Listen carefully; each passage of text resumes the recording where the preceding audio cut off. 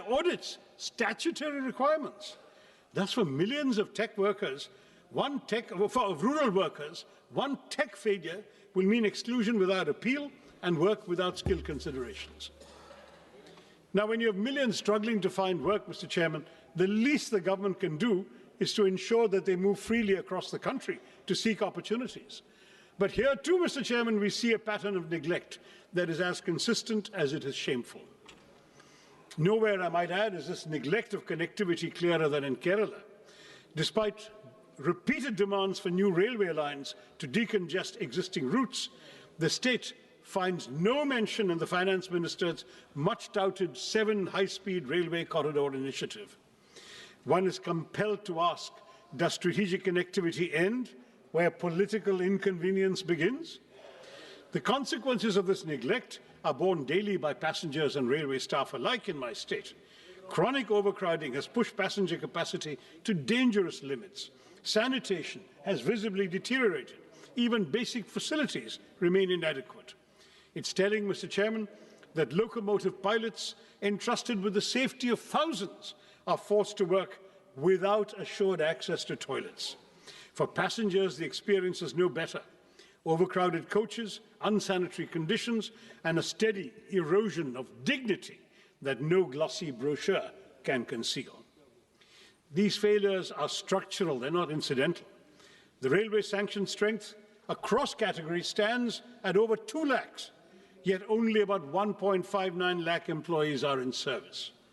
This staffing deficit compromises safety, delays operations, and stretches frontline workers beyond reasonable limits. A railway system cannot run on announcements alone. Continued underinvestment in capacity, personnel, and basic human conditions risks turning the nation's lifeline into a symbol of administrative exhaustion. And it's not just railways, Mr. Chairman. We hear of national corridors and maritime ambitions, but Vizhinjam Port, India's gateway to global trade, our only port that can host the world's largest container ships, is treated as a local afterthought, with no central support announced for the road and rail connectivity that is hampering its potential as a world-class transshipment port. Similarly, while 20 new national waterways are to be operationalized, it remains unclear how many, if any, will benefit Kerala. Ship repair ecosystems are promised in Patna and Varanasi, but not in a state with 44 rivers and a rich inland waterway network. Our coastal communities, Mr. Chairman, face the deadly peril of sea erosion that has already leached so much of our territory into the sea. But there is no money for the sea walls and groins so essential for coastal protection. I have been raising this repeatedly in the House over the last 15 years. The centre tells me it's the state's problem. The state says it has no money. So we continue losing our territory, our seafront, to the marauding ocean. The lives and livelihoods of our fisherfolk, mostly living below the poverty line, are apparently of no concern to our budget makers either. And if maritime connectivity disappoints, Mr. Chairman, should we rely on the air? The regional connectivity scheme, which promised to give wings to the armed Nagrik, to lift aspirations off the ground, make the skies accessible to all, yet today, many of those promises lie grounded. Nearly a decade on, at least 11 airports launched under UDAN have seen flights taper off or disappear altogether. Runways without aircraft, terminals without passengers, skies conspicuously empty. Last year, we were promised a modified UDAN with 120 new destinations and 4 crore passengers. But in this budget, Mr. Chairman, UDAN does not even earn a mention. Not just that, but for fiscal year 24-25, a total of 81 airports owned and operated by the Airports Authority have incurred financial losses. Duopolies have led to declining service quality, with the Indigo fiasco exposing the vulnerabilities of our airline industry. When aviation policies cannot stay airborne beyond announcements, one must ask whether this government is still committed to democratizing the skies, as it claims, or rather, as the minister claimed last year. Mr. Chairman, if connectivity cannot move people physically, one would hope education might lift them socially and economically. But here too, we see a betrayal of promises. India speaks of global excellence while presiding over domestic neglect. The National Education Policy promised 6% of GDP for education.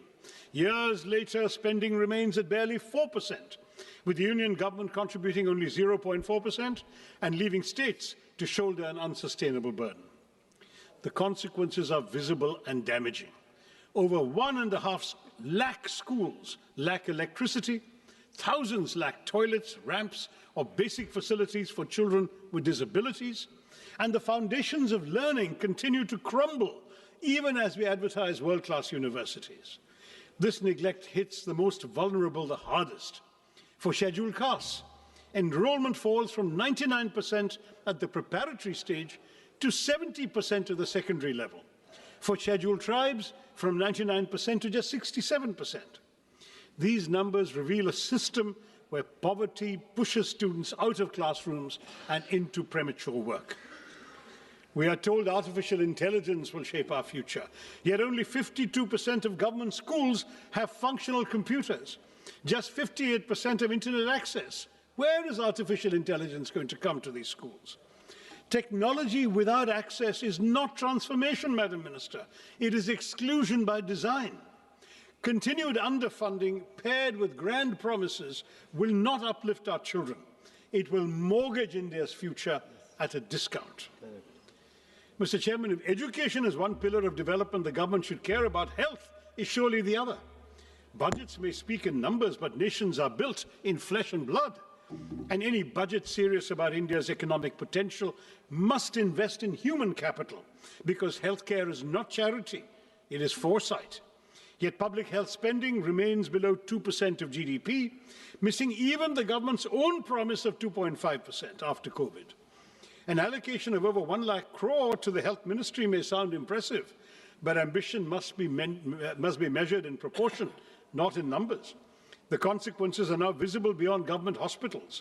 Since 2019, over 600 private hospitals have exited the Ayushman Bharat Jan Arogya Yojana, revealing the fragility of coverage without delivery. Insurance that arrives late is merely distress deferred. Meanwhile, the fundamental determinants of health, clean air, safe water, nutritious food, and mental well-being continue to deteriorate even as disputes rise and mental health indicators worsen. A nation that seeks economic greatness cannot afford to economize on the health of its people. While you propose, Madam, exempting 7 additional rare disease drugs from import duties, your centres of excellence for rare diseases are few, unevenly distributed, and unable to utilize even the insufficient funds allocated, leaving thousands of patients to die every year for lack of treatment. And nowhere is this pattern of neglect more glaring than in the case of the long-promised AIMS in Kerala. First year of the NDA government, the promise was announced. The promise still remains unrealized. A state with one of the strongest public health records in the country continues to wait, while this budget, like its predecessors, offers neither clarity, nor timelines, nor urgency. 22 AIMS have been sanctioned across India, Mr. Chairman, but when it comes to Kerala, the silence is deafening. And AIMS that is not even a dot on a map is not institution building, it is institutional disregard. Kerala does not lack need, capacity, or credibility. What it lacks, it seems, is visibility in this government's priorities. Why, Mr. Chairman, is Kerala invisible to this government? I'd like to know. Equally telling is the silence on air pollution. After months of public outrage and choking headlines, the Finance Minister's speech found space for everything except the air we breathe. The National Clean Air Programme still runs on 2009 standards, weaker than the WHO's PM 2.5 norms, even as pollution control funding has been cut from 1,300 crores to 1,091 crores this year. A budget that saves on rupees but ignores the air its citizens breathe reduces development to bad arithmetic, not good progress. Mr. Chairman, the announcement of 3 new National Institutes of Pharmaceutical Education and Research, or NIPA, raises a troubling question of balance and intent once again. I'm sorry to return to my state, but Kerala, despite one of the country's strongest public health ecosystems and a proven record in healthcare delivery, once again went unaddressed, even as NIPAs are concentrated and clustered in northern and eastern India, and a single institute in Hyderabad is expected to serve the entire south. This imbalance is not new. I flagged it 2 years ago when I was chairman of the Standing Committee on Chemicals and Fertilizers. At a time when over 60% of India's 8,500 MSME drug units lack support to adopt even good manufacturing practices, such skewed institutional allocation risks shrinking rather than strengthening our manufacturing base. It also does little to reduce our dependence on China for nearly 2/3 of key active pharmaceutical ingredients, or to correct India's anemic R&D investment of just 0.64% of GDP, with even large pharma firms spending under 1% of net sales on their research. The result is predictable: limited innovation, continued reliance on low-cost biosimilars, and life-saving biologics priced far beyond the reach of most Indians, where public health spending remains so much below the GDP target of 2.5%. Without correcting regional imbalance and backing institutions with serious R&D support, the Sniper initiative risks sounding visionary while delivering exclusion. Now, all of these shortcomings in the sectors I've surveyed, in infrastructure, education, healthcare, might have been bearable if at least the economic burden were distributed equitably. But as per the UNDP Inequality-Adjusted Human Development Index, India ranks the lowest of all BRICS countries at 130. The silent shock absorbers of this economy are the middle class. They are now cracking under the strain. The symbols of success we see today, smartphones, cars, lifestyle assets, are only sustained by EMIs, Mr. Chairman, for the middle class, leaving the Aam Aadmi little room for health insurance, for savings or medical emergencies. Credit cards are once a luxury or a convenience. They've now become a lifeline. Defaults rose 28% last year to 6,742 crore rupees, not because Indian households are reckless, but because they're running out of room to breathe. With 2.9 lakh crore rupees in outstanding dues and 10.5 crore cards in circulation, borrowing has become the price of staying afloat. Even as households struggle, the tax burden has quietly shifted onto them. Personal income tax now contributes over half of all direct taxes, while the corporate share declines, as I mentioned earlier. And while last year's budget at least acknowledged middle-class housing stress through the Swami Fund, this budget offers only silence.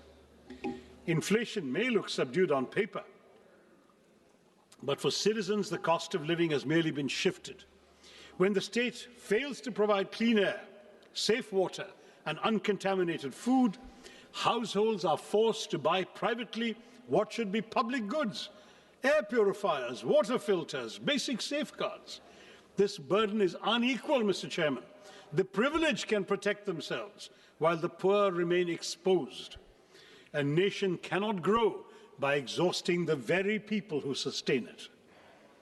The Aam Aadmi, who are financing this government, are being sent deeply troubling signals on taxation. A one-time concession allowing special economic zone manufacturing units to sell domestically at reduced duties is little more than tokenism when the SEZ ecosystem itself is collapsing, with hundreds of zones shut and employment in free fall. More disturbing still is the withdrawal of income tax exemption on disability pensions for defence personnel.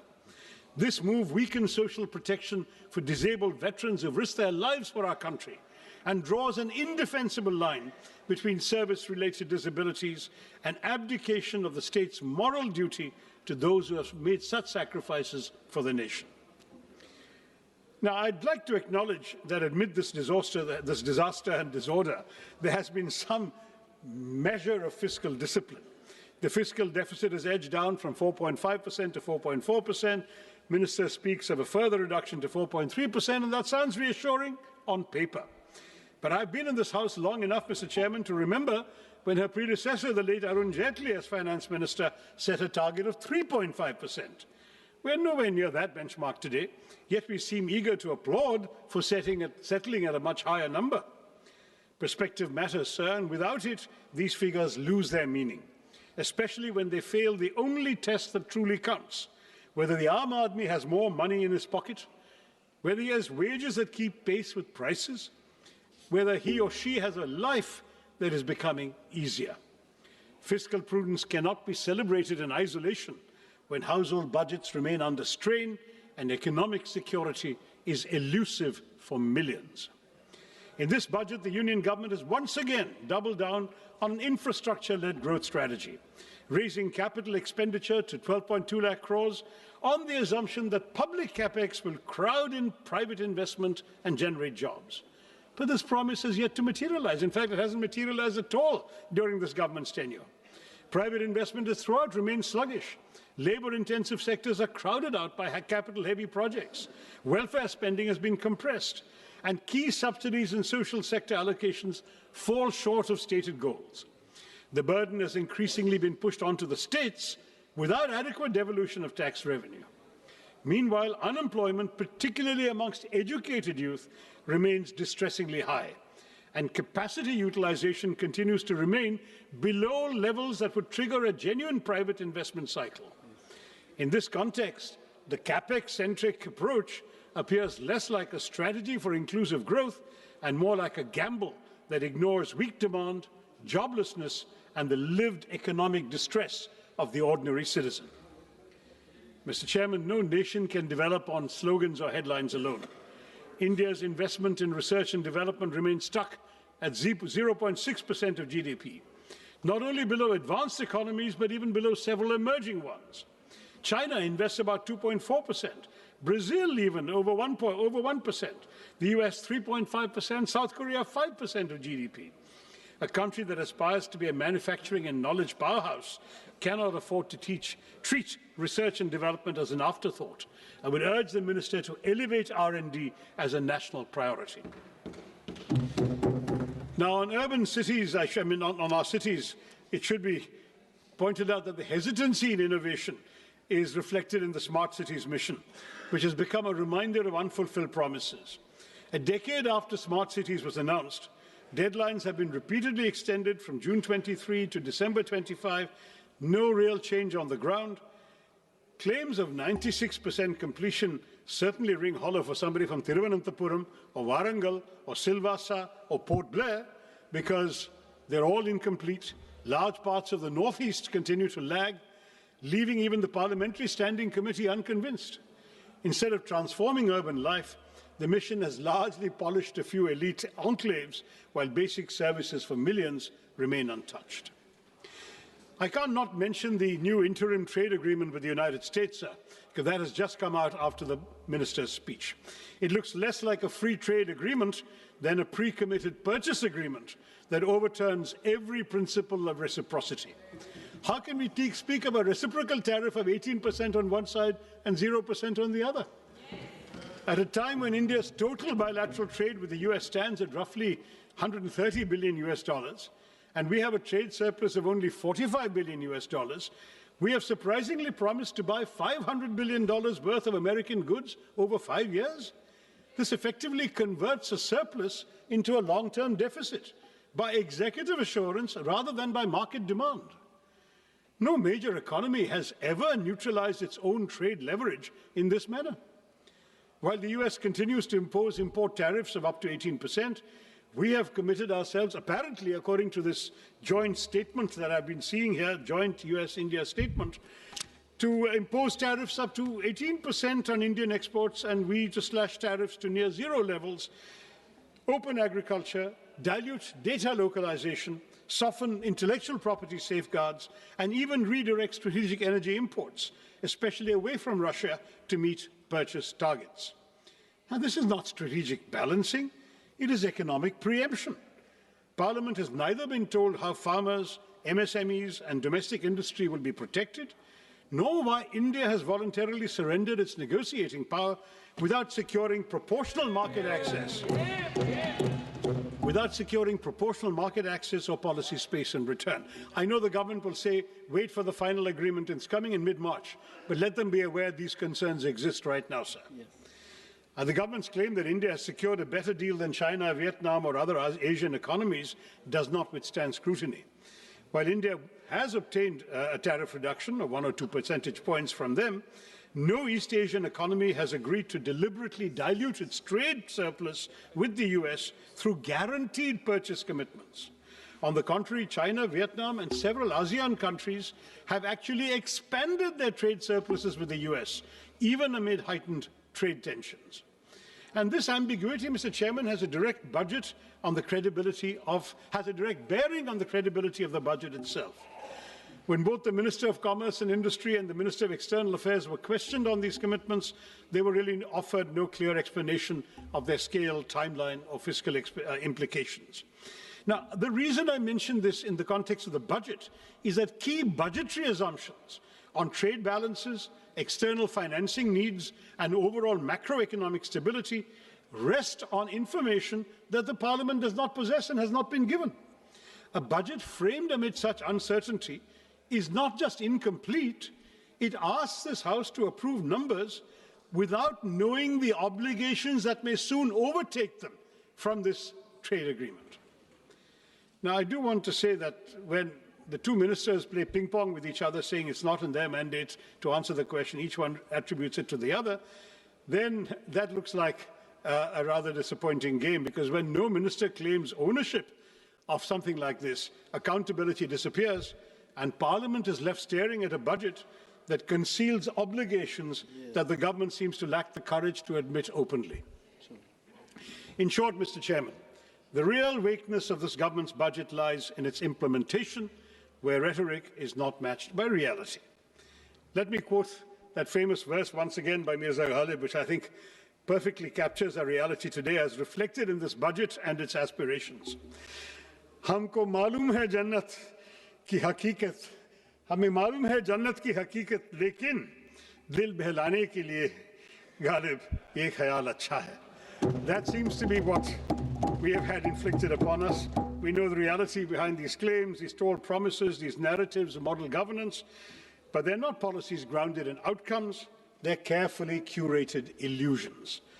Glossy schemes, utopian projections, they might soothe the imagination, dil to behlata hai, but everyday life for the ordinary citizen of India has remained unchanged. Hope is repeatedly sold, but delivery remains perpetually deferred. Viksit Bharat by 2047 is an admirable ambition, safely more than 2 decades away. This budget offers no credible pathway to reach it. Instead of narrowing the gap, it widens it. Unemployment continues to rise. Poverty hardens. Jobs remain scarce. Wages remain stagnant. Small businesses, already gasping for relief, are smothered under layers of compliance, while informal workers, gig workers who sustain our economy with their labour are pushed further into invisibility and insecurity. Government promises railways, yet stations crumble. They speak of flight, yet Udan has flown away. Our pepper, once celebrated as black gold, withers under neglect. Our long coastline stretches endlessly, but is ignored when it comes to protecting it. Education is curtailed precisely when it should be expanded, while the rhetoric of world-class technology and AI grows louder. 1.5 lakh schools still function without electricity, yet Viksit Bharat is spoken of as if the lights are already on. When vision is severed from reality, it ceases to be aspiration and becomes merely an illusion. A truly Viksit Bharat will not be built on slogans, Mr. Chairman, not built on speeches or symbolism, but on delivery that reaches the last citizen of India. Turning promises into outcomes is not a favor, it is not a choice. It is our kartavya, it is your kartavya, may I say to the government. Thank you, Mr. Chairman, and Jai Hind. माननीय श्रीमती अपराजिता सारंगी जी.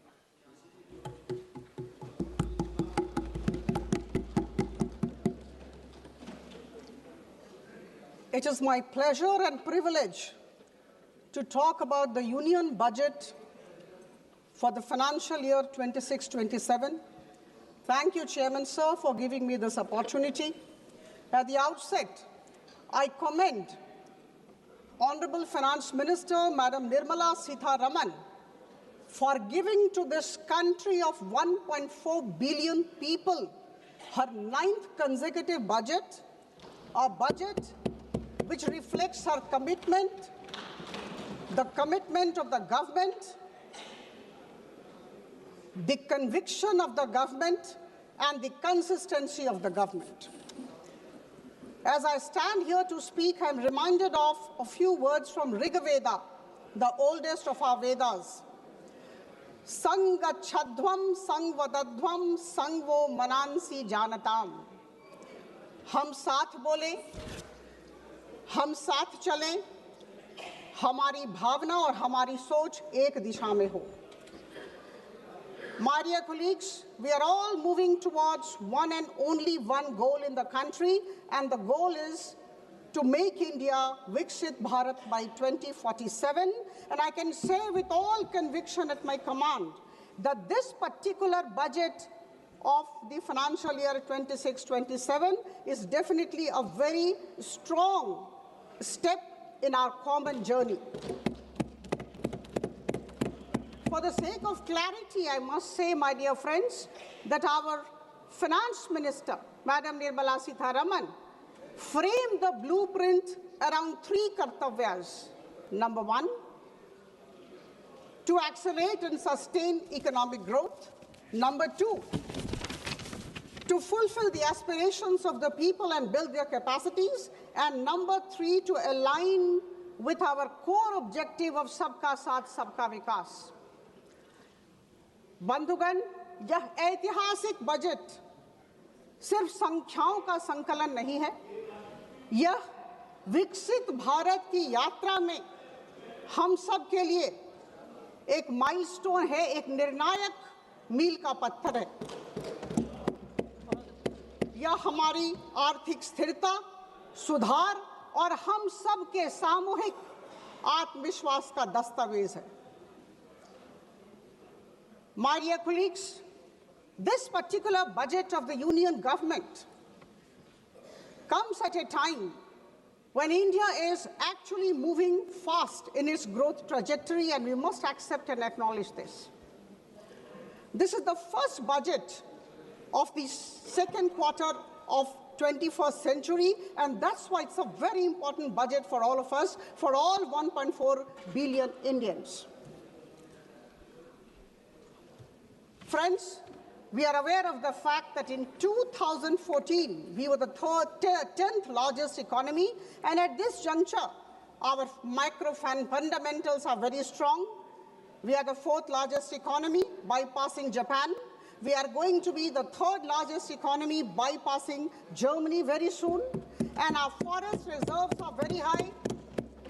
Our exports have gone beyond $800 billion, and I must say here, we have been all listening about inflation rate. The inflation at this juncture, December 25 figure, we are at 1.7%. And here while I say this, I must say that between 2011 and 2014, the average inflation of this country was 9.8%. I must say this, and I think all of us sitting in this house must appreciate this. Friends, the unemployment rate, all of us have been talking about the unemployment rate. It's declining every day, and at this juncture, it is 4.8%. We must realize this. हमारा देश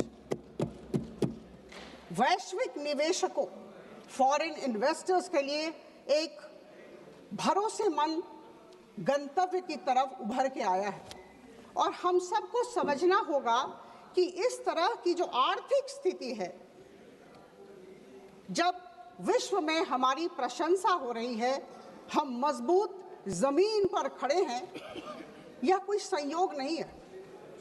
यह हमारे अनुशासित वित्तीय प्रबंधन, संरचनात्मक सुधारों और स्पष्ट नीति का प्रमाण है. आदरणीय प्रधानमंत्री जी की सोच, की दूरदर्शिता और मार्गदर्शन को मैं नमन करती हूँ. The analysis of the budget of financial year 26-27 makes it abundantly clear that the Indian government has chosen the path of long-term growth. And this is not growth by impulse, this is not short-term stimulus. this is possible because of sustained, continuous investment in infrastructure, in institutions, in industrial capacity and upskilling. We must realize this. And these four things which I talked of are extremely important when a country aspires to become a developed nation. As was told by Honorable Madam Sitharaman in her speech, the expenditure today stands at 53.5 lakh crore. We must remember this. And the fiscal deficit stands at 4.3% of the GDP. My dear friends, we are in a very difficult global settings. I think all of us are aware of this. All my esteemed colleagues who are present in this house, it's an age of global uncertainty. And in this age of fractured global order, the government of India has decided to keep building. Charai veti, we must remember this.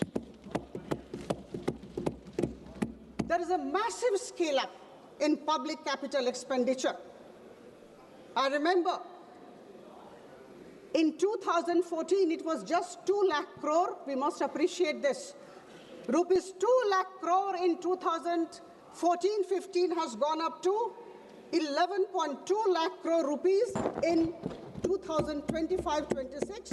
And now, with all pride, with all happiness as a citizen of the country, I can say that the public capital expenditure has gone up to 12.2 lakh crore rupees, which is 4.4% of the GDP, and it registers a 10% increase over the last year. And friends, we are aware of the fact that if the capital expenditure grows, then it definitely has a large multiplier effect on the economy. Urban transformation. Urban transformation is a very significant pillar of the budget. Madam Sitharaman talked about engines of growth. The cities, the big towns are today the engines of growth. And a wonderful concept was brought about and placed before all of us, the city economic region. City economic region focusing on Tier 2 and Tier 3 cities have been thought about by the government. Rupees 5,000 crore will be given to this city economic region, every city economic region, over a period of 5 years to build infrastructure. And we know what will happen. Less reduced pressure on the mega cities and fostering balanced development in the process. All of us know that no country ever can actually become a developed nation without having manufacturing competitiveness, and our government has tried to give a substantial push to the manufacturing competitiveness idea. This will not only create jobs, but also in the long run help promote our exporting community. The allocation of rupees 10,000 crore to the biopharma sector will not only help our people take care of their healthcare needs, but also lead to huge exports. Similarly, there was mention of many important areas which I think we must be talking about wherever we are. India has really advanced forward. There is focus on semiconductor mission 2.0, nuclear sector, rare earth corridors, data centers, and electronics components mission, with a whopping 40,000 crore as the allocation. And I'm sure these investments will lead to less import dependency and make India future ready.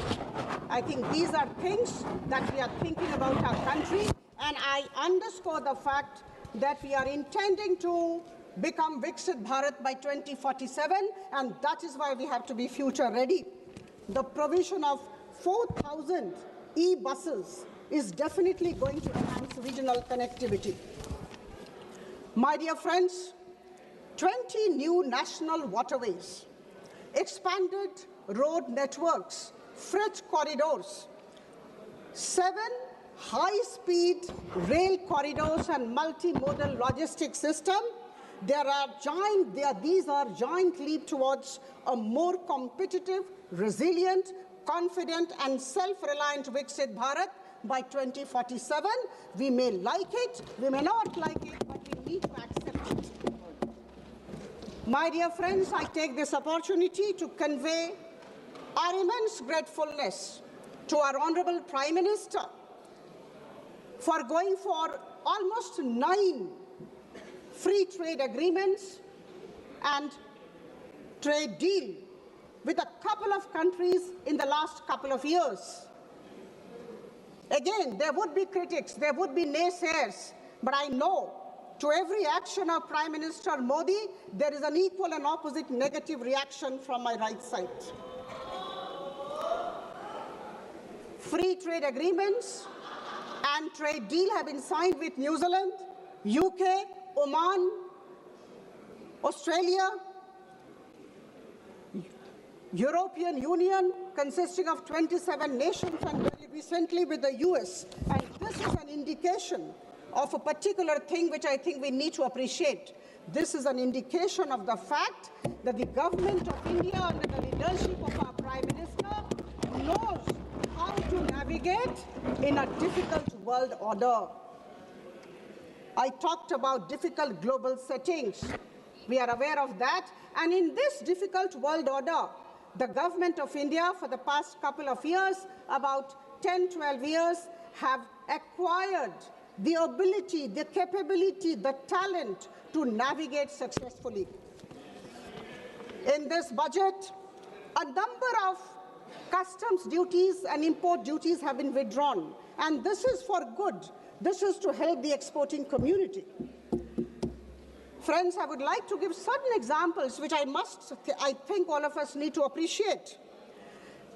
We have allowed duty-free import of ingredients by seafood exporters, allowing 3% of freight on board value of exports to be imported duty-free by textile and leather goods, and allowing SEZ units to sell in domestic tariff area at concessional duty, and these are extremely progressive and pragmatic ways of strengthening our exporting community.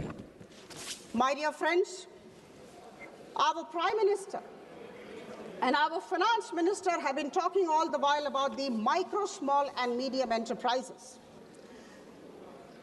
I would say they are the backbone of Indian economy, extremely important, and they contribute 35.4% of the manufacturing out, about 49% of India's total exports, and around 31% of the national GDP. Now, with 7.47 crore MSMEs in the country, employing around 33 crore people, MSME has emerged as the second largest employer after agriculture. And our government, under the visionary leadership of our Honorable Prime Minister, recognizes this. And that is why rupees 10,000 crore have been allocated as SME Growth Fund. And there is a great concept, and the concept is nurturing the champion MSMEs. I think this is something very interesting, very innovative, and we all need to stand together and appreciate. Friends, a healthy India is a prosperous India. And here I must like to inform all of you, or rather help you recall, that Madam Nirmala Sitharaman allocated rupees 1.06 lakh crore for the Ministry of Health and Family Welfare in this budget. And this is a staggering 194% increase over the 2014-15 levels. In order to make our healthcare affordable and even accessible to many people, you know, the customs duties, the import duties have been withdrawn from 17 cancer drugs and drugs of many diseases which are rare by nature. I think this is something for which our government, Prime Minister Modi's government, needs to be commended and complimented. Now, my dear friends, could anybody think about AVGC, animation, visual effects, gaming and comics? This government is planning to raise about 2 million professionals by 2030 in AVGC sector. Absolutely out of the box idea, you may like it or not, but this is highly innovative and an out of the box idea of our government. Now here, the government will be supporting the Institute of Creative Technologies, Mumbai, to raise these professionals and to actually establish content creator labs in about 15,000 secondary schools and 500 colleges. It is very easy for me to read out, as my dear friend just did. When you are convinced about what your government is doing, you need not read out from the papers. I know what our government is doing and how my government is ensuring that India moves forward. I don't have to look into papers for data and statistics. We are convinced that the government is moving forward, and this confidence is coming out when we speak about the government's good works. Friends, there is a very interesting thing. Ma'am, kindly Ma'am, kindly address the chair. Yeah, thank you. To ensure sustained economic growth, and also at the same time to keep fiscal deficit in check, is an interesting phenomenon. It's a challenge. And I'm extremely happy to inform the House that we recognize, we appreciate that this government has been doing that. Our growth momentum has been sustained, and at the same time, fiscal deficit is low, 4.3%, as I told earlier. This is a challenge which has been taken on by the government. The budget of financial year 26-27 is definitely pragmatic, pro-people, and balanced in nature. हमें सशक्त, आत्मनिर्भर और विकसित भारत बनाना है. बंधुगण, आदरणीय प्रधानमंत्री जी की सोच, उनके दिग्दर्शन, उनकी सकारात्मकता के सामने हम सब नतमस्तक हैं. मैं नमन करती हूं और उनके लिए दो पंक्तियां. मैं सोच भी बदलता हूं, मैं नजरिया भी बदलता हूं, मंजिल जाने तक का जरिया भी बदलता हूं. और अगर बदलता नहीं कुछ तो सिर्फ अपना लक्ष्य नहीं बदलता हूं, अपना पक्ष नहीं बदलता हूं. आप सबको बहुत बहुत धन्यवाद. कहना आसान है, करना कठिन, लेकिन हमारी सरकार आदरणीय प्रधानमंत्री जी के बलिष्ठ नेतृत्व में आगे बढ़ती जा रही है. आइए हम सब संग छद्वम संग वदध्वम संग वो मनांसी जानताम, हम साथ चले, हम साथ बोले और हम सब की सोच और भावना एक दिशा में हो. बहुत बहुत धन्यवाद. माननीय श्री अखिलेश यादव जी.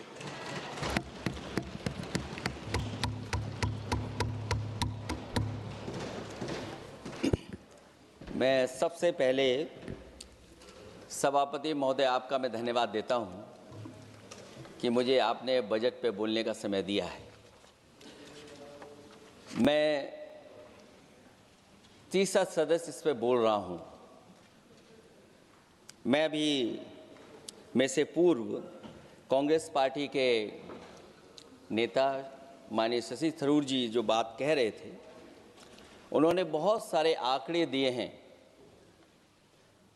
सभापति महोदय, वही मिलते जुलते आंकड़े हमारे पास भी हैं. जब कभी जवाब आए तो शायद उन आंकड़ों का जवाब भी आए. और जब वो अपनी बातों को ख़त्म कर रहे थे तो वो एक शेर पढ़ के गए हैं. मिर्ज़ा गालिब का एक शेर पढ़ के गए हैं सभापति महोदय. सभापति महोदय, यही शेर अगर बीजेपी को पढ़ना होता तो बीजेपी कैसे पढ़ती? अगर यही शेर बीजेपी को पढ़ना पड़ता तो वो पढ़ते कि हमको मालूम है स्वर्ग की सच्चाई, लेकिन दिल को बहलाने के का गालिब ये ख्याल की जगह सोच अच्छा है. सभापति महोदय, यही फर्क है, सबका साथ सबका विकास। सभापति महोदय, बोलने से पहले मैं जब बजट को देख रहा था और अक्सर सरकार को पिछले कई सालों से चलता हुआ मैं देख रहा हूं, मैं कहना चाहता हूं, क्यों झूठे ख्यालों में दिन रात करें, जो बनाते हैं हवा में बातों के महल, आओ उनसे कुछ जमीनी बात करें। सभापति महोदय, बजट आने से पहले और बजट आने के बाद पूरा देश और पूरे देश में ये बहस चल रही थी कि अमेरिका को लेकर के डील होने जा रही है। सभापति महोदय, मुझसे पहले अभी जो भारतीय जनता पार्टी की माननीय सदस्य बोल रही थी, और भारतीय जनता पार्टी का ये पक्ष है कि हम लोगों ने दुनिया में बहुत सारे देशों से फ्री ट्रेड एग्रीमेंट कर लिया है। सभापति महोदय, मैं भारतीय जनता पार्टी की सरकार से जानना चाहूँगा, अभी कितने देश और बचे हैं जिससे आप फ्री ट्रेड एग्रीमेंट नहीं कर पाए हैं? कुछ ऐसे भी देश बचे होंगे शायद जिनसे आपकी इच्छा होगी कि हम फ्री ट्रेड एग्रीमेंट कर लें। और सभापति महोदय, का फ्री ट्रेड एग्रीमेंट हो भी जाते हैं, जो लोग कभी रुपए के बारे में बहुत चिंता करते थे, कभी कभी उम्र से, कभी कभी दूसरे लोगों के उससे जोड़ देते थे, इतने सब फ्री ट्रेड एग्रीमेंट होने के बाद और अमेरिका से डील नहीं ढील हुई है, उसके बाद हमारा रुपया कहां पहुंचेगा? और अगर यही डील होनी थी तो 11 महीने इंतजार क्यों कराया?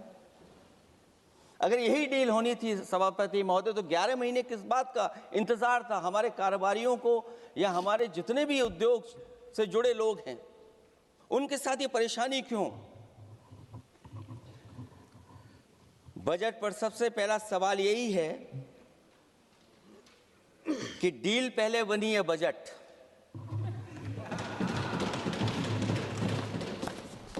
और बजट का हलवा यहां ज्यादा बटा के वहां।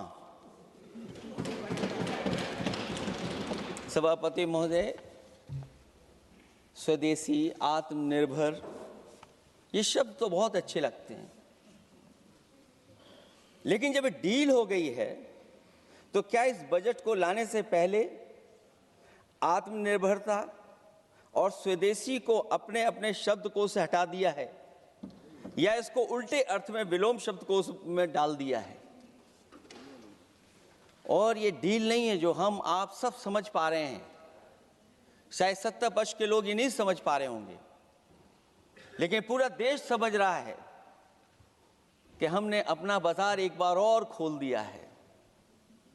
$500 बिलियन का व्यापार एक तरफा, हमारे आत्मनिर्भरता कहां जाएगी? स्वदेशी नारा हमारा कहां जाएगा?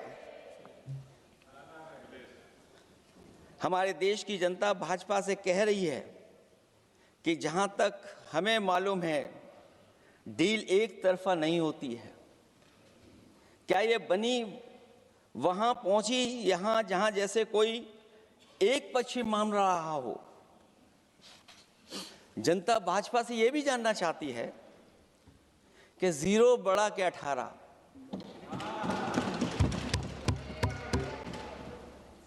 सभापति महोदय, भाजपा का समझौता गणित क्या यह है कि 18 0 के बराबर है? क्या 18 हमारा 0 के बराबर है? देश के किसानों, दुकानों, उद्योगों को बचाने के लिए खोखले शब्दों के अलावा भाजपा के पास कोई और सुरक्षा कवच या संरक्षण योजना है कि नहीं है? इसलिए मैं सभापति महोदय कहना चाहता हूं, ये बजट दिशाहीन है। इस बजट में कोई विजन नहीं है कि 2047 तक हमारा देश विकसित भारत बन जाएगा। और हम जैसे लोगों को, समाजवादियों को तो सरकार से पहले ही उम्मीद नहीं थी, और जिस सरकार से उम्मीद ना हो उसकी बजट से क्या उम्मीद होगी। इस बजट में पीडीए के लिए कुछ भी नहीं है। कोई योजना दलित, पिछड़ा, महिला, गरीब, अल्पसंख्यक या नवयुवक के विकास के लिए नहीं लाई गई है। ऐसा लग रहा है कि सरकार ने इनके बारे में सोचना ही छोड़ दिया है। और अगर जीडीपी हमारी 7% है और नॉमिनल जीडीपी की ग्रोथ केवल 8% है, जो कि लगभग 12% होनी चाहिए थी, इसके कारण लोगों के हाथ में कम पैसा है और कारण ये भी लगता है कि हमारा प्राइवेट इन्वेस्टमेंट नहीं आ पा रहा है। जो लोग ये कहते हैं कि हम प्रति व्यक्ति आय बढ़ा रहे हैं, जो आंकड़े हमारे पास हैं, जो जानकारी हमारे पास है, वो आंकड़ा यही कहता है कि $3000 के लगभग प्रति व्यक्ति आय हमारी है। और अगर हम दुनिया से जब इतना ही जुड़ गए हैं तो 2025 की जो रैंकिंग है, हमारा स्थान 144वां है, 144th है। तो जहां हम इतना 10, 11, 12 साल से हम इतने बजट ला रहे हैं, क्या हमारे पर कैपिटा इनकम लोगों की नहीं बढ़ पाई? और सदन में, इसी सदन में कई बार ये पूछा गया कि जो लोग राशन प्राप्त कर रहे हैं, गरीबी रेखा से नीचे हैं, कम से कम उनकी पर कैपिटा इनकम क्या, ये तो बताना ही चाहिए सरकार को। और पिछड़ेपन को दूर करने के लिए कोई विजन नहीं दिखता इस बजट में। जैसे जब बजट आता है तो बजट में ढूंढते हैं हम लोग कि हमारे स्टेट के लिए क्या और खास नया आया होगा। उत्तर प्रदेश जैसा प्रदेश जहां पर डबल इंजन की सरकार को बहुत कुछ कहा जाता है कि डबल इंजन की सरकार है, हम विकास भी डबल करेंगे, लेकिन मैं देखता हूं उत्तर प्रदेश के लिए कोई खास योजना ऐसी नहीं आई है जिससे उत्तर प्रदेश के 25 करोड़ लोगों को कुछ मुख्य धारा से जोड़ा जाए। वैसे तो बड़े बड़ी योजनाएं बताई जा रही हैं कि हमारे कई फ्रेट कॉरिडोर्स बन रहे हैं, वाटरवेज बन रहे हैं, एक्सप्रेसवेज बन रहे हैं, लेकिन उत्तर प्रदेश जहां से प्रधानमंत्री जी आते हैं, भविष्य में जो बनेंगे एक्सप्रेसवे, लेकिन भारत सरकार के बजट से कोई भी अभी एक्सप्रेसवे वहां पर नहीं बना। अगर कोई बना हो, नया बन रहा हो, बड़ा बन रहा हो तो बताएं। और जो बने भी हैं वो उस मानक, उस क्वालिटी के नहीं हैं जिस क्वालिटी के आज विकसित भारत के एक्सप्रेसवे होने चाहिए। जो लोग भ्रष्टाचार पे बड़े बड़े सवाल उठाते हैं, वो कम से कम अपनी सड़कों को देखें, अपने एक्सप्रेसवेज को देखें कि उन्होंने क्या बना करके खड़ा इतने हजारों करोड़ रुपए खर्च करने के बाद। इनके सबसे पहले प्रधानमंत्री अटल बिहारी वाजपेयी जी, उनके नाम से कोई एक्सप्रेसवे बन रहा था। सभापति महोदय, हम लोगों ने अखबारों में पढ़ा, कई लोग स्टेटमेंट भी देते हैं कि हम एक्सप्रेसवे बना रहे हैं। उनके नाम से बनने के साथ साथ उनका नाम भी बदल दिया। पहले वो चंबल एक्सप्रेसवे बन रहा था, फिर अटल जी के नाम से एक्सप्रेसवे बन रहा था। लगता है वो जमीन पर नहीं उतरा है, वो केवल कागजों पे बन रहा था। तो ये तो एक्सप्रेसवे की बात हुई। सबसे बड़ा सवाल ये है कि किसान को लेकर के इन्होंने कहा कि किसान की हम आय दोगुनी कर देंगे। आज हमारा किसान इस उदारीकरण में कहां खड़ा है? जिस किसान को लेकर के पूरे देश के सभी राजनीतिक दल चिंतित रहते हैं, इस डील के बाद हमारे किसानों का हाल क्या होगा? और जब सब कुछ विदेश से ही आएगा तो हमारा किसान भारत में क्या उगाएगा, जमीन पर क्या होगा और क्या बेच पाएगा?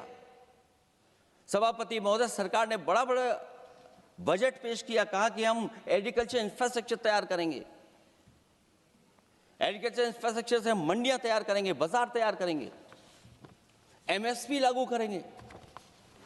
हमारे किसान जब काले कानून के खिलाफ लड़ रहे थे, बड़ी संख्या में जान चली गई, उसके बाद सरकार कहीं पीछे हटी और उन्होंने काले कानून वापस लिए। लेकिन आज भी किसानों को जो कानूनी गारंटी मिलनी चाहिए वो अभी तक एमएसपी की कानूनी गारंटी सरकार नहीं दे पाई है। और जो तेज क्रॉप और हॉर्टिकल्चर क्रॉप और दूध को लेकर के सरकार दावा करती कि हम सब्जियां इतना, हॉर्टिकल्चर क्रॉप्स हमारी इतनी ग्रो कर गई हैं, हम दुनिया में इतना पैदा कर रहे हैं। दूध के जब आंकड़े बताते हैं कि दुनिया में हम दूध का उत्पादन इतना कर रहे हैं, और अगर आपका बजट ही विकसित भारत का बजट है, तो हमारे हॉर्टिकल्चर क्रॉप्स और जो हमारा किसान दूध का उत्पादन कर रहा है, दूध का उत्पादन हो रहा है, उसके लिए एमएसपी की गारंटी कब देंगे आप लोग? और गारंटी हम लोग इसलिए मांग रहे हैं क्योंकि उसको घर कैसे बनाएगा, घर कैसे चलाएगा, अगर उसको लाभ नहीं मिलेगा, बच्चों को कैसे पढ़ाएगा, अपनी बेटियों को हंसी खुशी विदा कैसे कर पाएगा? और इधर तो जहां फसल की कीमत नहीं मिल पा रही है, सभापति महोदय, सोने के भाव कहां पहुंच गए हैं? पहले गरीब सोचता था जब हम अपनी बेटी की विदा करेंगे तो कुछ सोने का एक सामान खरीद करके दे देंगे उसको। जैसे जैसे बीजेपी की सरकार चली और आगे बढ़ती गई, 12 साल ऐसे हैं आ गए कि अब तो चांदी तो दूर, अगर यही सरकार चलती रही तो लोहे पर पीतल चढ़ाकर भी गरीब अपनी बेटी की विदाई नहीं करा पाएगा। कैसे अपने भविष्य के लिए 2 पैसे जमा कर पाएगा? मतलब आज क्या खाएगा, कल के लिए क्या बचा पाएगा? ये किसानों के बड़े सवाल हैं। भाजपाई किसानों को लाभ नहीं पहुंचाना चाहते हैं, ये किसी और को लाभ पहुंचाना चाहते हैं। कुछ अदृश्य लोग हैं जिनको लाभ पहुंचाना चाहते हैं, क्योंकि इनका बजट, जो बजट बनाते हैं, वो आम जनता का ना उसमें जिक्र है ना फिक्र रहती है।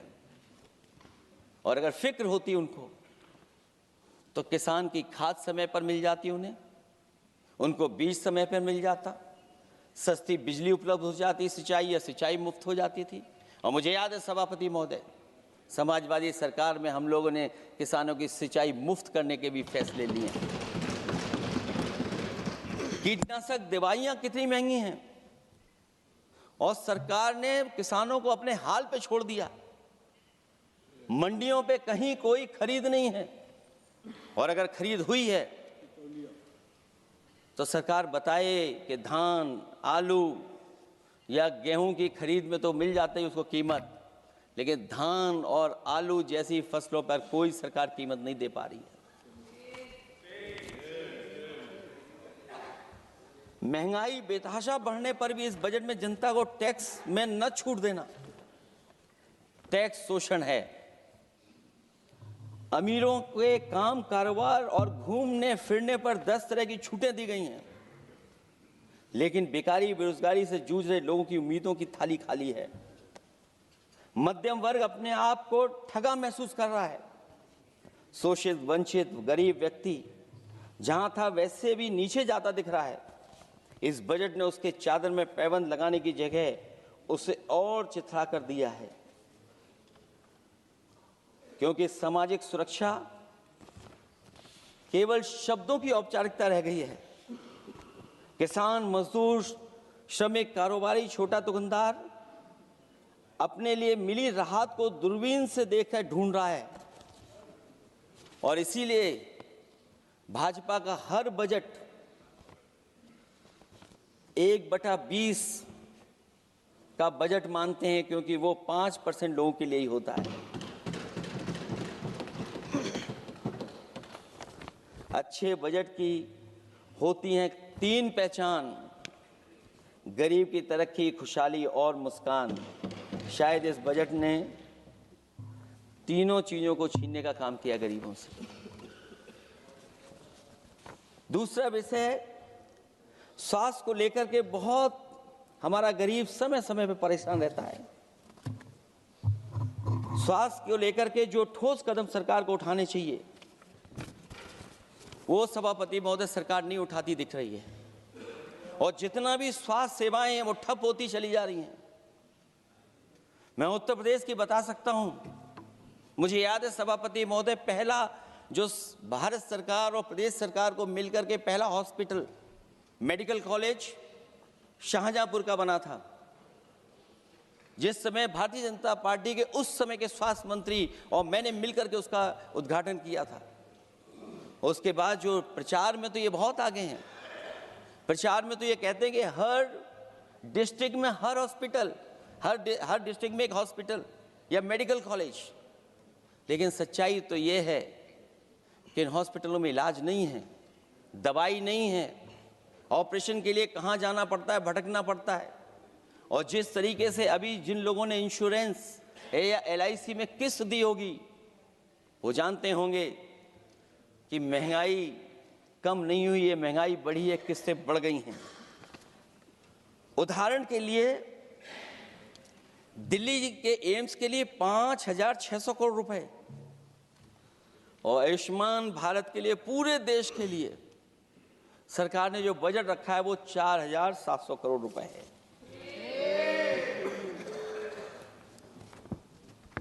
सुनते हैं पहले उपवन में हर ऋतु में बहार गाती थी, कलियों का तो कहना ही क्या, मिट्टी में खुशबू आती थी। ये भी ज्ञात हमें उपवन में कुछ ऐसे भौरे आए थे, सारा चमन कर दिया मरघट, अपने साथ जहर लाए थे। लेकिन अगर चमन वाले ही भौरों के रंग ढंग अपनाएं, माली तुम ही फैसला कर दो, हम किसको दोषी ठहराएं। सभापति महोदय, मैं उत्तर प्रदेश से आता हूं, जहां पर प्रधान संसदीय क्षेत्र है। राजमाता पूजनीय अहिल्याबाई होलकर जी, उनकी मूर्ति थी, उसको बुलडोजर से तोड़वा दिया। सभापति महोदय, कोई कल्पना कर सकता है एक मणिकर्णिका घाट जो हमारी पौराणिक पहचान रही, सदियों से हमारी विरासत की पहचान रही, सनातनी काशी की विरासत रही, वहां पे इनकी सरकार ने प्रधान संसदीय क्षेत्र में बुलडोजर चला करके हमारी पूजनीय अहिल्याबाई होलकर की मूर्ति को इन्होंने तोड़ने का काम किया। और सभापति महोदय, केवल एक मूर्ति नहीं, वहां पर अगर हम गिनती करेंगे, 1 नहीं, 2 नहीं, 3 नहीं, 4 नहीं, 5 नहीं, 6 नहीं, 7 नहीं, लगभग 100 मंदिरों को तोड़ने का काम इसी सरकार में हुआ है। केवल मंदिर नहीं तोड़े गए सभापति महोदय, एक antique bell donated by Nepal नरेश, जो घंटा बजता था, सभापति महोदय, जो घंटा बजता था, नेपाल नरेश जिन्होंने गिफ्ट किया था, वो घंटा भी लापता है।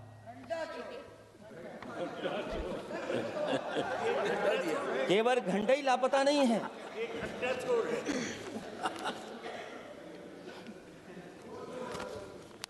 सभापति महोदय, नमामि गंगा को लेकर के हमारे कानों में अभी भी वो बातें गूंजती हैं कि माँ गंगा ने मुझे बुलाया है।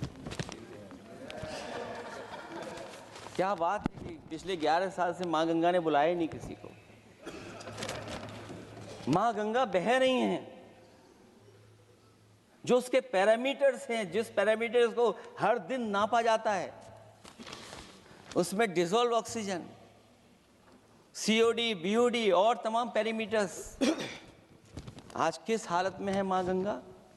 कोई कह रहा था कि अब गंगा बहकर के दूर तक जाएंगी, लेकिन शायद वो ये नहीं जानते होंगे कभी कभी उल्टी गंगा भी बहती है। जब उल्टी बहेगी तो यूपी के आते आते आप बाहर हो जाएंगे।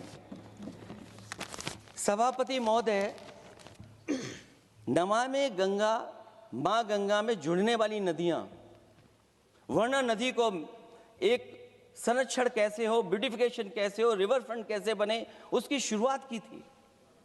लेकिन सभापति महोदय, इनकी बुलडोजर सरकार ने उसका काम रोक दिया। काली नदी किस हालत में है।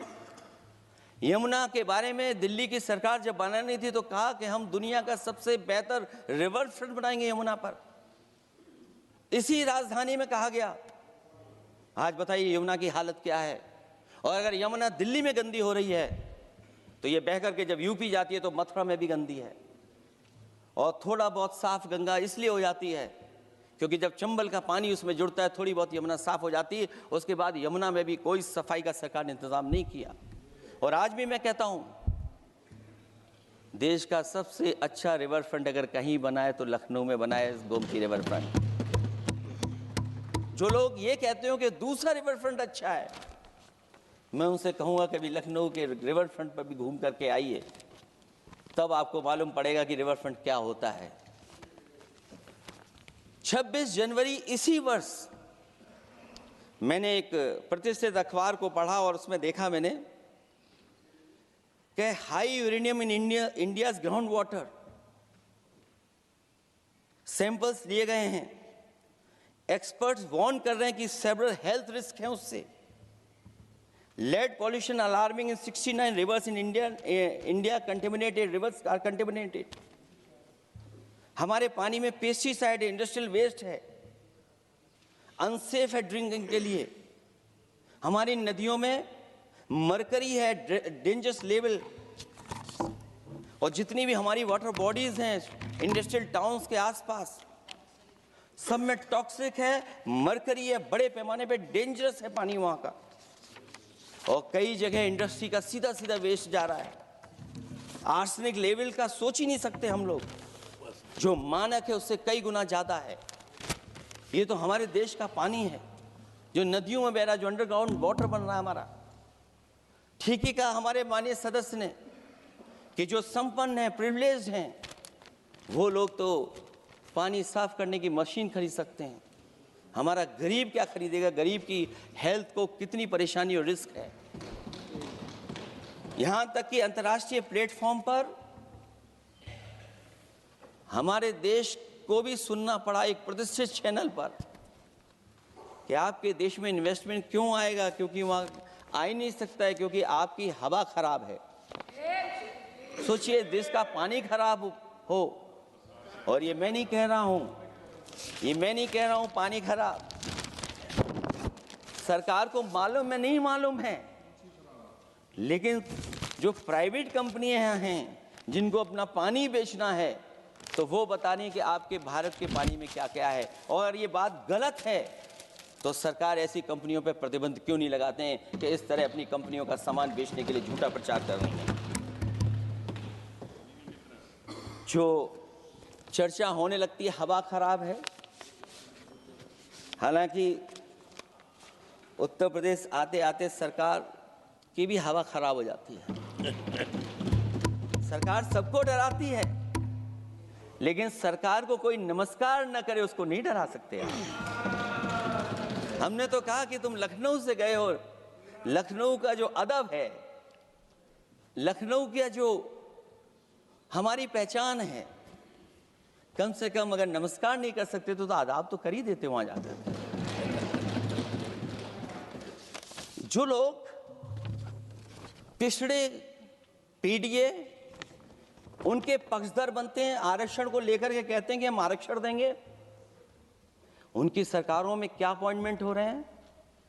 मुझे याद है इससे पहले जब बहस हुई थी सदन में, वहां से बात निकली थी कि किस तरीके से अपॉइंटमेंट हो रहे हैं यूनिवर्सिटीज और कॉलेजेस में। मैं उसी पे कुछ कहना चाहता हूं। ये अपनी अपनी किस्मत है, कुछ कलियां खिलती हैं ऊपर और दूसरी मुरझा जाती हैं झुके झुके जीवन भर भूं पर। माना बदकिस्मत है, लेकिन क्या वे महक नहीं सकती हैं? अगर मिले अवसर अंगारे सी क्या दहक नहीं सकती हैं? जिस तरीके से आरक्षण पर खिलवाड़ हो रही है उसकी कोई कल्पना नहीं कर सकता था। विकसित भारत तभी विकसित भारत माना जाएगा जब हमारे पिछड़े, दलित, आदिवासी, अल्पसंख्यक मुसलमान भाई को बराबर का हक मिलेगा। और जब तक हक नहीं मिल रहा उनको, तब तक शायद विकसित भारत का देखने का सपना आधा अधूरा है। अभी अभी सुप्रीम कोर्ट ने कहा है माइग्रेशन को लेकर के सुप्रीम कोर्ट ने 16 जनवरी को एक फैसला पलट दिया। हाई कोर्ट के फैसले को पलटते हुए फैसला सुनाया कि यदि आरक्षित वर्ग का कोई उम्मीदवार बिना किसी छूट का लाभ लिए अगर अनारक्षित वर्ग से ज्यादा नंबर प्राप्त करे तो उसे अनारक्षित वर्ग में सेलेक्ट किया जाएगा। क्या सुप्रीम कोर्ट भी कह रहा है? हमारे सरकार की भी नियत है कि सबको आरक्षण मिलना चाहिए जिनका हक हो। हमारे प्रधानमंत्री जी भी कहते हैं हम पिछड़े हैं।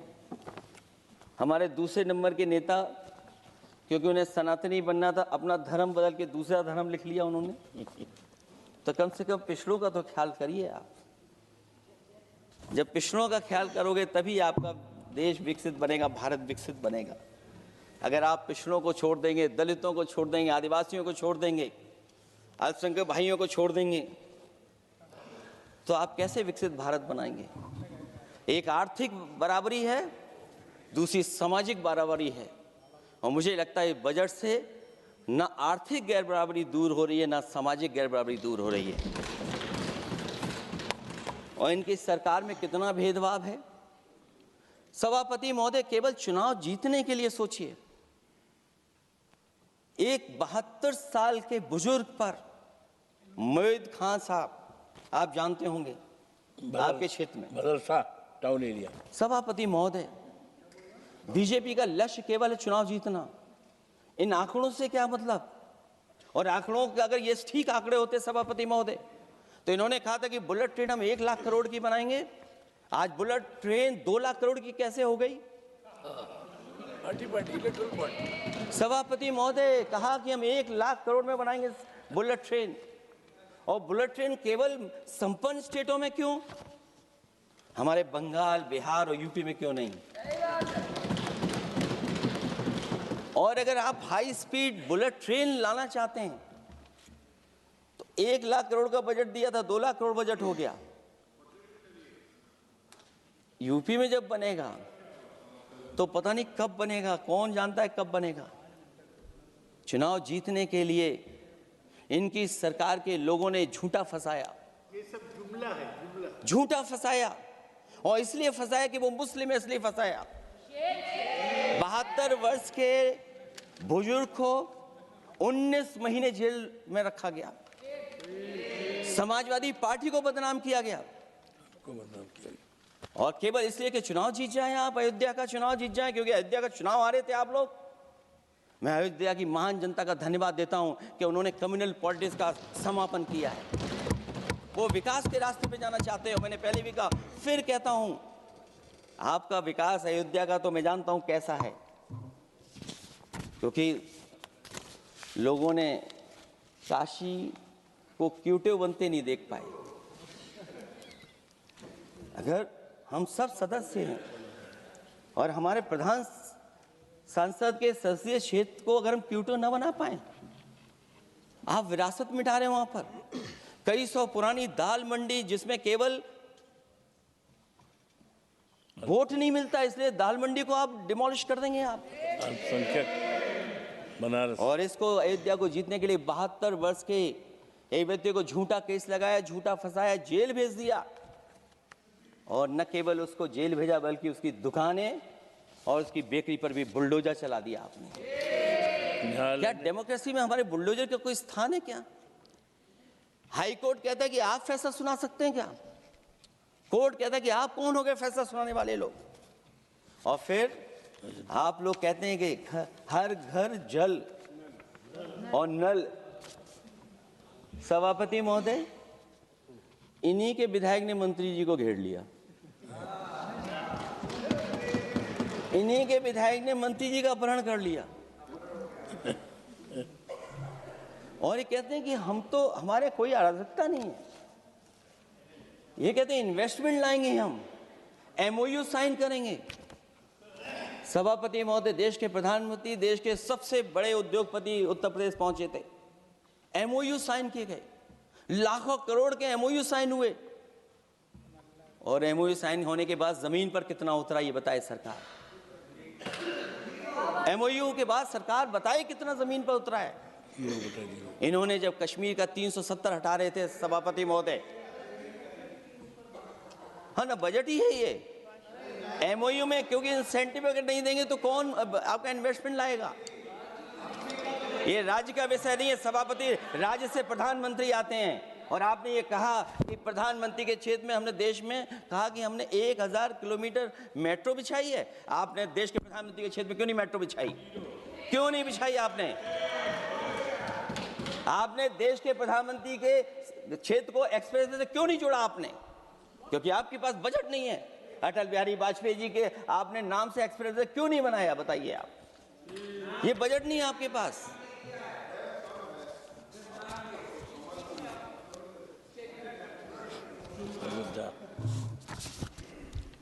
अयोध्या एयरपोर्ट घोटाला, एयरपोर्ट बनते ही पानी टपकने लगा।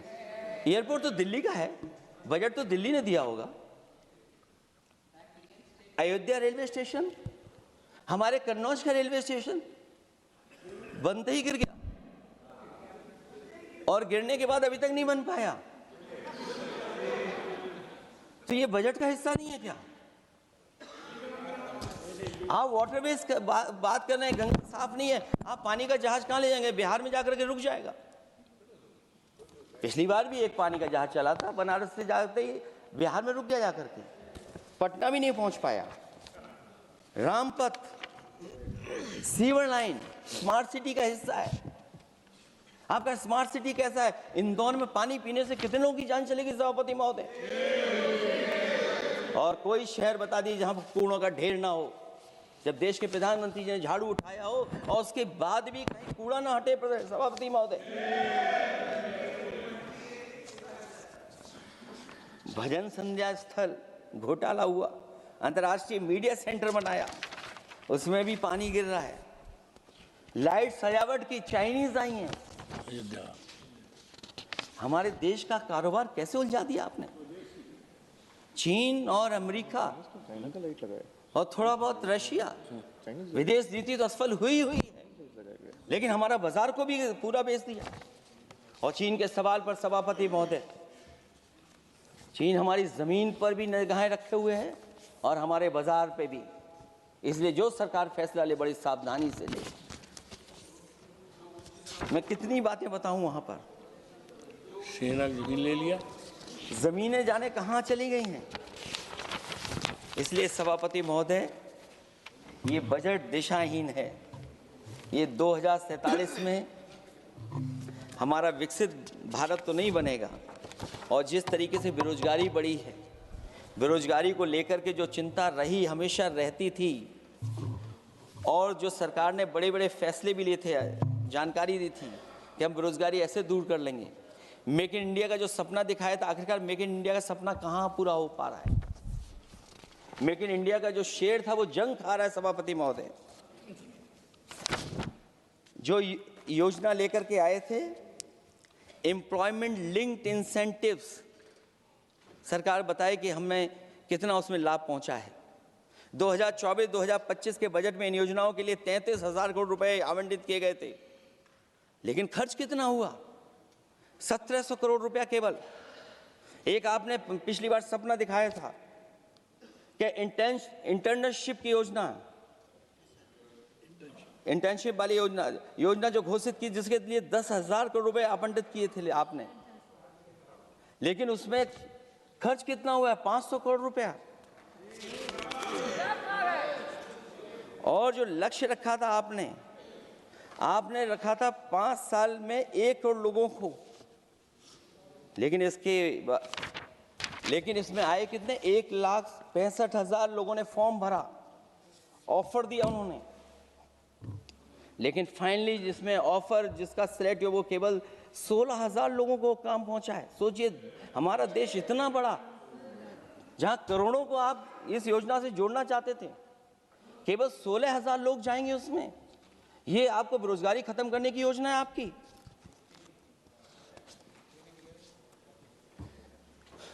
माननीय वित्त मंत्री जी के सदन के सामने स्थिति स्पष्ट करनी चाहिए कि मनरेगा एक महत्वपूर्ण योजना थी, जिसमें गरीबों को ग्राम स्तर पर रोजगार मिलता था, राइट टू वर्क के अनुसार थी।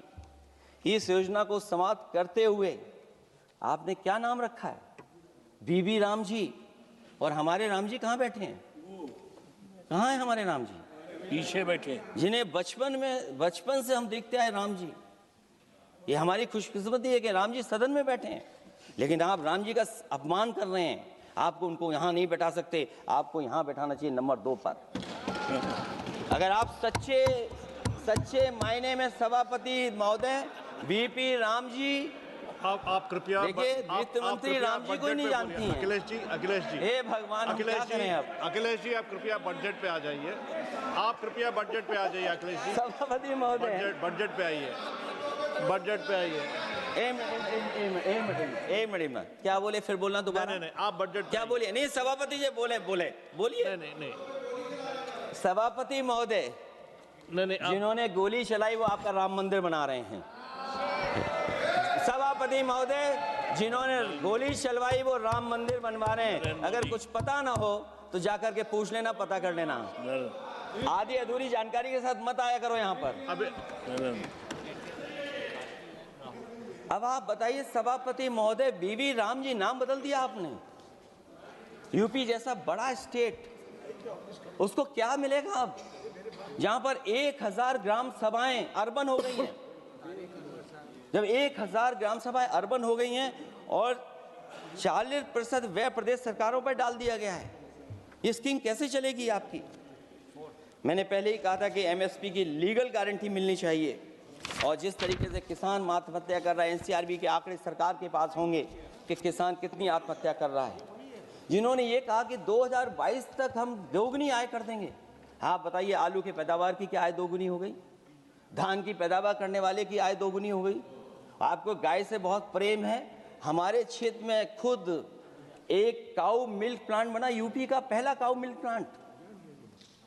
आपकी सरकार ने उसको बंद कर दिया।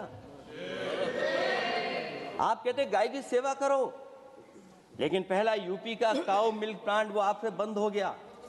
अगर शायद हम ऊंट के मिल्क की चॉकलेट बना रहे होते उस प्लांट से, तो वो प्लांट चलता रहता। आय दोगुनी कितनी हुई है बताएं सरकार? मत्स्य पालन और पशुधन विकास की तरफ सरकार का कोई ध्यान नहीं है। सरकार का कहना है कि वित्त अच्छी हुई है, लेकिन क्या कारण है कि एफडीआई में लगातार कमी आ रही है? विदेशी इन्वेस्टर्स क्यों बाहर ले जा रहे हैं? भारत में इन्वेस्ट करने के लिए क्यों नहीं इच्छुक हैं? और शेयर मार्केट क्यों इतनी जल्दी गिर जाता है? रुपए के मूल्य में डॉलर के विरुद्ध निरंतर गिरावट आ रही है। और इसके बाद सभापति महोदय, इस डील और ढील के बाद हमारा रुपया कहां होगा, ये सरकार जरूर बताए हमें। मैन्युफैक्चरिंग में कोई सुधार नहीं हो रहा है।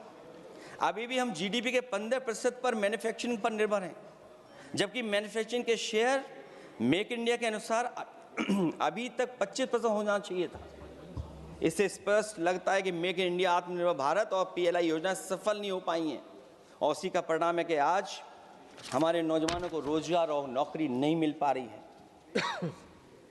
सरकार उद्योगपतियों के साथ खड़ी है।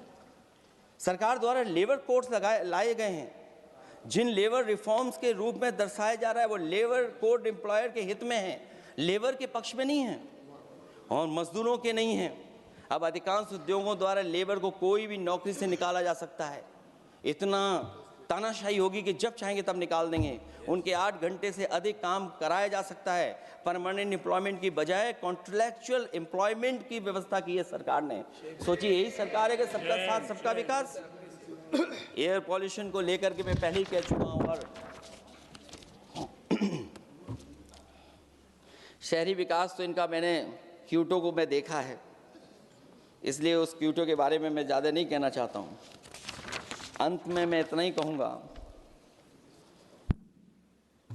कि स्वास्थ्य और शिक्षा के केवल 10% और 14.2% बजट बढ़ाया गया है, जबकि पिछले वर्ष का पूरा बजट इन दोनों मदों में खर्च ही नहीं किया गया है। आखिरकार सरकार बताएगी खर्च क्यों नहीं हुआ, आखिर क्या कारण है, किसकी वजह से खर्च नहीं हुआ है।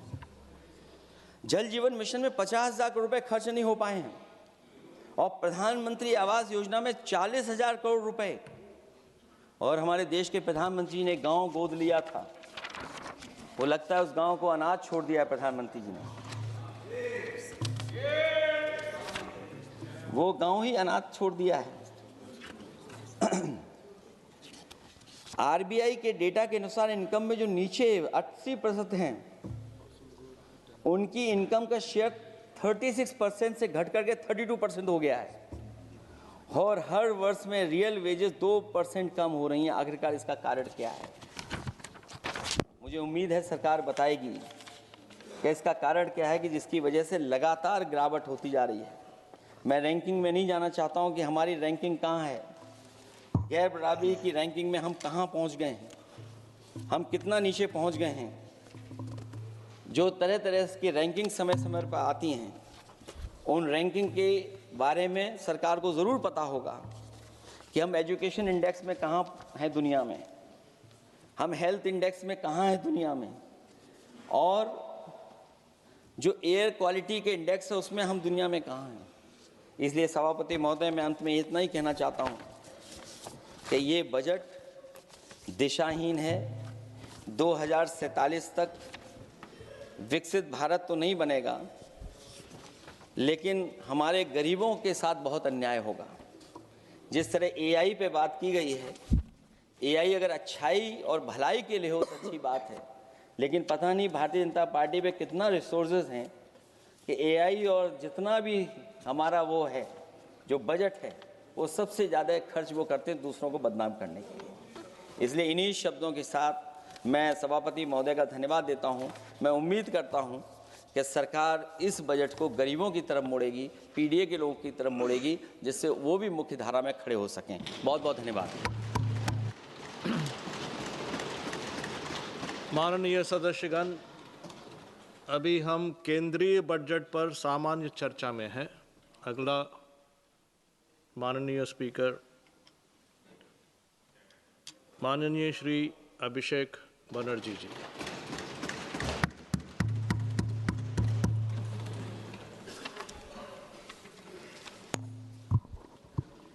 Thank you, sir, for giving me the opportunity to speak on the general budget. Sir, I rise here today not merely just a member of the opposition, but as a voice of billion Indians who were promised Achhe Din and who today struggle to survive under the weight of soaring costs. So this union budget was presented on Maghi Purnima, a day which is ideally meant for clarity, renewal of purpose, and moral responsibility. Yet, sir, this budget offers none of these. It does not heal the economy. Rather, this budget curates headlines. It speaks loudly in slogans, but softly in solutions.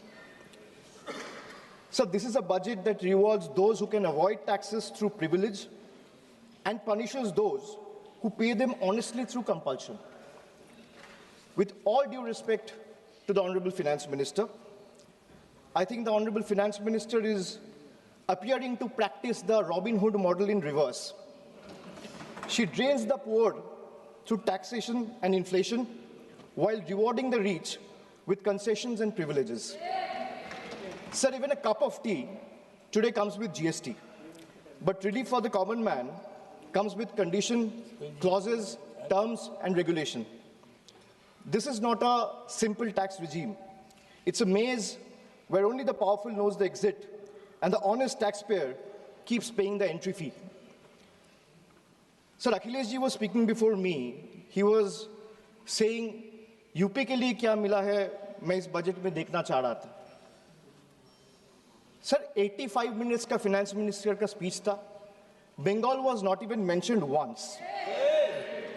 Even the freight corridor from Dankuni, referenced in this very budget, was originally announced by the then railway minister in 2009, which was Mamata Banerjee, who is now the chief minister of West Bengal. The constitution promises equality among states, but this government practices preference. Allies are funded while opponents are starved.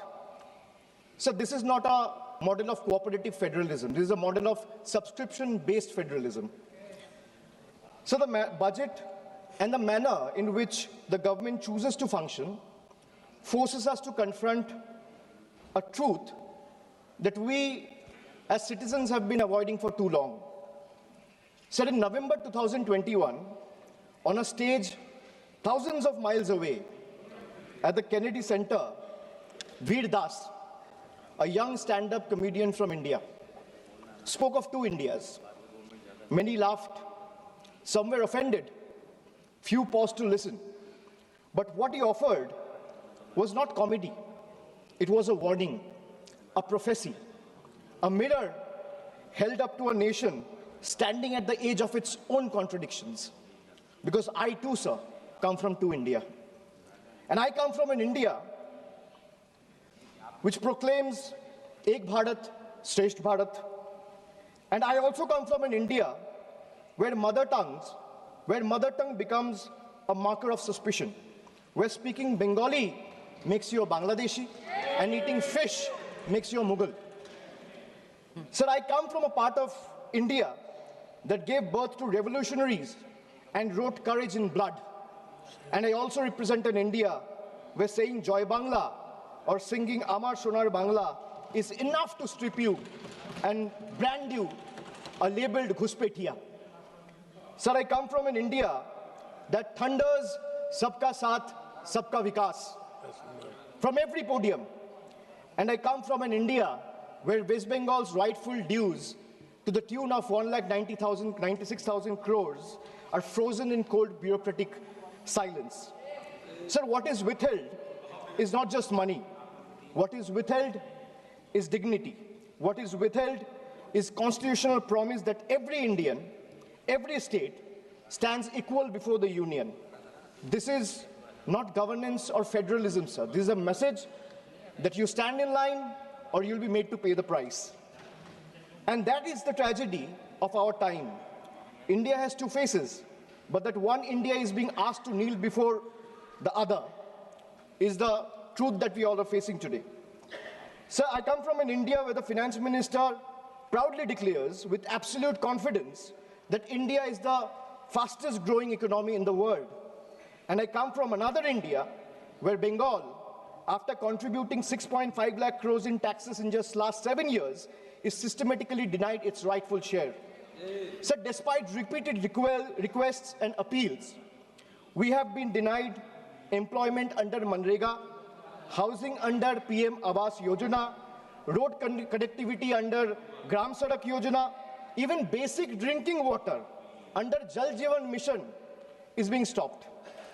So I come from an India that boasts of maximum governance, minimum government.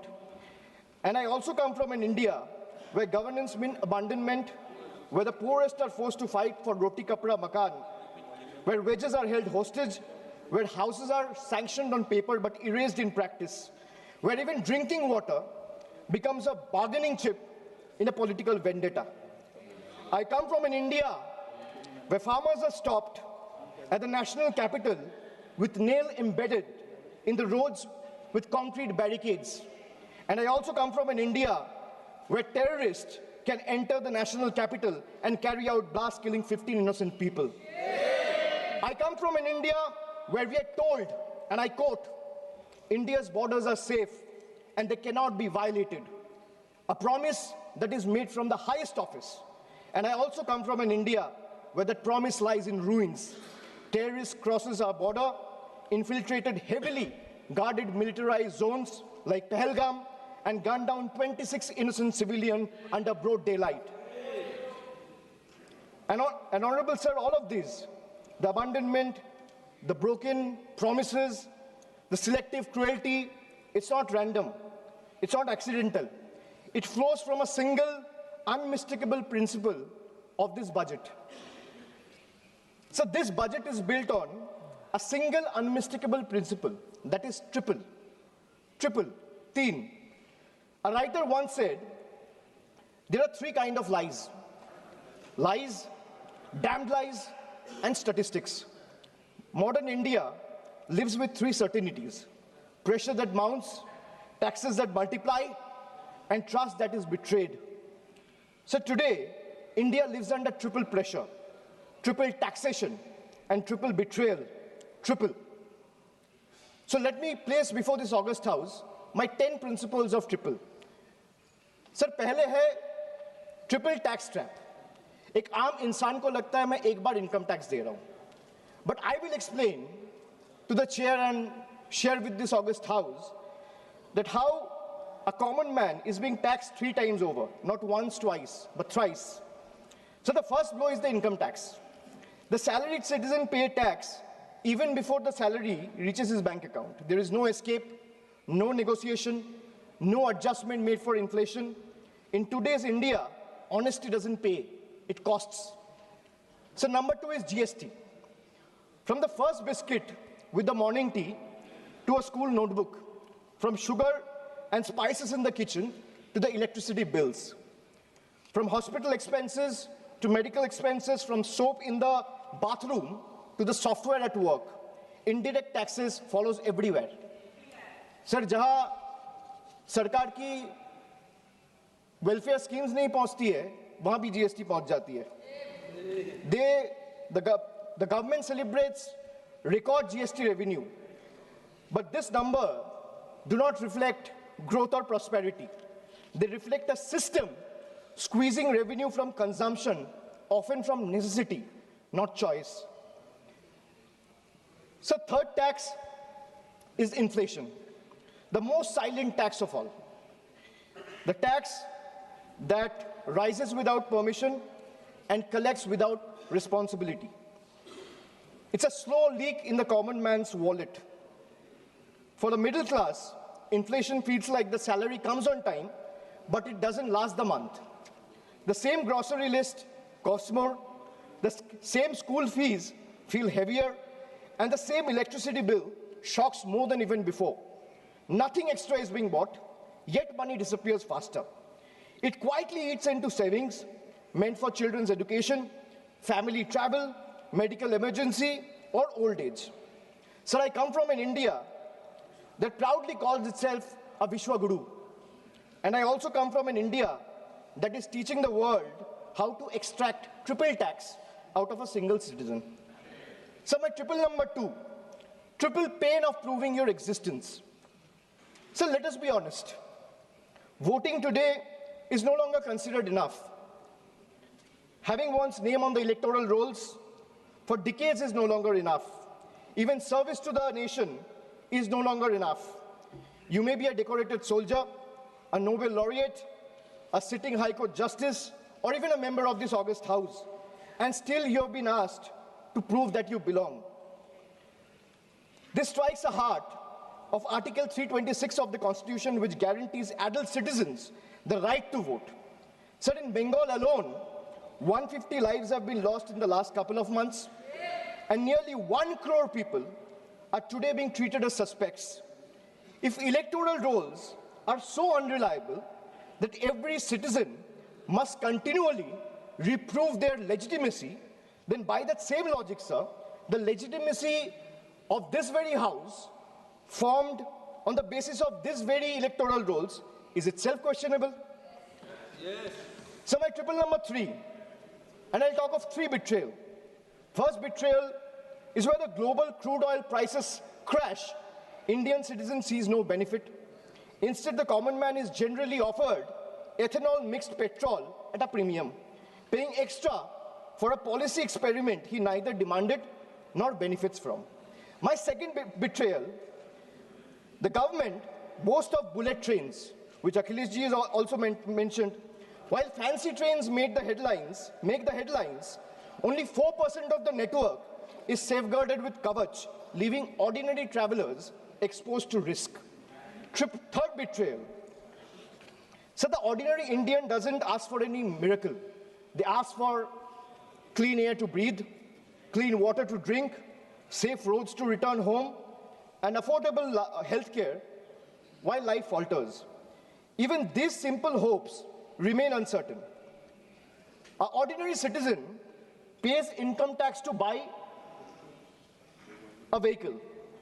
Or for example, an ordinary citizen pays income tax to earn, a road tax to buy a vehicle, and toll tax to drive it on the road. often broken, unsafe, and unfinished. So 3 payments on one journey.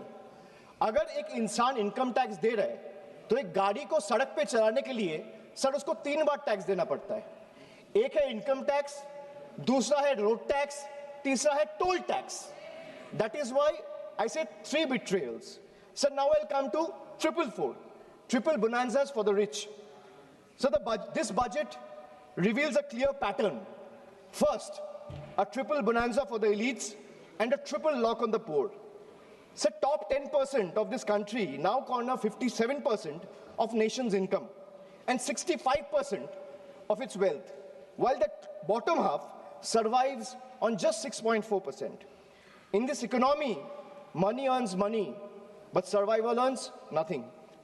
Second, so if you look at taxation and support, foreign cloud giants are handed tax holidays, while Indian MSME, the very backbone of employment, are left empty-handed. Sir, relief exists on paper, but in actual distress exists on the ground. Third, corporate India gets red carpet, easier property rules, wider equity access for NRIs and massive infrastructure promises, but the result of these government policies is not competition, it is concentration. Oligopolies flourish, entry barriers rise, and ordinary entrepreneurs are kept outside the gate, watching cronies grow richer with the union support. Sir, I come from an India where wealth is applauded as a virtue. And I also come from an India where survival itself is treated as ambition. I come from an India where policy quietly opens the gates for the powerful. And I also come from an India that stand outside those gates with hands folded, backs bent, hearts heavy, and eyes raised, hoping that one day these gates will open for them too. Now my 555, farmers. So the budget completes a cycle of betrayal. Every day, nearly 30 farmers dies by suicide. Not because they failed, but because policy failed them.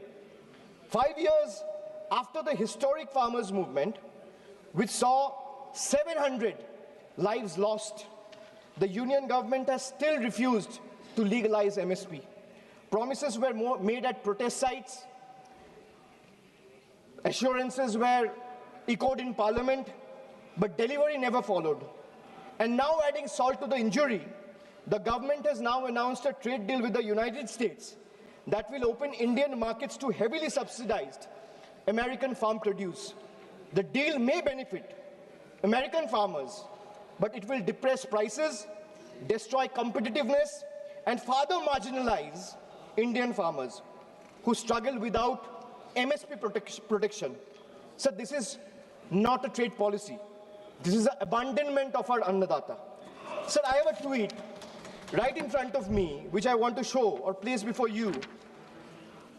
Sir, Secretary Brooke Rollins, who is the Agricultural Secretary of the United States, she said, and this is 5 days back, on the day when the trade deal was announced, she's clearly saying, new US-India deal will export more American farm products to India's massive market.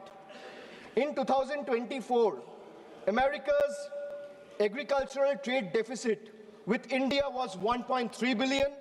India's growing population is an important market for American agricultural products, and today's deal will go a long way to reduce that deficit.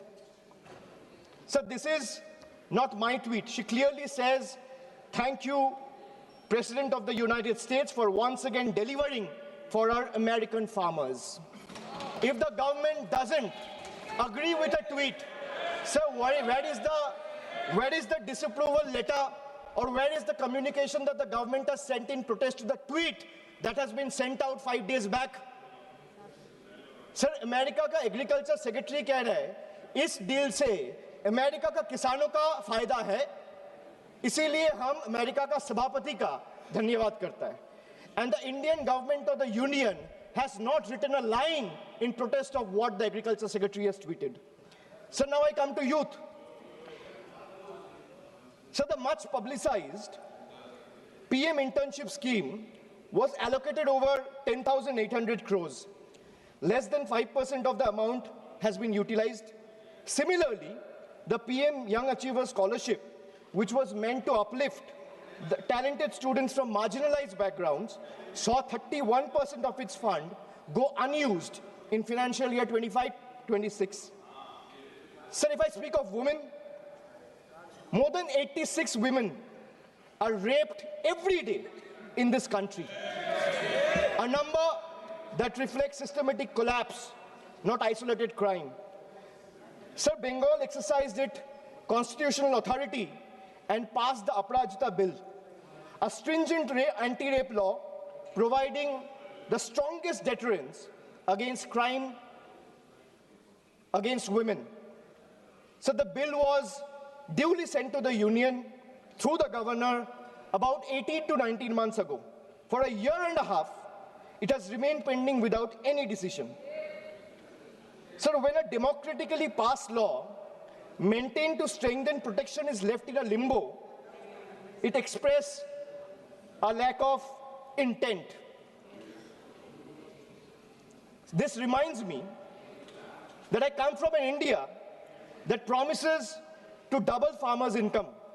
And I come from an India where 1,11,174 farmers and agricultural laborers, brothers and sisters have been forced to commit suicide. I come from an India which launched Beti Bachao, Beti Padhao. And I come from another India where every 16 minutes a rape or a crime against women is being reported. So now I come to 3 cracks in the Constitution. Number 1, so hatred has now been normalized. It has moved from margin to the mainstream. So if I talk about cases registered for promoting enmity between religious and social groups, the number of cases has doubled between 2021 and 2023. And this rise didn't happen in silence. It happened alongside political speeches, public rallies, and calculated dog whistles. When hate goes unpunished, it spreads. When it spreads, minorities pay the price. Second, hate is no longer whispered. It has become a broadcast. So our country has documented more than 1,300 hate speeches in a single year. When such volume of hate fills public space, the government refuses to act decisively, swiftly, then the message is clear, sir. Intimidation is tolerated and silence is the union's policy. Third, sir, the education empowerment scheme under the Ministry of Minority Affairs has just used 8% of its total funds, while the 35% of the ministry's allocation, 27% under tribal affairs, and 28% under scheduled tribes remain unutilized. Sir, even schemes like a scholarship like Maulana Azad National Fellowship, Pre-Metric Scholarship, and Paro Pradesh have been hollowed out. So now I come to 777, which is the triple power grab. Over the last decade, the government has treated institutions as the government's own personal property. So the parliament is silenced, debates are curtailed, scrutiny is abandoned, and even the deputy speaker's post is kept vacant because dissent is inconvenient. Sir, investigating agencies no longer investigate, they intimidate, chasing the opposition with raids and arrests. While convictions become negligible, as independent institutions weakened, public institutions are put on the auction block. Air India, BPCL, the shipping corporation, built by generation with public money, are being sold like distressed assets, hastily, without any sort of accountability. So this is described as reform, but it is actually a managed handover. When institutions are bent to serve power and national assets are reduced to headlines and handover, the Constitution is not broken in protest, it's torn apart. Sir, I come from an India where the Honorable Prime Minister says, na khaunga, na khane dunga. And I also come from an India where questioning the washing machine that gave reprieve to 23 of the 25 leaders who joined the BJP makes you the most corrupt one. So now I come to triple jumla on finances. Agriculture. So the budget waxes eloquent about coconut, cocoa, cashew, sandalwood, fisheries and AI advisories, but remains silent on MSP assurances, procurement expansion. There is no price stabilization fund, no diesel support, no fertilizer relief, and no electrical subsidy. This is diversification without security, and it leaves the majority of Indian farmers trapped in distress. Sir, even the PM Kisan scheme has been stuck at 6,000 rupees since December 2018. Despite soaring input costs and record diesel prices, sir, in actual, if we see, real terms, farmers are earning less each year. A rupee in 2018 is not a rupee in 2026. Sir, if I speak of healthcare, the government spends less than 0.26% of the GDP. And they might have questions on my source of information. If the need be, I will place all the sources before the table by 8 p.m. tonight. The government spends 0.26% of GDP on public health even today. The national health policy promised 2.5% of GDP. What we get instead is postponement, excuses, and under-allocation. In a country where illness is still the fastest road to poverty, this budget chooses flyover over first aid, optics over oxygen, and announcement over actual care. So if I speak of infrastructure, the smart city mission promised transformation in 100 cities with over 2 lakh crore. Yet a decade later, what we have is half-dug roads and half-built homes. Instead of finishing the job, this budget announces new economic regions. Sir, under the Jal Jeevan mission, funds were cut by 74%, forcing states to pick up the bill. In higher education, 55,000 crore is spent on management, but 2.68 crore on infrastructure, not even enough to build a world-class lab. So now I come to my 999, the triple truth trap. And what I mean by truth is, the accountability on the government, sir, primarily rests on 3 pillars. One is the RTI Act. But when I speak of transparency, it diluted the RTI Act by expanding personal information as a ground for refusal. Sir, if you speak of PM Cares, the PMO claims it lies outside the purview of RTI because it's a private fund. A fund that is created by public authority in a public office with the money of the people is being claimed as a private fund. There's no accountability. Sir, NFHS and NCRB data has been frozen because welfare still runs on census 2011. Sir, if I am to summarize the budget from the perspective of 3 stalwarts, B.R. Ambedkar warned us. What is the moral verdict of the budget? If we were to look at it from the perspective of Dr. Ambedkar, Gandhi ji, or Swami Vivekananda, Dr. Ambedkar warned us that democracy is not just institutions. It is a constitutional morality. Gandhi ji taught us economics divorced from ethics is violence. Swami Vivekananda reminded us that a nation cannot rise by crushing the weakest. Well, this budget violates all 3. In today's India, sir, tax does not follow income. Tax follows life. आज के भारत में tax कमाई के पीछे नहीं, जिंदगी के पीछे है, चलता है sir. I will give you a small example. A baby is born, his milk and diapers are taxed. He grows, his education is taxed.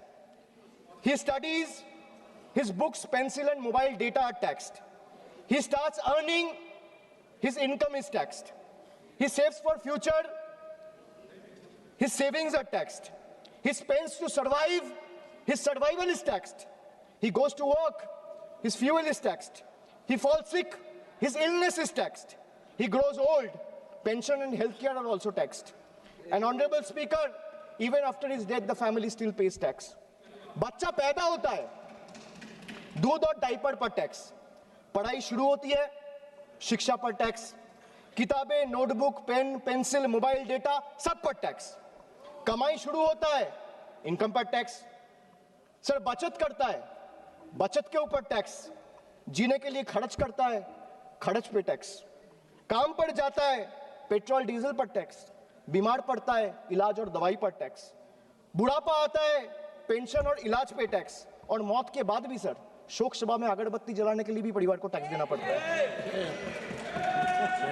This summarizes the budget.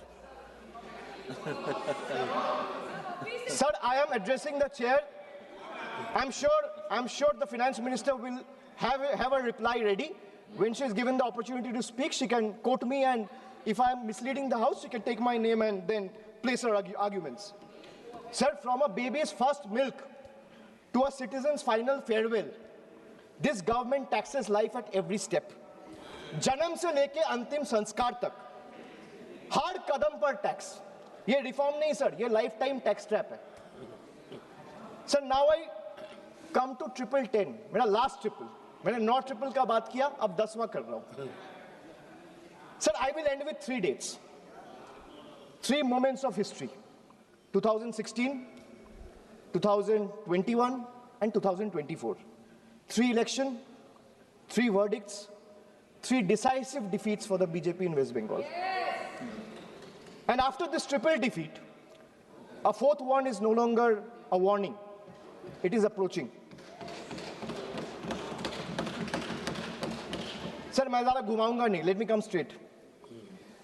Sir, the government want to punish Bengal. Let them proceed. We won't bow. You want to freeze our funds? We will persist. मैं क्यों कह रहा हूँ persist? क्योंकि PM आवास से लेके, सड़क से लेके, मनरेगा से लेके सारे पैसे बंगाल के पिछले 5 साल से ये सरकार ने रोक के रखा है। प्रधानमंत्री ने आत्मनिर्भर भारत की बात किया है, हम स्वनिर्भर बंगाल क्या होता है काम करके दिखाया है। So you want to punish Bengal? Proceed, we won't bow. You want to freeze our funds? We will persist. You want to profile and persecute our youth? We will protect them. You want to starve our schemes? We will sustain our people. Bengal's spine was not ever bent by surrender, nor softened by sermons of hate. It is forged in struggle, tempered in sacrifice, and is not for sale. Go ahead, send your audits. We will answer them. Unleash your agencies. We will confront them.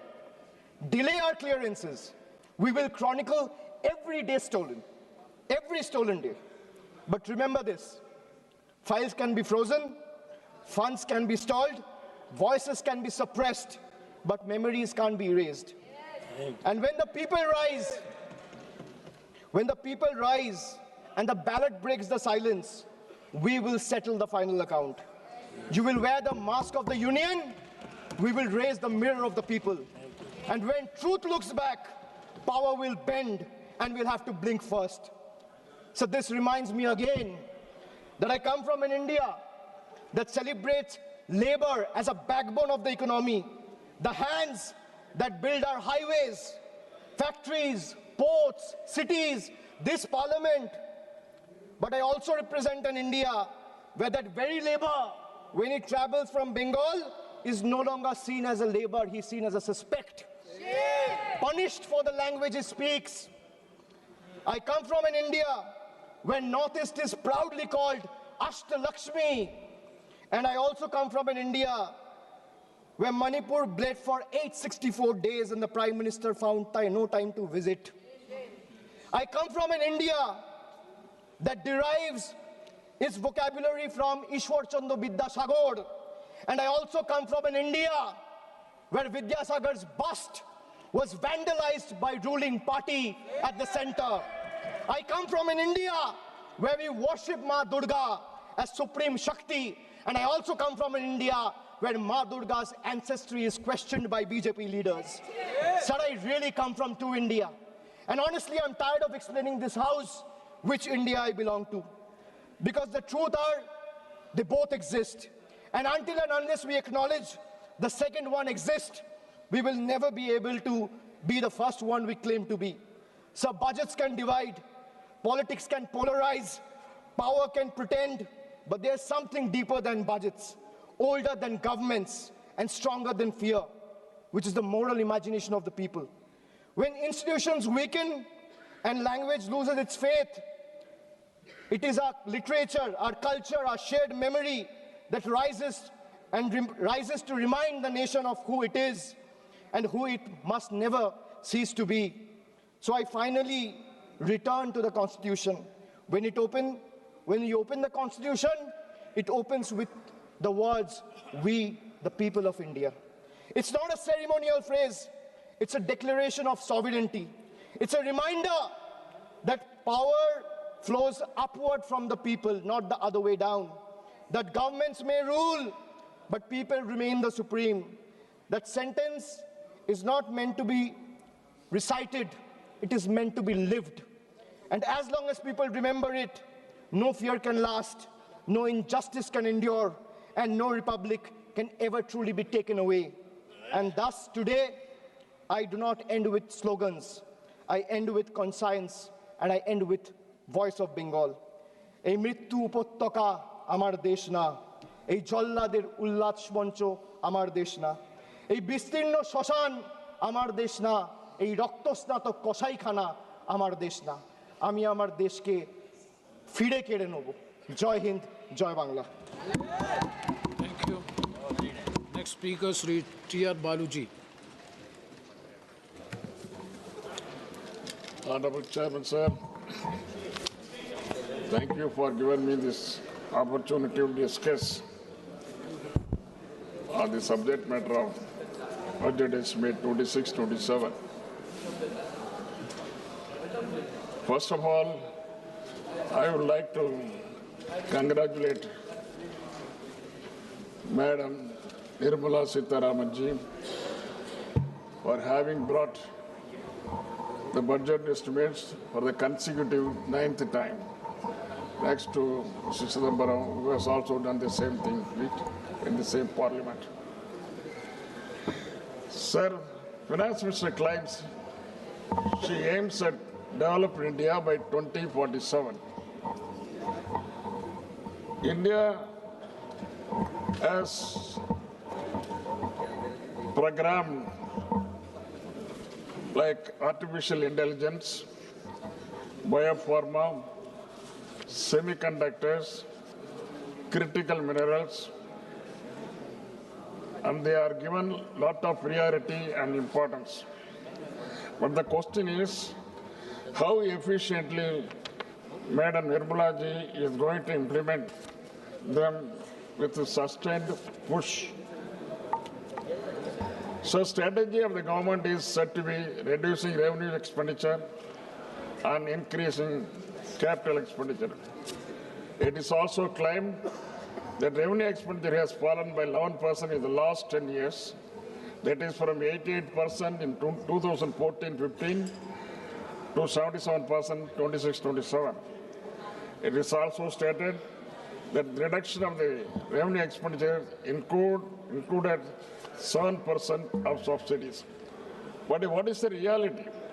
Your usual practice is reduction of subsidies in the budget estimate, and in the next 6 months you come up with additional demands for subsidies through supplementary demands. That is what I have also mentioned in the last supplementary demands in 25-26. Within 6 months, things became haywire. Now at the end of the current fiscal year, you are saying that the revenue receipts shortfall is around 78,086 crores. Decrease in revenue expenditure is 1,05,503 crores. The fall in capital expenditure is 1,44,376 crores. It's a very huge fall. It gives no hope of credibility. Budget 26-27. Expenditure estimated is 53.43 lakhs crores. Expenditure proposed in 25-26 was 50.65 lakhs crores. Now FM is asking 3 lakh crores more in upcoming fiscal year. Usually the government used to announce big schemes in the budget, but even after several months, no progress is is the result. Last year, 15th August, Employment Linked Incentive, ELI, scheme was announced, an incentive to labor and industry to provide additional 3.5 lakhs crores, 5 crores jobs, with the outlay of 99,446 crores was launched, but the scheme has not taken off. Another non-starter is Research and Development Innovation, RDI scheme, announced with the effect from 1/7/25 and was said to be implemented with a corpus of 1 lakh crore, and provision of 20,000 crores was made in 25-26 budget. But no progress has been achieved in this effort. Also, this was also properly responded by the Honorable Minister during his reply in the Lok Sabha. Coconut production in Tamil Nadu. Tamil Nadu is the second largest coconut production state. 12 lakh acres are under cocoa cultivation, next to paddy. Besides Pollachi, Pattukottai, Tiruchi, Dindigul, and others, southern districts are major coconut producing districts. It has got high export potential to an extent of 3,500 crores per year.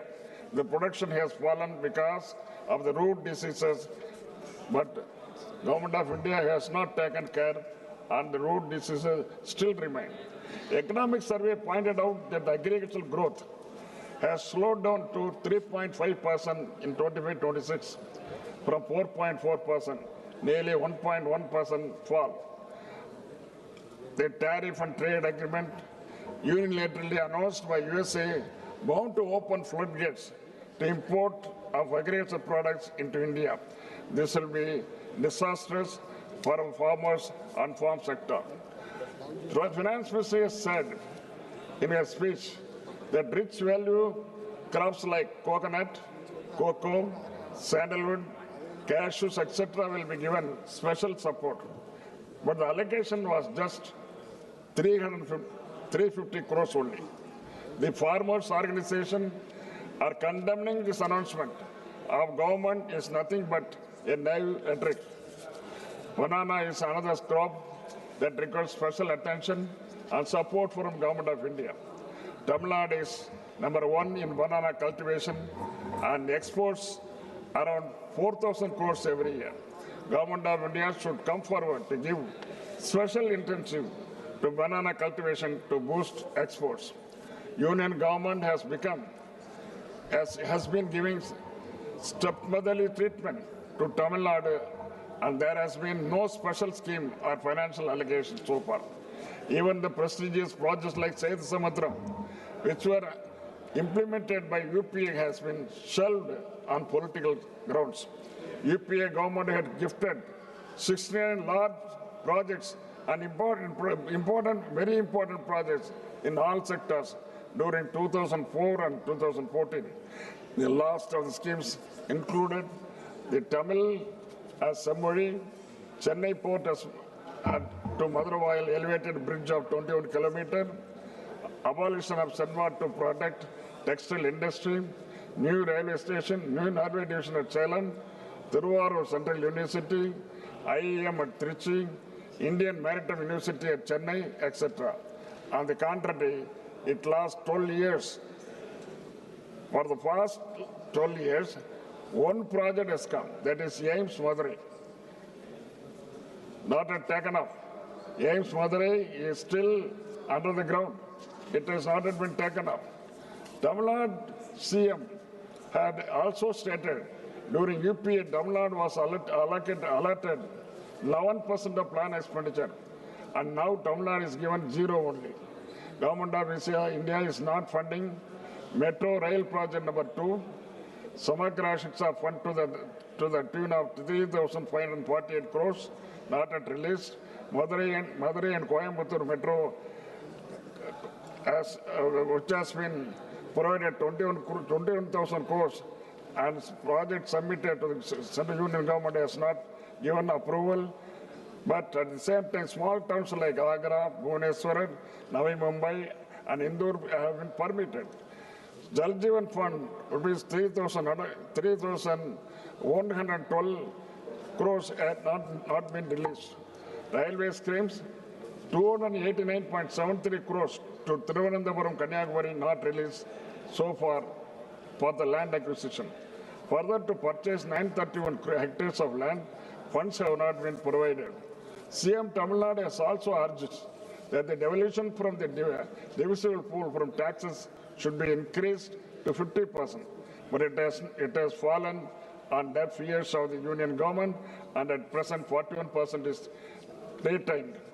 I also urge the Government of India that cess and other taxes which are not being shared with the state should be abolished immediately, or they should be brought under the divisible pool. Such anti-federal attitude and exploitation must be ended. What happened to the promises made by the Honorable Prime Minister of India? 2 lakhs jobs per year. What has happened? 15 lakhs per family. What has happened? Nobody, it's all dumbfounded. For this question, always for the past 10 years, Government of India, the people of Government of India representing the Government of India, they are keeping lukewarm position only. Much talked about MSP not implemented. Double the agriculture income not implemented. And Dr. Swaminathan's recommendations have become only slogans to every election. People of the industry, business, the middle class, and even the ordinary men on the street have expressed dissatisfaction and said your budget is nothing but the rhetoric of a sloganeering government with little use to the common mass. Before I conclude, how are you going to arrest the jet speed depreciation of rupee against US dollar? It is already around 92 per dollar. Prime Minister has lauded this budget as a historic. There is proverb in Tamil, Kakaki Tangunjam Pungunji. It means to a crow, its offspring is golden. Thank you very much. Thank you very much. Next speaker, Sri B. Nagaraju.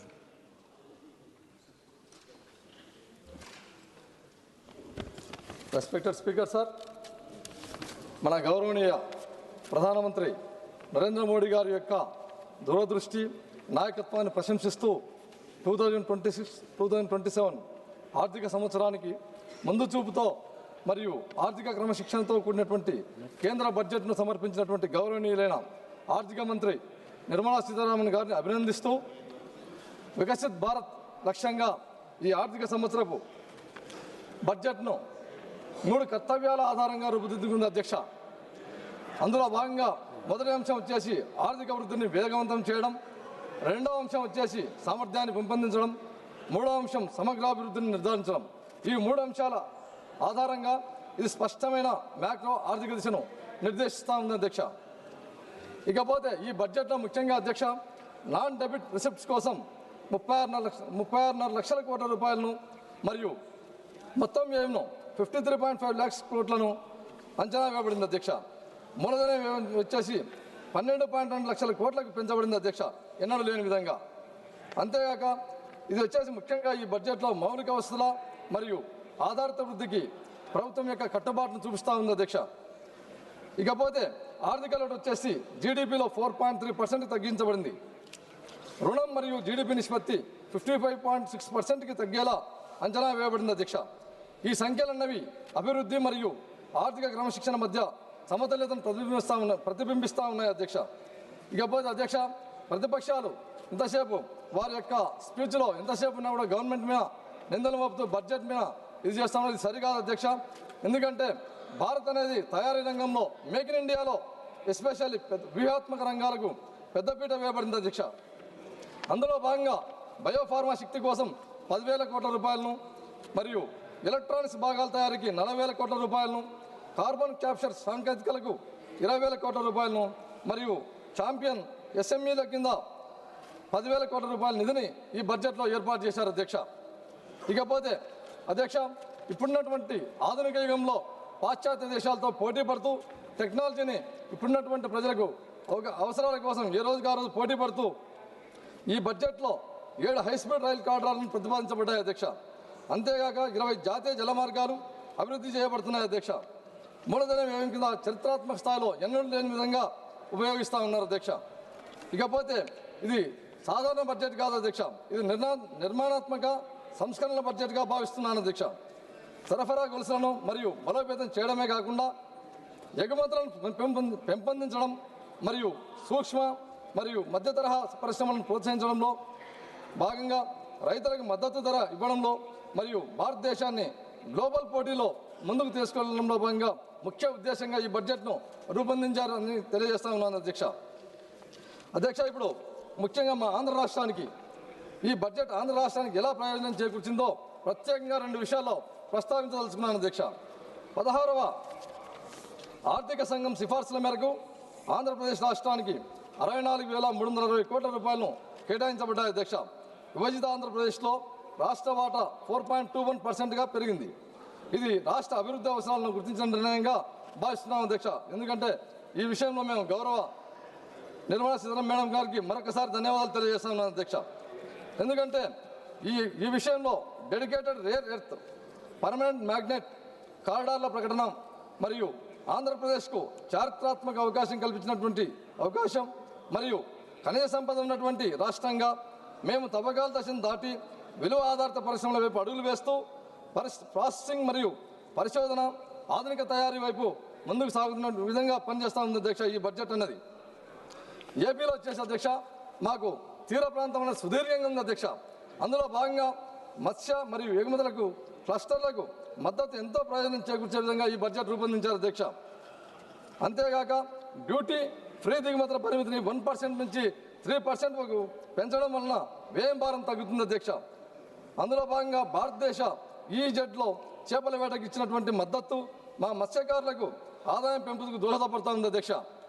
ఇకపోతే అధ్యక్ష, tribal ఏరియాలో భాగంగా అరకులోయలో sustainable mountain ట్రైల్స్ను మరియు పులికాట్ సరస్సు యొక్క పరిసరాల్లో ఈ పక్షి వీక్షణ మార్గాలను ఆంధ్రప్రదేశ్కు పర్యావరణ పరంగా పర్యాటక పరంగా కేంద్రంగా నిలబడుతున్నాయి అధ్యక్ష. ఇవి కాక ఉపాధి అవకాశాలను పెంచడమే కాకుండా గిరిజన ప్రాంతాలకు మద్దతు ఇస్తూ ఉన్నట్టుగా ఈ బడ్జెట్లో కేటాయించారు అధ్యక్ష. ఇకపోతే ముఖ్యంగా అధ్యక్ష 600 కోట్లతో నైపుణ్య మరియు రూపాంతర పైలట్ కార్యక్రమంలో భాగంగా ఆంధ్రప్రదేశ్ ఎంపిక చేయడం చాలా గర్వంగా ఉంది అధ్యక్ష. ఎందుకంటే యువతకు పెద్ద అవకాశంగా మారుతా ఉంది అధ్యక్ష. ఇది మా యువత ఉద్యోగార్థులనే కాకుండా ఉద్యోగ సృష్టికర్తలుగా మార్చే దిశగా ఇది సహాయపడుతుందని తెలియజేస్తా ఉన్నాను అధ్యక్ష. ఇకపోతే అధ్యక్ష మా ఆంధ్రప్రదేశ్కు ముఖ్యంగా ఈ బుల్లెట్ ట్రైన్లో భాగంగా హైదరాబాద్ టు చెన్నై టు బెంగళూరు ఈ హైస్పీడ్ కారిడార్లు అనేటివి మా రాష్ట్రానికి చాలా చాలా ఉపయోగంగా ఉన్నాయి అధ్యక్ష. ఎందుకంటే ఈ హైదరాబాద్ టు చెన్నై అనే కార్యక్రమంలో భాగంగా మా అమరావతి అనేది టచ్ అవుతుంది అధ్యక్ష. ముఖ్యంగా ఈ బెంగళూరు టు హైదరాబాద్ అనే కార్యక్రమంలో మా సొంత పార్లమెంట్ అనేటువంటి కర్నూలు ముఖ్యంగా ఉంది కాబట్టి చాలా చాలా గర్వంగా ఉంది అధ్యక్ష. అంతేగాక ముఖ్యంగా ఈ బడ్జెట్లో అధ్యక్ష మాకు ఆంధ్రప్రదేశ్ జీవనాధారమైనటువంటి పోలవరం జీవనాడు లాంటిది అధ్యక్ష.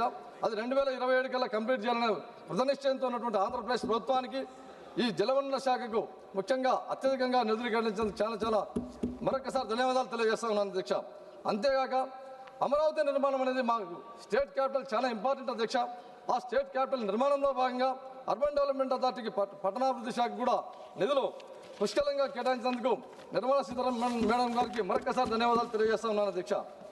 అంతేగాక ఈ బడ్జెట్ అనేది ఆంధ్రప్రదేశ్ను భారతదేశ అభివృద్ధి ప్రయాణంలో వ్యూహాత్మక భాగస్వామిగా గుర్తించింది అధ్యక్ష మా స్టేట్ను. ఇకపోతే అధ్యక్ష మా ఆంధ్రప్రదేశ్ ముఖ్యమంత్రి వర్యులైనటువంటి గౌరవనీయ నారా చంద్రబాబు నాయుడు గారి యొక్క దూరదృష్టి నాయకత్వంలో ఆంధ్రప్రదేశ్కు ఈ కేటాయింపులు అన్నటివి వేగవంతమైన అభివృద్ధిగా మార్చగలవు. ఈ పెట్టుబడులను ముఖ్యంగా పరిశ్రమలకు మరియు ఏపీ యొక్క భవిష్యత్తును మార్చగలని చెప్పేసి భావిస్తున్నాం అధ్యక్ష. ఇకపోతే అధ్యక్ష ఫైనల్గా ఇప్పుడు నా నియోజకవర్గం కర్నూలు పార్లమెంట్ గురించి 2 విషయాలు తెలియజేయాలని తెలుసు అధ్యక్ష. ముఖ్యంగా ఈ బడ్జెట్లో నా కర్నూలు పార్లమెంటుకు హైదరాబాద్ టు బెంగళూరు కారిడార్లో భాగంగా కర్నూలు పార్లమెంట్ అనేది మధ్య ప్రాంతంలో వస్తుంది అధ్యక్ష. మాకు చాలా సునాయాసంగా 2 రాష్ట్రాల మధ్యన 2 మెట్రోపాలిటన్ సిటీస్ మధ్యన మా కర్నూలు పార్లమెంటుకు మెట్రో ఈ బుల్లెట్ ట్రైన్ వస్తున్నందుకు చాలా చాలా గర్వంగా ఉంది అధ్యక్ష. అంతేగాక ఈ రోడ్ మినిస్ట్రీలో భాగంగా ఈ రోడ్ మినిస్ట్రీకి అత్యధికంగా డబ్బులు కేటాయింపులు జరిగినాయి అధ్యక్ష ఈ బడ్జెట్లో. అందులో భాగంగా మా కర్నూలు బళ్ళారి నేషనల్ హైవే వేయాలని చెప్పేసి కోరుకుంటున్నాను అధ్యక్ష. అంతేగాక ముఖ్యంగా అధ్యక్ష గత బడ్జెట్లో మా కర్నూలు ప్రాంతంలో ఓర్వకల్కు ఇండస్ట్రియల్ లోన్ ఇచ్చినటువంటి ఘనత కూడా ఎన్డీఏ కూటమి అధ్యక్ష. అందులో భాగంగా మాకు పూర్వోదయ స్కీమ్ కింద ఆ ఓర్వకల్ హబ్లో ఇంటిగ్రేటెడ్ స్టీల్ హబ్స్ ఏర్పాటు చేయాలని చెప్పేసి కోరుకుంటున్నాం అధ్యక్ష. ఎందుకంటే మా అంతా వెనకబడిన ప్రాంతం అధ్యక్ష. ఈ పూర్వోదయ స్కీమ్లో భాగంగా మంత్రాలయం రైల్వే కనెక్టివిటీ కూడా వేయాలని చెప్పేసి ఆశిస్తున్నాం అధ్యక్ష. అంతేగాక ముఖ్యంగా అధ్యక్ష అటల్ భుజన్ యోజన కింద, ఎందుకంటే మా రాయలసీమ ప్రాంతం అంతా చాలా డ్రాట్ ఏరియా, ఆ ప్రాంతంలో గ్రౌండ్ వాటర్ డెవలప్ చేయాలంటే అటల్ భుజన్ యోజన పథకం కింద సెలెక్టెడ్ కాబట్టి మా జిల్లాకు ప్రత్యేకంగా నిధులు కేటాయించాలని చెప్పేసి కోరుకుంటున్నాను అధ్యక్ష. రెస్పెక్టెడ్ స్పీకర్ సార్, చివరిగా ముఖ్యంగా మా గౌరవనీయ చంద్రబాబు నాయుడు గారు ఆంధ్రప్రదేశ్ ముఖ్యమంత్రి వర్యుల యొక్క నాయకత్వంలో ఆంధ్రప్రదేశ్ రాష్ట్రం పరిపాలనా సామర్థ్యం మరియు సాంకేతిక దృష్టి మరియు సంస్కరణాత్మక పాలనలో నిరంతరం ముందంజలో నిలిచి ఉంది అధ్యక్ష. అలాగే ప్రధానమంత్రి నరేంద్ర మోడీ గారి యొక్క నాయకత్వంలోని కేంద్ర ప్రభుత్వం మరియు రాష్ట్ర ప్రభుత్వాల మధ్య సమన్వయం ఉన్నప్పుడు డబుల్ ఇంజన్ సర్కార్ ప్రజలకు స్పష్టమైన ఫలితాలని అందిస్తుందని చెప్పేసి తెలియజేసుకుంటూ నాకు ఈ అవకాశం ఇచ్చినటువంటి స్పీకర్ గారికి మరియు నా కర్నూలు పార్లమెంట్ ప్రజలందరి తరఫున ధన్యవాదాలు తెలియజేస్తూ నా ప్రసంగాన్ని ముగిస్తున్నాను అధ్యక్ష. నమస్కారం అధ్యక్ష. Thank you very much. Next speaker, Sri Anil Desai ji.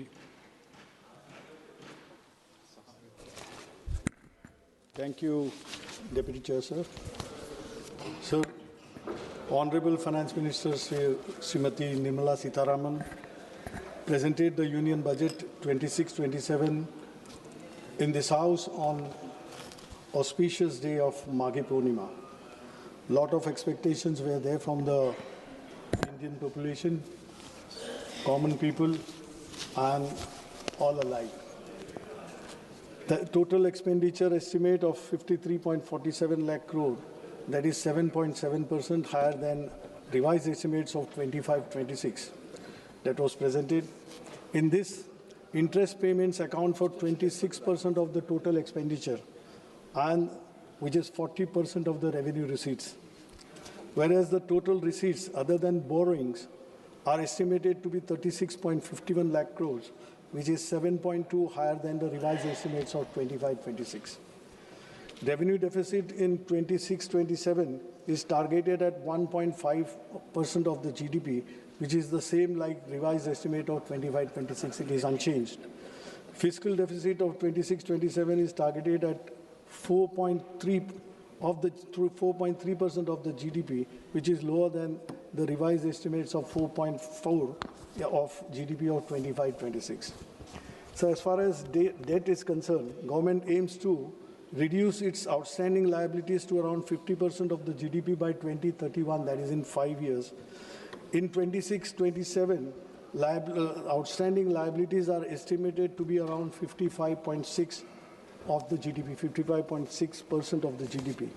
This budget 26-27 emphasized the need for fiscal consolidation, targeting a reduction of debt to GDP ratio to 50% plus or minus 1% by year 2030, that is in 5 years, which is now 55.6% of the GDP.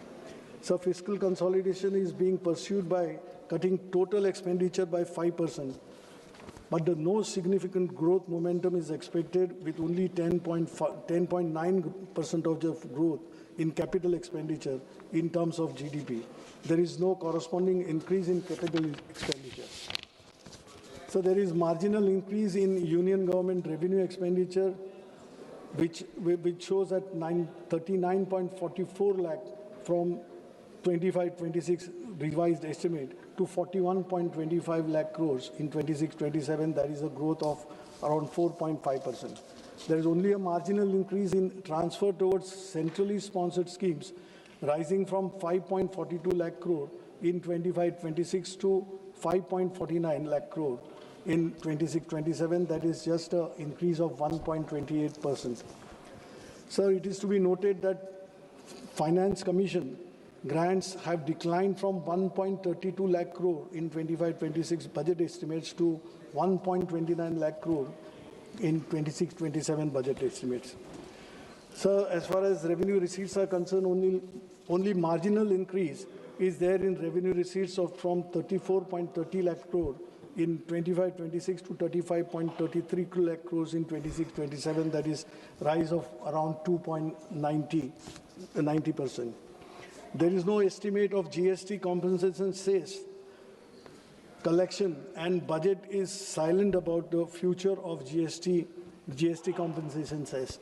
I think I would request Honorable Finance Minister to shed some light on this aspect, because we would like to know how the compensation cess stands and what is the future course of it. The share of the states has fallen from 14.22 lakh crore in 25-26 to 14.22 lakh crore in 25-26 to 13.93 in 25-26 RA, which is decline of minus 2.07 for year 26-27. The estimated tax share to states in rupees 15.26 lakhs crore, which is only 7.3 higher than the previous year. Even after considering the 16th Finance Commission tax devolution, the centre's tax share to states amounts to 34.65 instead of which is mandated of 41%. 16th Finance Commission recommended state share in divisible pool at its present level of 41%. For horizontal devolution, there is a change in the criteria and weights from 15th Finance Commission. The major change is the criteria inclusion of contribution to GDP, that is 10% weightage is given, and demographic performance by each state. With regard to revenue deficit grants, the 16th Finance Commission has not recommended that the same be granted to the states. When states fall of revenue deficit, they try to get revenue deficit from something from the center to carry on with their projects like development or wherever it is needed. But this time around, Finance Commission has regretted, it has negatived the recommendation, which will put the stress on the states, because states are not able to generate any kind of significant revenue, as GST has already subsumed all taxes and there are hardly any avenues left for the center to generate a revenue of its kind. My state of Maharashtra contributes the maximum to the central exchequer. In recent years, we've seen, sir, that we've been contributing more than 5 lakh crore, 5 to 5.5 lakh crore to the central exchequer, but what we get in return is hardly around 3 lakh crore.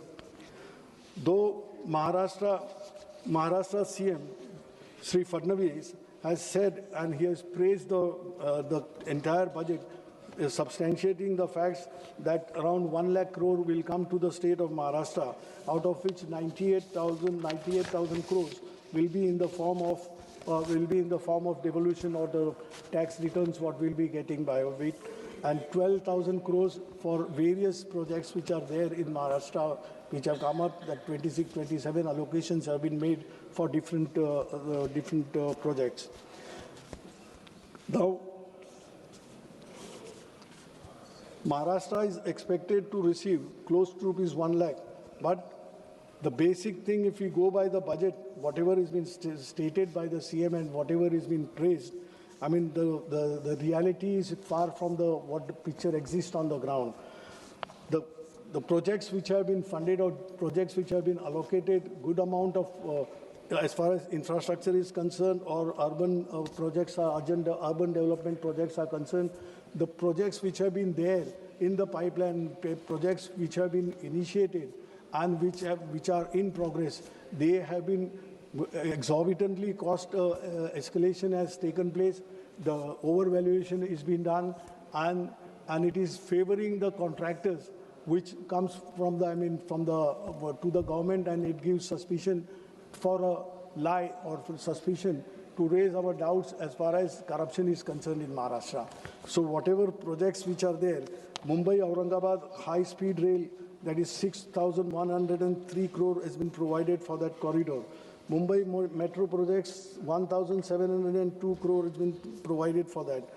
Mumbai Urban Transport Project, MUTP 3, 462 crores have been allocated. Now, green mobility projects in MMR region, that is Mumbai Metropolitan Region, 155 crores have been allocated. Intelligent Transport System, ITS, on Samriddhi Mahamarga, that is 680 crores. Now, these are, and Pune Metro Rail Project, that is 517 crores. These projects which ought to have been completed by long, but it is not yet completed. That escalation is on, overvaluation is being done, and this non-completion is not only proving inconvenient to the people, but it comes as a hindrance in the progress of Maharashtra. And who is benefiting out of it? Only contractors are benefiting out of it, and that is in connivance with the government officials or the politicians who are there and the treasury benches of Maharashtra. So these are the things, I mean, not leveling the charges, but this is what is seen by the people, felt by the people, and people feel that progressive state like Maharashtra, why it is taken back seat. Now, sir, finance and economy is concerned, as far as this budget is concerned, high-level committee on banking for Vikasit Bharat it is been proposed. Now, banking sector, that is the backbone of Indian economy.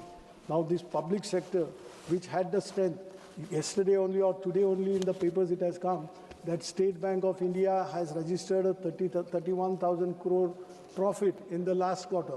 So that is the strength and that is the capacity potential what our public sector banks, insurance or whatever public sector units are there. Instead of strengthening them, the government steps are going in the direction of weakening them.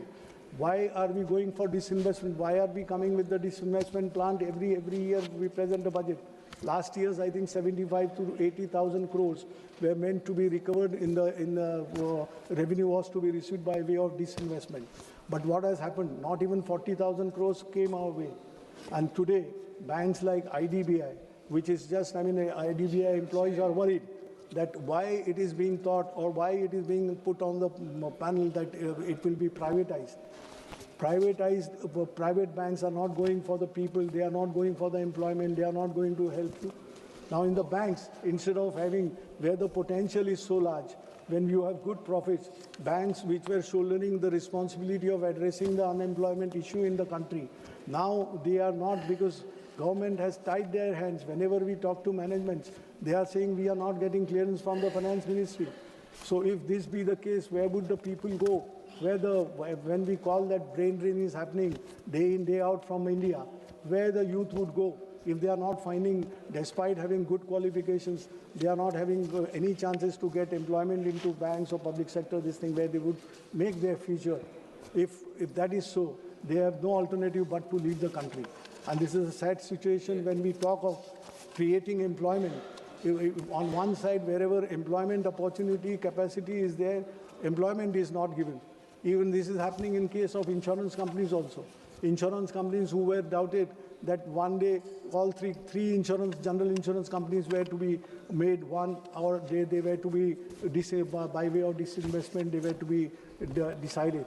But now that, I mean, their solvency ratio and everything which has come up with the employees' hard work, now the government's stance is, fortunately, it has changed.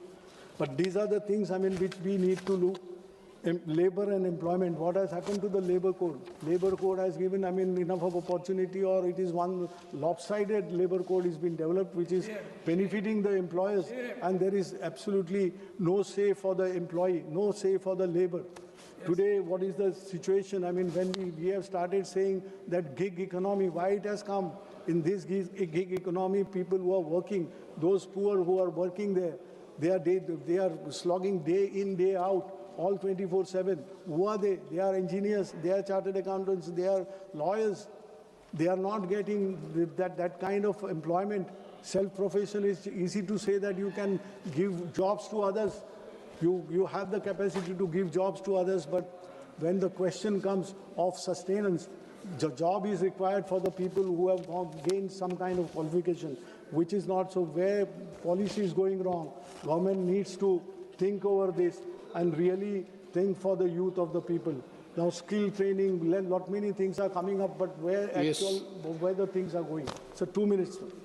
Education. The government, with the new national education, new education policy, it has a lot of flaws.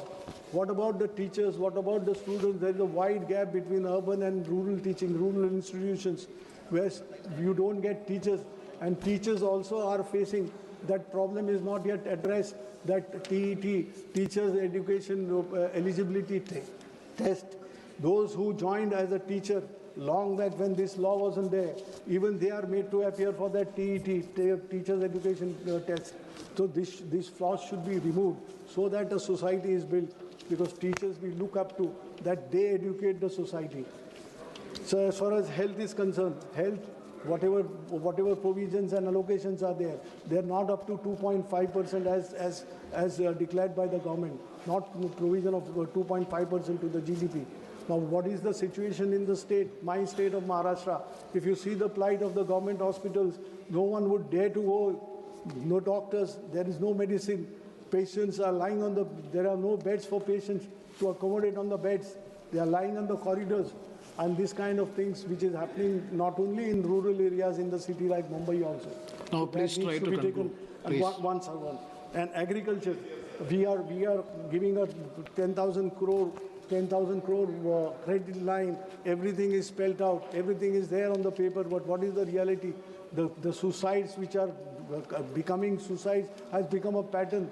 By the day, numbers are increasing in the state of Maharashtra. What is happening? Why it is happening? Pradhan Mantri Fasal Bima Yojana, really is it working? It is on the paper.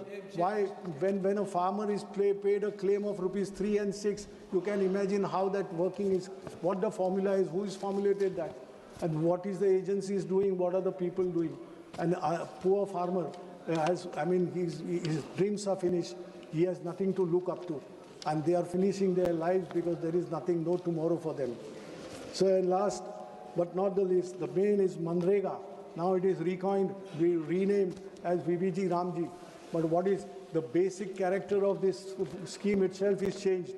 Now it is the government, if needed, the central government was funding 90% of it, 100% of it. But now if it is needed by the state would request the guarantee of days, which shown that it is 108, is extended from 100 to 125 days. What is the use of it? You have changed the character, killing the Manrega, killing the poor labor in the country. Yes, and thank you. To conclude, I'm just concluding, I would say that when we think that robots and AIs will be the future of tomorrow, Viksit Bharat, but see, government should ensure that people who are living human beings in India, they are taken care of before the AIs rule over. Thank you. Thank you very much. Next speaker, Sri Dileshwar Kameti. Please. Dileshwar Kameti.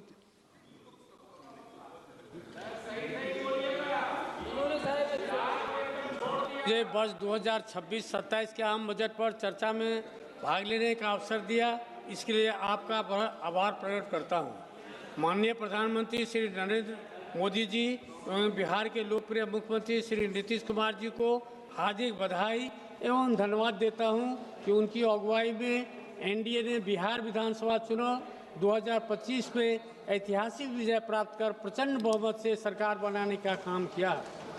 महोदय, समावेशी विकास का यह आम budget वाकई में राष्ट्रहित और जनहित के लिए अमृत एवं संजीवनी के रूप में कार्य करेगी। महोदय, भारत के यशस्वी प्रधानमंत्री आदरणीय श्री नरेंद्र मोदी जी के दूरदर्शी एवं प्रगतिशील आर्थिक नीतियां एवं योजनाओं जो समाज के अंतिम व्यक्ति के साथ सभी वर्गों को समानांतर एवं सार्थक लाभान्वित करती है। इसके लिए मैं आदरणीय प्रधानमंत्री जी का एवं माननीय वित्त मंत्री जी का हार्दिक आभार व्यक्त करता हूं। महोदय, यह बजट भारत के किसानों, युवाओं एवं महिलाओं तथा सभी वर्गों के उत्थान तथा विकास के लिए है, किंतु हमारे साथी को यह सब दिखाई नहीं पड़ता है। न जाने उन्हें यह क्यों नहीं दिखाई पड़ता है, उनके चश्मे में इस तरह दिखाई क्यों नहीं पड़ रहा है। महोदय, रोजगार, कौशल प्रशिक्षण और अन्य अवसरों की सुविधा उपलब्ध कराने के लिए माननीय प्रधानमंत्री जी की योजनाएं जो विकसित भारत बनाने में एक महत्वपूर्ण कदम है। महोदय, प्रधानमंत्री जी ने किसान भाइयों के लिए कृषि में उत्पादकता और अनुकूलनीयता को प्राथमिकता देते हुए परिवर्तनकारी राष्ट्रीय सहकारिता नीति जैसी योजनाओं को कार्यान्वित किया है।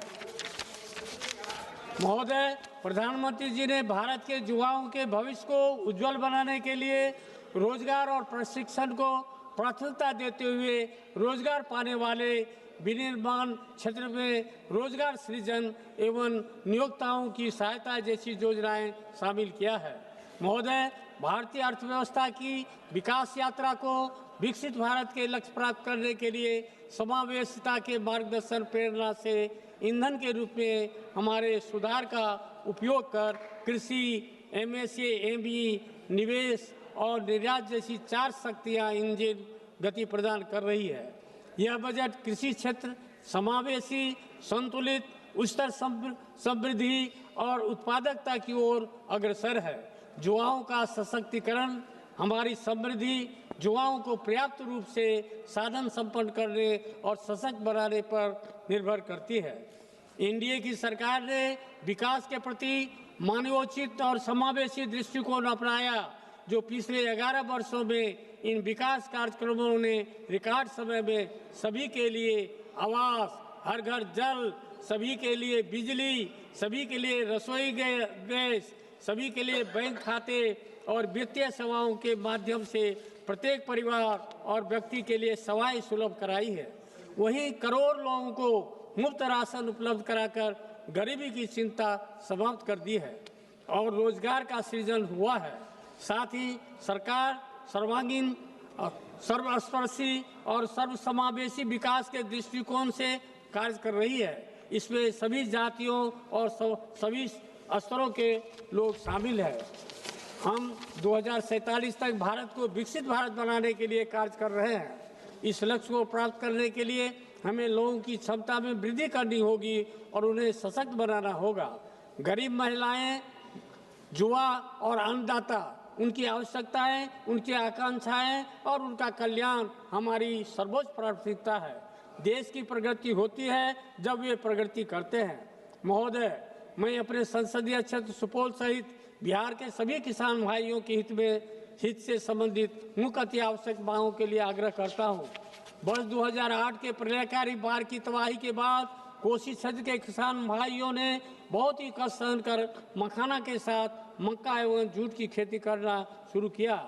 मैं माननीय प्रधानमंत्री जी का आभार व्यक्त करता हूं कि आपके द्वारा मखान बोर्ड की स्थापना की गई है।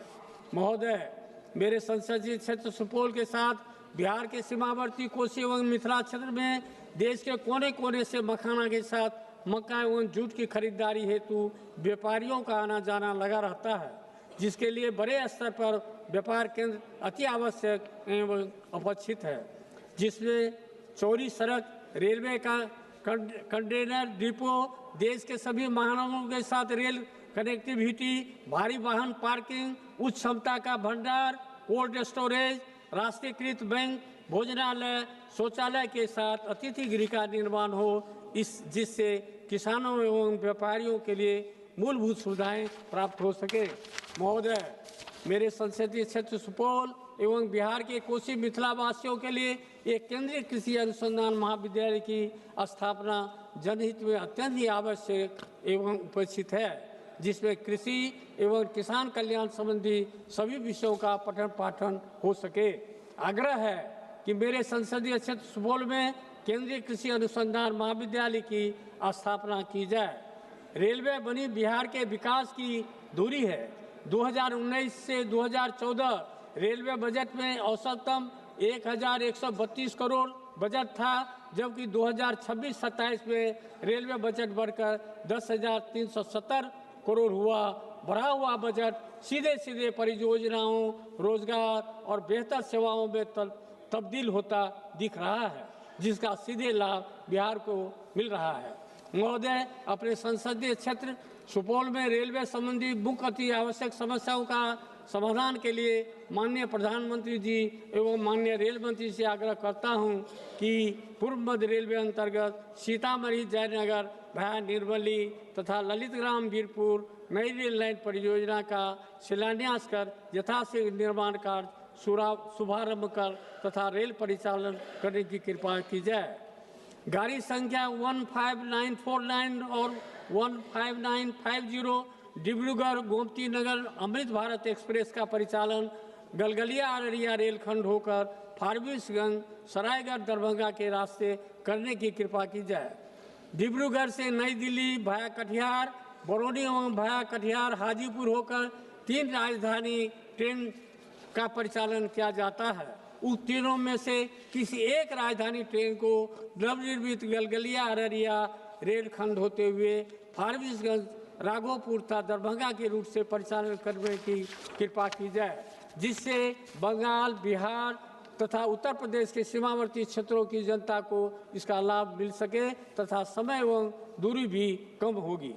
छात्रों, युवाओं, किसानों, व्यापारियों तथा शिक्षा, स्वास्थ्य, बाजार, कोर्ट कचहरी की सुविधा के लिए पूर्व मध्य रेलवे के त्रिवेणीगंज से पटना भाया सरायगढ़ दरभंगा होते एक मेल एक्सप्रेस ट्रेन का परिचालन रात्रि में दोनों तरफ से किया जाए। साथ ही सुपौल से सियालदह कलकत्ता के लिए एक नई ट्रेन चलाई जाए, जिसे क्षेत्र के व्यापारियों तथा उस क्षेत्र के सीमावर्ती क्षेत्र के जनता को इसका लाभ मिल सके।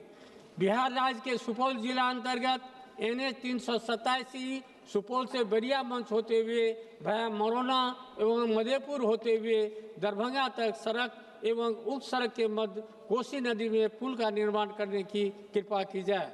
अध्यक्ष महोदय, विकसित भारत के निर्माण के लिए देश के गरीब, युवा, नारी शक्ति और किसान सशक्त होंगे। सरकार इसके प्रति वचनबद्ध है। इन्हीं शुभकामनाओं के साथ मैं 2026-27 के आम बजट का समर्थन करते हुए बिहार के समस्त जनता एवं जनता दल यूनाइटेड के तरफ से धन्यवाद एवं आभार प्रकट करता हूं। धन्यवाद। धन्यवाद। श्री बजरंग सोनेवानी जी। मुझे आपने बोलने का मौका दे दिया। मैं एनसीपी शरद पवार पार्टी से हूं। आदरणीय शरद पवार साहब से कृपा से मैं ये सभागृह में हूं। मुझे बहुत खेदजनक बात ये बजट पे बात करते टाइम पे बोलना है कि महाराष्ट्र के वित्त मंत्री जो डेप्यूटी सीएम थे, उनका निधन 14 दिन पहले हो गया। इस सभागृह में सदस्य थे। पहले मैं उनको भावपूर्ण श्रद्धांजलि अर्पण करता हूं। और माननीय अध्यक्ष जी, मैं सन 2026-27 या अर्थसंकल्पावर बोलण्याची संधी दिल्याबद्दल आपले मनपूर्वक आभारी आहे। महोदय, यावेळच्या अर्थसंकल्पामध्ये सरकारचा कोणता स्पष्ट दृष्टिकोन, ठोस धोरण किंवा देशवासियांसाठी काहीतरी करण्याची ठाम इच्छाशक्ती दिसून येत नाही। हा अर्थसंकल्प घाईघाईत कोणताही सखोल विचार न करता जमिनीवरील वास्तव्यानं समजून तयार करण्यात आलेला नाही। नेहमीप्रमाणे यालाही अर्थसंकल्प न म्हणता सरकारचा आणखी एक जुमला बजेट म्हणणे अधिक योग्य होईल। महोदय, मी या सभागृहापुढे काही महत्त्वाचे मुद्दे मांडू इच्छितो। मागील अर्थसंकल्पात मांडलेले मुद्दे यावेळेस केवळ रंगरंगटी करून नव्या स्वरूपात पुन्हा सादर करण्यात आलेले आहेत। महोदय, माननीय अर्थमंत्री महोदयांनी सुधार एक्सप्रेस या संकल्पनेची मोठ्या गाजावाजात घोषणा केली आणि सरकारने 350हून अधिक सुधारणा केल्याचे सांगितले। मात्र 350 सुधारणा नेमक्या कोणत्या याचा तपशील देण्यात आलेला नाही। जीएसटी सोडल्यास कोणताही ठोस सुधारणा झाली हे स्पष्ट होत नाही। जीएसटी सारखा विषय गोरगरिबांना लुटण्याचा विषय जीएसटी मध्ये होतो। जीएसटी मध्ये बरेच काही बदल केले, हे बदल सुद्धा चुकीच्या पद्धतीने आहेत असं माझं मत आहे। महोदय, जीएसटी बाबत सांगायचे झाले तर हा कर घाईघाईत रात्री 12 वाजता घंटानाद करत लागू करण्यात आला। विरोधकांनी वारंवार सूचित केले ही सर्व संबंधित चर्चा करून विचारपूर्वक हा कर लागू करावा, पण सरकारने कोणतीही सूचना मान्य केली नाही। आज सरकार स्वतःच्या चुकीच्या निर्णयामुळे निर्णय झालेल्या अडचणी दुरुस्त करण्याचा प्रयत्न सुधार एक्सप्रेस या नावाखाली करत आहे।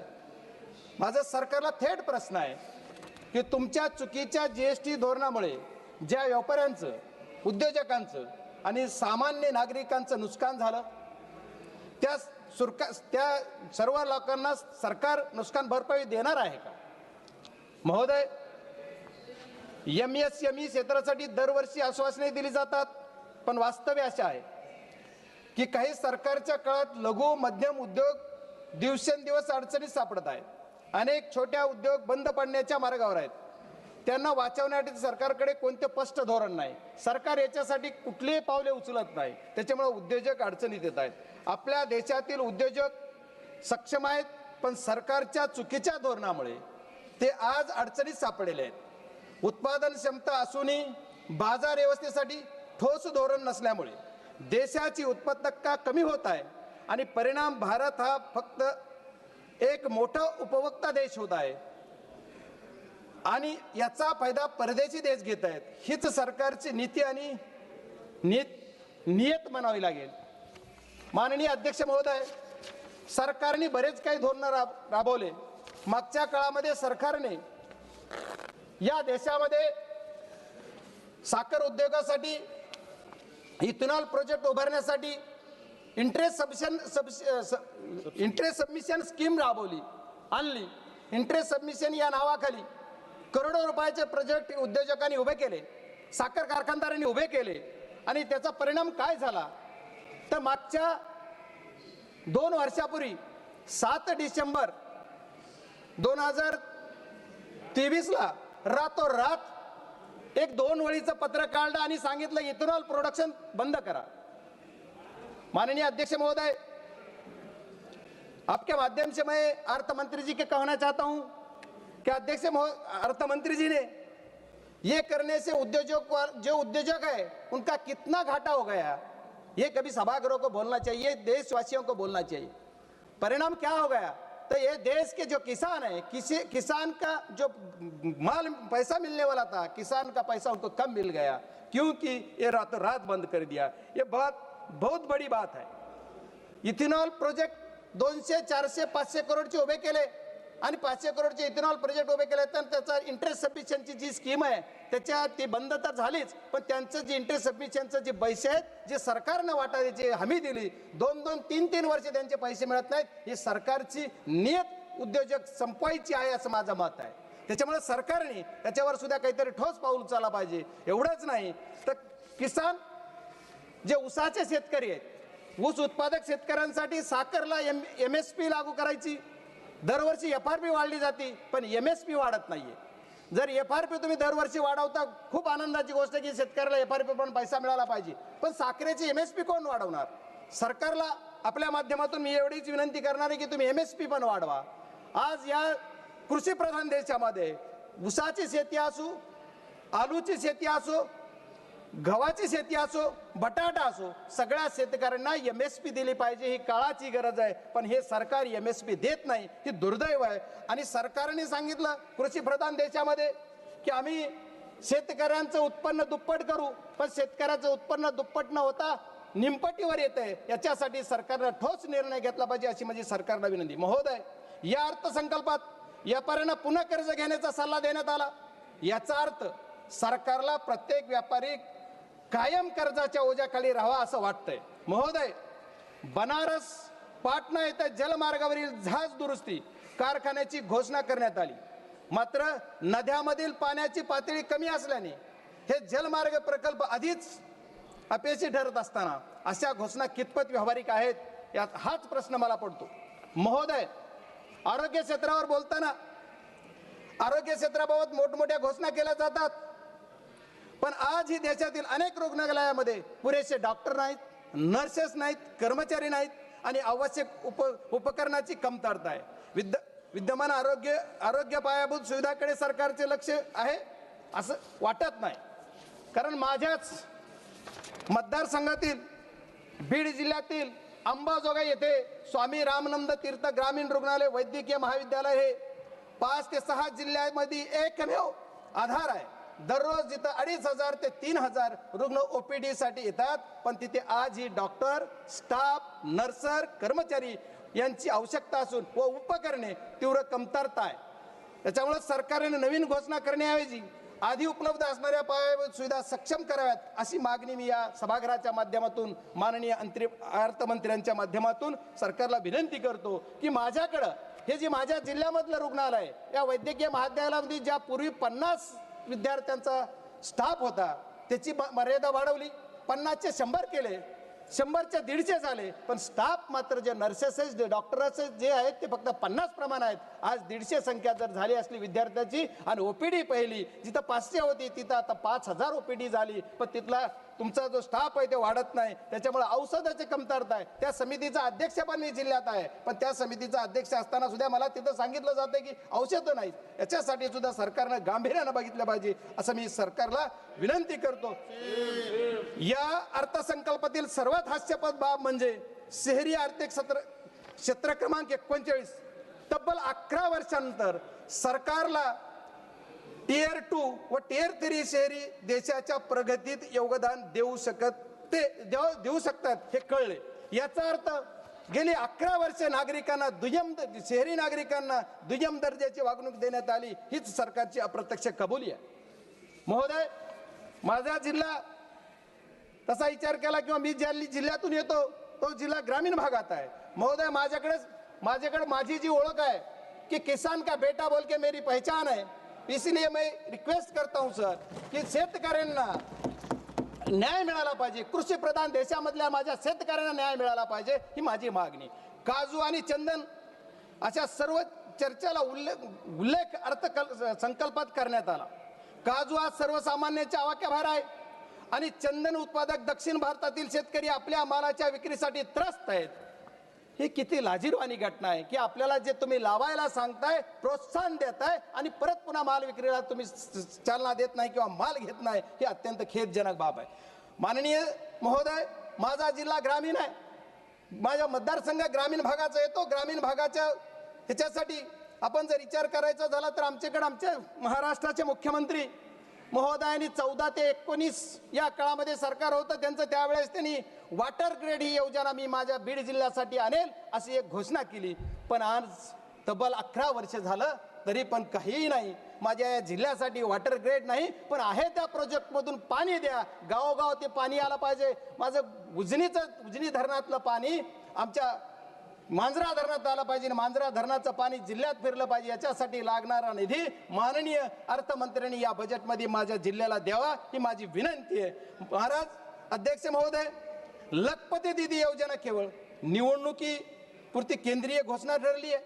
देशातील महिलांच्या सुरक्षेचा प्रश्न मात्र अजूनही त्यासाठी सरकारचं कोणतंही ठोस पाऊल नाहीये, कुठलं धोरण नाही. महिलांसाठी अन्याय, महिलांसाठी अत्याचार, दर दिवस रेप्स एवढे प्रकार घडतात. सरकार त्यांना कुठं ठोस असा निर्णय घेऊन त्यांना संरक्षण देत नाही. महोदय, एवढेच नाही तर सरकारच्या बऱ्याच योजना आहेत.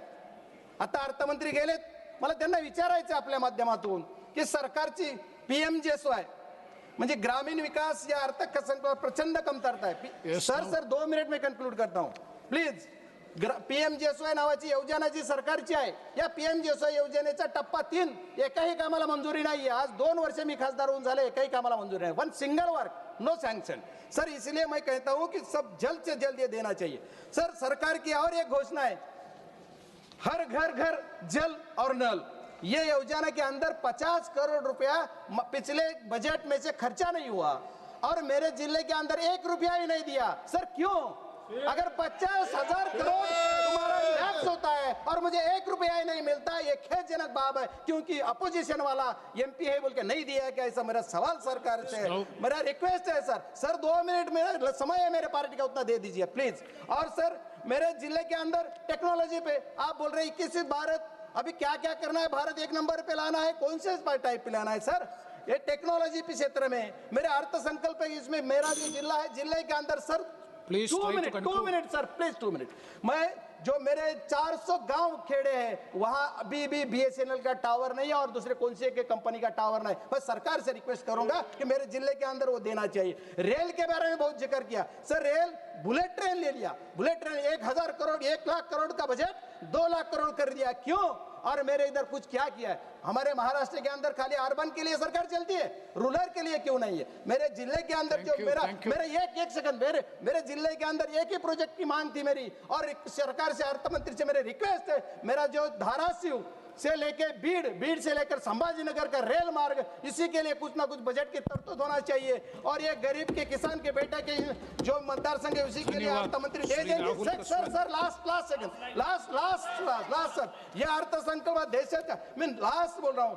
शेवटी एवढंच म्हणेन की या अर्थसंकल्पात देशातील जनतेला पूर्णपणे निराश करणारा आहे. जुन्या घोषणाचे मिश्रण करून घाईघाईत तयार करण्यात आलेला आहे. अर्थसंकल्प आम्हाला या गोष्टीतून काहीच मिळणार नाही. मी माझ्या सर एक लफ्ज खाली एक सरकार के लिए धन्यवाद अध्यक्ष महोदय. धन्यवाद अध्यक्ष महोदय. मैं आज आपका धन्यवाद देता हूं. आपने मुझे बजट पे बोलने का मौका दिया है. अध्यक्ष महोदय, तथ्यों के साथ खड़ा हुआ हूं, सुर्खियों के साथ नहीं. सरकार के अपने ऑडिट खाते, बजट, व्यक्तित्वों और संसदीय उत्तरकों के साथ जब इन्हें एक साथ पढ़ा जाता है तो एक पैटर्न साफ दिखता है कि घोषणाएं आगे दौड़ती हैं, नतीजे पीछे रह जाते हैं और जवाबदेही सदे हुए शब्दों की ओट में गायब हो जाती है. अध्यक्ष महोदय,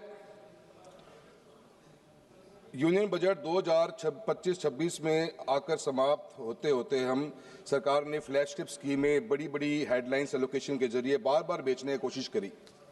पिछले कितने बजटों को चेक करेंगे तो हर बार कुछ न कुछ बजट में नया आता है, पर कोई कंपैरेटिव उसका कोई चार्ट नए पार्लियामेंट में कभी पेश हो पाता है कि क्या स्कीमें लॉन्च हुई और उनका आज पब्लिक एट लार्ज में फील्ड में उनका क्या इम्पैक्ट रहा है. लेकिन मैं आपको एक स्टार्टिंग शुरुआत करनी चाहूँगा पीएम पोषण स्कीम के साथ में. एक भारत सरकार की बेहतरीन प्रोग्राम ना अच्छा है, पोषण को हम इम्प्रूव करना चाहते हैं और अच्छा एक जिसका गवर्नमेंट ऑफ इंडिया के एक ऑफिशियल अगर आप डैशबोर्ड भी चेक करो तो 21-22 के अंदर इस प्रोजेक्ट के इस स्कीम के लिए जो बजट एस्टीमेट थे वो 11,500 करोड़ पे थे, जबकि एक्चुअल एक्सपेंडिचर 10,000 करोड़ के आसपास ही हुआ. फिर 23-24 में ये 11,600 करोड़ बढ़ा दिया गया, एक्चुअल एक्सपेंडिचर 8,400 करोड़ हुआ. 24-25 में 12,500 करोड़ कर दिया गया, एक्चुअल रिलीज 9,900 करोड़ हुआ. और 25-26 में बजट एस्टीमेट 12,500 करोड़ हुआ और एक्चुअल रिलीज 6,170 करोड़ पे हुआ. सर अध्यक्ष महोदय, मैं कहना चाहता हूं कि सरकार स्कीमों के साथ में जब बजट एस्टीमेट अनाउंस करती है, रिवाइज एस्टीमेट होते हैं मिड ऑफ द ईयर के अंदर, वहां आधा दम तोड़ जाता है और जब ये एक्चुअल में लागू होती हैं तो इनकी हालत और भी दयनीय हो जाती है. और ऐसा ये नहीं कि किसी एक स्कीम के साथ है, अनेकों स्कीम के साथ में है. आज की तारीख में भी जो हम डेटा देते हैं NFHSA का जो डेटा देखेंगे तो हमारी कितनी ही बच्चियां आज की तारीख में हम स्कूलों के अंदर आयरन जिंक की टैबलेट्स दे रहे हैं, एनेमिक बच्चियां हैं. और पीएम पोषण प्रोग्राम की रियलिटी ये है कि गवर्नमेंट ऑफ इंडिया से बजट भी पूरा अपना स्पेंड नहीं हो पा रहा. ऐसे ही आप देखेंगे अनेकों स्कीमें. अभी स्कूल शिक्षा के बारे में बात करते हैं, समग्र शिक्षा एक अभियान चला, उसके अंदर 31,000 करोड़ पे 21-22 में सैंक्शन किए गए, 30,000 भी खर्च नहीं हुए. 23-24 में 37,400 करोड़ सैंक्शन हुए और वो पैसा आज तक खर्च नहीं हुआ. हालत ये है कि राजस्थान के अंदर हाई कोर्ट के ऊपर एक अपना राजस्थान गवर्नमेंट ने अपना वक्तव्य दिया है कि राजस्थान गवर्नमेंट के अंदर 56% ऑफ स्कूल्स के जो रूम्स हैं वो जर्जर हालत में हैं, अनयूजेबल हैं और मेजर रिपेयर्स मांगते हैं. राजस्थान के अंदर एक स्कूल के अंदर बिल्डिंग गिरने से 7 बच्चों की मृत्यु हुई. गवर्नमेंट ऑफ राजस्थान ने आनन फानन के अंदर पूरे स्कूल के राजस्थान के स्कूल्स का डेटा कलेक्ट करवाया और डेटा कलेक्ट करने के बाद ये मालूम पड़ा कि स्कूल के अंदर 2,83,780 रूम तो ऐसे हैं जो जर्जर हालत में हैं और उनके पास में उनमें कमरों में बैठने की बच्चों की स्थिति नहीं है. और 2,19,000 ऐसे कमरे हैं जिनको मेजर रिपेयर वर्क्स चाहिए. और गवर्नमेंट और हाई कोर्ट ने साथ साथ में ये भी कहा और एक रिपोर्ट जो सामने आई कि गर्ल्स राजस्थान के स्कूलों में पानी कम इसलिए पीती हैं क्योंकि राजस्थान में वर्किंग टॉयलेट्स तक नहीं. और समग्र शिक्षा अभियान की हालत ये है कि उसके लिए बजट नहीं. मेरी कॉन्स्टिट्यूंसी अकेले में 1,600 से ऊपर कमरों की रिक्वायरमेंट्स है सर, पर गवर्नमेंट के पास में कहीं कोई पैसा नहीं. स्टेट सब्जेक्ट, सेंट्रल सब्जेक्ट के ऊपर बात घूमती रह जाती है. ऐसे कितने स्कूल हैं सर, चूरू लोकसभा क्षेत्र से आता हूँ, 50 डिग्री का टेम्परेचर टच करता है, आज भी बच्चे बाहर पेड़ के नीचे पढ़ने को मजबूर हैं. पर सरकार के पास में विकसित भारत के विजन के अंदर बच्चों के लिए कोई विजन नजर नहीं आता कि कैसे ये बच्चे पढ़ेंगे, कैसे ये बच्चों के स्कूल की प्रॉपर रूम्स मिलेंगी. ये हालत समग्र शिक्षा अभियान की है. अभी सरकार ने बहुत अच्छा एक नया अनाउंसमेंट किया है, हर बार अनाउंसमेंट होता है. अभी इस बार के बजट में AVGC कंटेंट क्रिएटर लैब्स खोली जाएंगी. Animated, visual effects, gaming and comics की लैब्स खोली जाएंगी। 15,000 लैब्स खोली जाएंगी, बड़ी अच्छी उम्मीद है। पर कहाँ से इनकी हम ट्रेनर्स कहाँ से लेके आएंगे, ट्रेनर्स को हम स्किलिंग कैसे देंगे, कैसे इनके इक्विपमेंट्स आएंगे, कौन रख रखाव करेगा। अटल टिंकरिंग लैब्स खुली, आज उनका असेसमेंट कहीं हमारे पास में नहीं है। अनाउंसमेंट के बाद में अनाउंसमेंट है, पर कहीं भी ये चीज़ समझ में नहीं आता कि कैसे स्कूली शिक्षा के अंदर आगे बढ़े। सर, राजस्थान के अंदर हालत तो ये है कि आज की तारीख में मेरी कॉन्स्टिट्यूंसी में 83% स्कूल्स में हम बच्चों को आर्ट्स पढ़ा रहे हैं। मात्र 17% ऑफ स्कूल्स, गवर्नमेंट स्कूल्स में सिर्फ साइंस और कॉमर्स है। उन 17% स्कूलों में से 53% स्कूलों के पास में कोई वर्किंग लेबोरेटरीज नहीं है। कौन सा बच्चा, डिजिटल एज की हम बात करते हैं, हम एआई टेक्नोलॉजी की बात कर रहे हैं, कैसे बच्चे तैयार होंगे। शिक्षा के प्रति सरकार की इतनी जबरदस्त उदासीनता है जिसके बारे में जितना बोला जाए उतना कम। जवाहरलाल नेहरू जी ने इस देश के अंदर 1960s में एक स्कूल का कॉन्सेप्ट क्रिएट किया, केंद्रीय विद्यालय, नवोदय विद्यालय। इनकी सक्सेस रेट आज भी 95-97% से ऊपर जाती है। पर इस सरकार की उदासीनता के कारण आप देखो कि पिछले अभी ऑफिशियल डेटा के अनुसार केंद्रीय विद्यालय में और नवोदय विद्यालय में 12,000 से अधिक टेक्निकल पोस्ट वैकेंट पड़ी हुई हैं। बच्चों के एडमिशन्स घटते जा रहे हैं। जहां 1,95,000 20-21 के अंदर बच्चे केवी में एडमिशन लेके बैठे हुए थे, आज वो फिगर घटते घटते हमारा 1,39,000 के ऊपर आ गया है। यही हालत हमारे नवोदय स्कूल्स की है। मेरा प्रधानमंत्री कौशल विकास योजना के बारे में बात करी, उनकी स्थिति क्या है? बिल्कुल खत्म होने की पोजीशन के ऊपर सेंटर्स आगे हैं। सिर्फ और सिर्फ न तो कोई एक डेटा के अनुसार 41% बच्चों को, ट्रेन बच्चों को गवर्नमेंट प्लेसमेंट दिला पाई, और प्लेसमेंट होने के बाद में इन बच्चों के साथ में आज की तारीख में सिर्फ ये सर्टिफिकेट डिस्ट्रीब्यूशन का एक प्रोग्राम रह गया है। अनेकों ऐसी समस्या। अभी पीएम इंटर्नशिप की बात कर लीजिए, पिछली बार बहुत हा हुल्ला के साथ में स्कीम लॉन्च करी गई और 10,831 करोड़ रुपए का बजट भी सैंक्शन किया गया। पर रिवाइज एस्टीमेट देखिए 526 करोड़, 10,000 की अनाउंसमेंट के बाद में 526 करोड़ रुपए का ही बजट सैंक्शन हुआ, और इस साल 4788 करोड़ रुपए की बात करी गई है। यही हालत एआई मिशन की है। 2000 का budget estimate, 800 crore revise estimate, इस बार फिर 1000 करोड़। तो शिक्षा के प्रति सरकार की उदासीनता। और मैं ये मानता हूं कि मैं सरकार से निवेदन भी करना चाहूँगा, वित्त मंत्री महोदय बैठी हुई हैं, मैम, स्कूल एजुकेशन में हमारे कॉन्स्टिट्यूंसीज राजस्थान जैसे में बहुत समय बाद में एनरोलमेंट्स बहुत बड़े हैं, but we are lacking basic infrastructure, and the basic infrastructure needed to be funded by someone. मैं पार्लियामेंट्री अपनी कॉन्स्टिट्यूंसी में घूम रहा हूं तो एक ही डिमांड है स्कूल में रूम्स की। रूम्स लाए कहां से? 1800 रूम्स की रिक्वायरमेंट मेरी कॉन्स्टिट्यूंसी में है, पर there is no way out. State के पास पैसा नहीं, सेंटर पे आते तो स्कीम नहीं। कुछ अलॉटमेंट्स होती हैं, I can't deny that, but the allotment has to be increase to a substantial number where the students can at least sit in the class. That is my point to you, I would like to address for the education. किसके बारे में? Sir वहां पे भी नहीं बोलने दे रहे थे, यहाँ पे भी नहीं बोलने दे रहे हो, कहीं तो बोलने दो। सर, जल जीवन मिशन के बारे में बात चली है। 67,000 करोड़ रुपए का प्रस्ताव बजट एस्टीमेट में था हमारे BE 25-26 के अंदर। रिवाइज एस्टीमेट 17,000 करोड़ रुपए को। इसका मतलब 50,000 करोड़ रुपए का हम जो बजट खर्च ही नहीं कर पाए, या बजट को हमने चेंज करने की कोशिश करी। हालत राजस्थान की यह है कि राजस्थान के अंदर आज भी पीने की पानी की व्यवस्था नहीं। आज मेरी कॉन्स्टिट्यूएंसी के अंदर भी, या राजस्थान में ऐसे कितने ही टेंडर्स हैं जो जल जीवन मिशन के ओपन तक नहीं हो पाए हैं। आज की तारीख में अवार्ड हुए वे वर्क 2021 के अंदर, और उनका डेविएशन आ गया 500 करोड़ के प्रोजेक्ट में 70 करोड़ रुपए का डेविएशन आ गया, और उस डेविएशन के अंदर आज सरकार के पास 2 साल से फाइल पड़ी हुई है, पर सरकार के पास 70 करोड़ रुपए नहीं है। अभी किसान हमारे रतनपुरा के धरने पे बैठे हुए थे, और उनको पीने के पानी की सरकार के पास में कोई सिस्टम नहीं। जल जीवन मिशन को बंद करने का काम कर दिया गया है। कहीं सरकार हाथ पे हाथ रख के बैठ गई है, पानी के लिए पैसा देने के पास सरकार के पास कोई विजन नहीं। और ऐसे प्रोजेक्ट्स हैं जहां पे अभी तक उन प्रोजेक्ट्स को सैंक्शनिंग करने के लिए फाइल 2 साल से ऑफिसर्स के पास पड़ी है।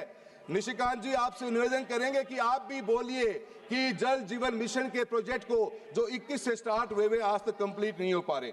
मैं सरकार से प्रधानमंत्री ग्रामीण सड़क योजना की बात करता हूं। 19,000 करोड़ रुपए का सैंक्शन की थी, 11,000 रुपए बजट एस्टीमेट को रिवाइज करके रिवाइज एस्टीमेट में 11,000 करोड़ रुपए लेके आ गए। आज भी प्रधानमंत्री ग्रामीण सड़क योजना का जो फोर्थ फेज चल रहा है, उसमें सिर्फ बचे हुए गांवों की रिक्वायरमेंट नहीं रही है मंत्री महोदय। गांव की रिक्वायरमेंट ये रहेगी कि आज पंचायतें इतनी बन गई कि पंचायत से गांव जुड़े कैसे। राजस्थान के अंदर गांवों की, हिंदुस्तान में भी मैं मानता हूं कि एक गांव से दूसरे गांव, एटलीस्ट अपने गांव से पंचायत हेडक्वार्टर तक जोड़ने का भी प्रावधान होना चाहिए। और जो एग्जिस्टिंग रोड्स पहले बनी हुई थी, जो फेज 3 में थी, जहां पे आप रोड का चौड़ाईकरण कर रहे थे, उन रोड्स को भी शामिल करने की बात करिए। मैं मनरेगा के बारे में बात करूंगा। मनरेगा के अंदर आपने ये बात कही है कि 40% शेयर वीबीजी रामजी बिल के अंदर 40% शेयर स्टेट गवर्नमेंट देगी। अध्यक्ष महोदय, राजस्थान की सरकार ने पिछले साल 4800 करोड़ रुपए नरेगा में खर्च करे। राजस्थान गवर्नमेंट अपने basic day to day expenditure के लिए भी लोन लेना पड़ता है। क्या राजस्थान की सरकार 2000 करोड़ रुपए अपनी जेब से दे पाएगी? मनरेगा की शुरुआत, खात्मे की शुरुआत हुई है इस नए बिल के साथ में। जो एक आखिरी व्यक्ति गांव में बैठा हुआ था, उसको पीने की, उसको जो काम, उसको रोजगार मिलता था, उस रोजगार को छीनने का काम सरकार करने जा रही है। मैं जल जीवन मिशन के साथ में सिंचाई के पानी की बात करता हूं। आज की तारीख में भी एक हाल ही में जो रिपोर्ट नहीं आई है, एनवायरमेंट एंड वाटर की एक इंडिपेंडेंट स्टडी के अनुसार इंडिया की treated water, waste water rescue capacity अभी बहुत कम है और सिर्फ 10 स्टेट्स के पास फॉर्मल रीयूज पॉलिसी है, जबकि ट्रीटेड वेस्ट वाटर 2050 तक दिल्ली के क्षेत्रफल के 26 गुना के बराबर की क्षेत्र की सिंचाई कर सकता है और वास्तविक आर्थिक मूल्य पैदा कर सकता है। फिर भी इस सदन का कोई नेशनल प्लान नहीं दिखाई गया, न टाइमलाइन, न बजट, न टारगेट्स, ताकि वेस्ट वाटर को भी कैसे रीयूज किया जाए, वाटर स्कैरिसिटी को केंद्रीय स्तंभ बनाया जा सके। क्यों नहीं हम वेस्ट वाटर जो सचमुच बहकर बर्बाद हो रहा है का उपयोग करें? क्यों नहीं कर सकते, जबकि वह खेतों की सिंचाई कर सकता है? Rahul ji, I was allotted 10 minutes, sir. Only 3 minutes, sir. Already 11 minutes over. Sir, another 2 minutes, sir. Sir, मेरा सरकार से ये कहना है, हम ईस्टर्न, हमारा जो पानी है, जो आज की तारीख में हरीके बराज से हमारी तीनों नदियों का पानी इंटरनेशनल बॉर्डर क्रॉस करता है, 2 MAF पानी, जिसकी कैपेसिटी 10 से 15 लाख हेक्टेयर जमीन को सिंचित करने की है, उसके ऊपर सरकार की कोई अनाउंसमेंट नहीं है। इरिगेशन के अंदर, इरिगेशन के ऊपर अनाउंसमेंट होती, हम एक तरफ 50 लाख टन दलहन और तिलहन विदेशों से इंपोर्ट कर रहे हैं और एक तरफ हमने इरिगेशन के लिए कोई भी बजट सैंक्शन नहीं किया है। मेरी सरकार से गुजारिश है कि राजस्थान, नॉर्थ वेस्ट राजस्थान, जहां पे हमारा नागौर, चूरू, झुंझुनू और बाड़मेर, बीकानेर से क्षेत्र, जहां पे इतना बड़ा लैंड मास पड़ा हुआ है, अगर इरिगेशन की फैसिलिटी मिलेगी तो उनके बहुत बड़ा उसका फायदा मिलेगा और इरिगेशन के ऊपर गवर्नमेंट का फोकस करना। सर लास्ट 2 पॉइंट करना चाहूंगा सर। सर 2 मिनट सर, मैं वहीं से आ रहा हूं सर जहां से आप बोल रहे हो। राष्ट्रीय राजमार्गों की बात करूंगा सर, नेशनल हाईवे के अंदर हर साल बजट बढ़ रहा है, पर सर हम हमारे स्टेट्स जो हाईवेज हैं उनकी ओवर कैपेसिटी हमारी यूटिलाइजेशन हो रही है, स्ट्रेस बढ़ता जा रहा है। सर डिजाइन जो हाईवे की, सर एक एग्जांपल देता हूं, जयपुर से लेकर किशनगढ़ का हाईवे राजस्थान के अंदर है सर, 50,000 PCU के लिए डिजाइन हाईवे आज 1,26,000 PCU पे वो कर रहा है। आए दिन एक्सीडेंट होते हैं, अभी पिछली बार ये इलीगल कट्स पे एक्सीडेंट होने पर 100 से ऊपर लोगों की जान गई। सर सरकार के पास में नए हाईवेज के लिए कोई प्लान नजर नहीं आ रहा। राजस्थान को सर इस बजट में राजस्थान का नाम तक भी नहीं लिया गया। सर रेलवेज के लिए कहना चाहूंगा, न्यू रेलवे लाइंस के लिए बजट एस्टिमेट 32,000 करोड़ रुपए का था, 30,000 करोड़ खर्च करे। सर मेरी लोकसभा कॉन्स्टिट्यूएंसी चूरू के अंदर सर सीकर से नोखा, खाटू श्याम जी से करनी माता वाया मुकाम नोखा बिदासर होते हुए सरदार शहर से नौहर, सरदार शहर से मांगड़ और सादुलपुर तारानगर गजसिंहपुर की रेलवे की लाइन की डिमांड बहुत ज्यादा है। मैम हर बार जब हम सर्वे करवाते हैं ROI नेगेटिव आती है। राजस्थान में फ्रेट नहीं है, so there has to be some viability gap funding kind of stuff. Rahul ji, next speaker Shrimati दी। मैं आखिर में sir last sentence sir please sir, आपने बिल्कुल बोलने नहीं दिया सर। बोल दे भाई, अब आप बोलिए ना सर। ये सर निशिकांत जी हमेशा डिस्टर्ब करते हैं सर, सभी को करते हैं, आप मुझे भी कर रहे हैं सर। डॉक्टर साहब बैठिए, डॉक्टर साहब बैठिए। सर वादों की दुकान सस्ती रही हर साल, पर गरीब की थाली रही खाली की खाली। कागज पर चमकते हजार, कागज पर सपने चमकते हजार, जमीन पर मगर सिसकता परिवार। पिछले बजट के हिसाब नहीं और इस बजट पर विश्वास नहीं। राजस्थान का हिस्सा नहीं तो विकसित भारत सिर्फ एक नारा है और एक नारा ही रहेगा। धन्यवाद। Madam ji, Purandeswari ji. Very good. Thank you, Chair, for giving me the opportunity to participate in this very important discussion on the budget that was presented by the Honorable Finance Minister, Srimati Nirmala Sitharamanji. Sir, I would first like to begin by congratulating her on her 9th consecutive budget that she had presented in the Parliament. Sir, the budget gives us a clear message about India's long-term priorities, and it also emphatically states, sir, where India intends to position herself in the unfurling global economic scenario. Sir, it also clearly states that the budget intends to balance growth and macro stability. So the challenge before the Honorable Finance Minister, as she was charting out the budget, was that she had to ensure momentum alongside building resilience. Sir, we had a growth of around a GDP of around 7%, inflation being low, and a fiscal deficit in the right direction. This was the momentum that was there in the country, sir, but we needed to build our resilience against the global trade, which was in a flux. Sir, the fiscal deficit of 4.3%, which is marginally lower than the 4.4%, only emphasizes that the focus of the finance minister has been on continuity rather than ambition. So since the pandemic, the slow rate of fiscal deficit reduction, sir, it only highlights that the focus has been on stability rather than dramatic consolidation.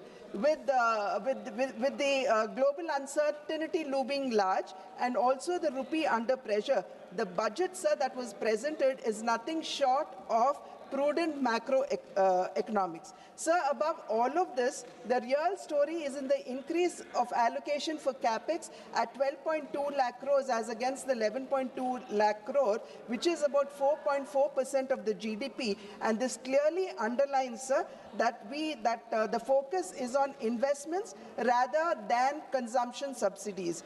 This is what we would call fiscal prudence over populism. Sir, the EU trade or the European Union Free Trade Agreement would most probably come into operation by 2027, and we also have the US tariff uncertainties looming large. Sir, under these circumstances, we need to build our domestic capacities to protect our country from from supply chain disruptions. Sir, against this backdrop, the industrial strategy that has been spelled out in the budget, sir, reveals a resolve to move up the value chain. It could be the 10,000 crore allocation for the Biopharma Shakti initiative, or the 40,000 crore allocation for the electronic component manufacturing, or this India's semiconductor mission 2.0, they together emphasize, sir, that India would want to become Atmanirbhar or self-reliant in these strategic sectors on which India was until now import dependent.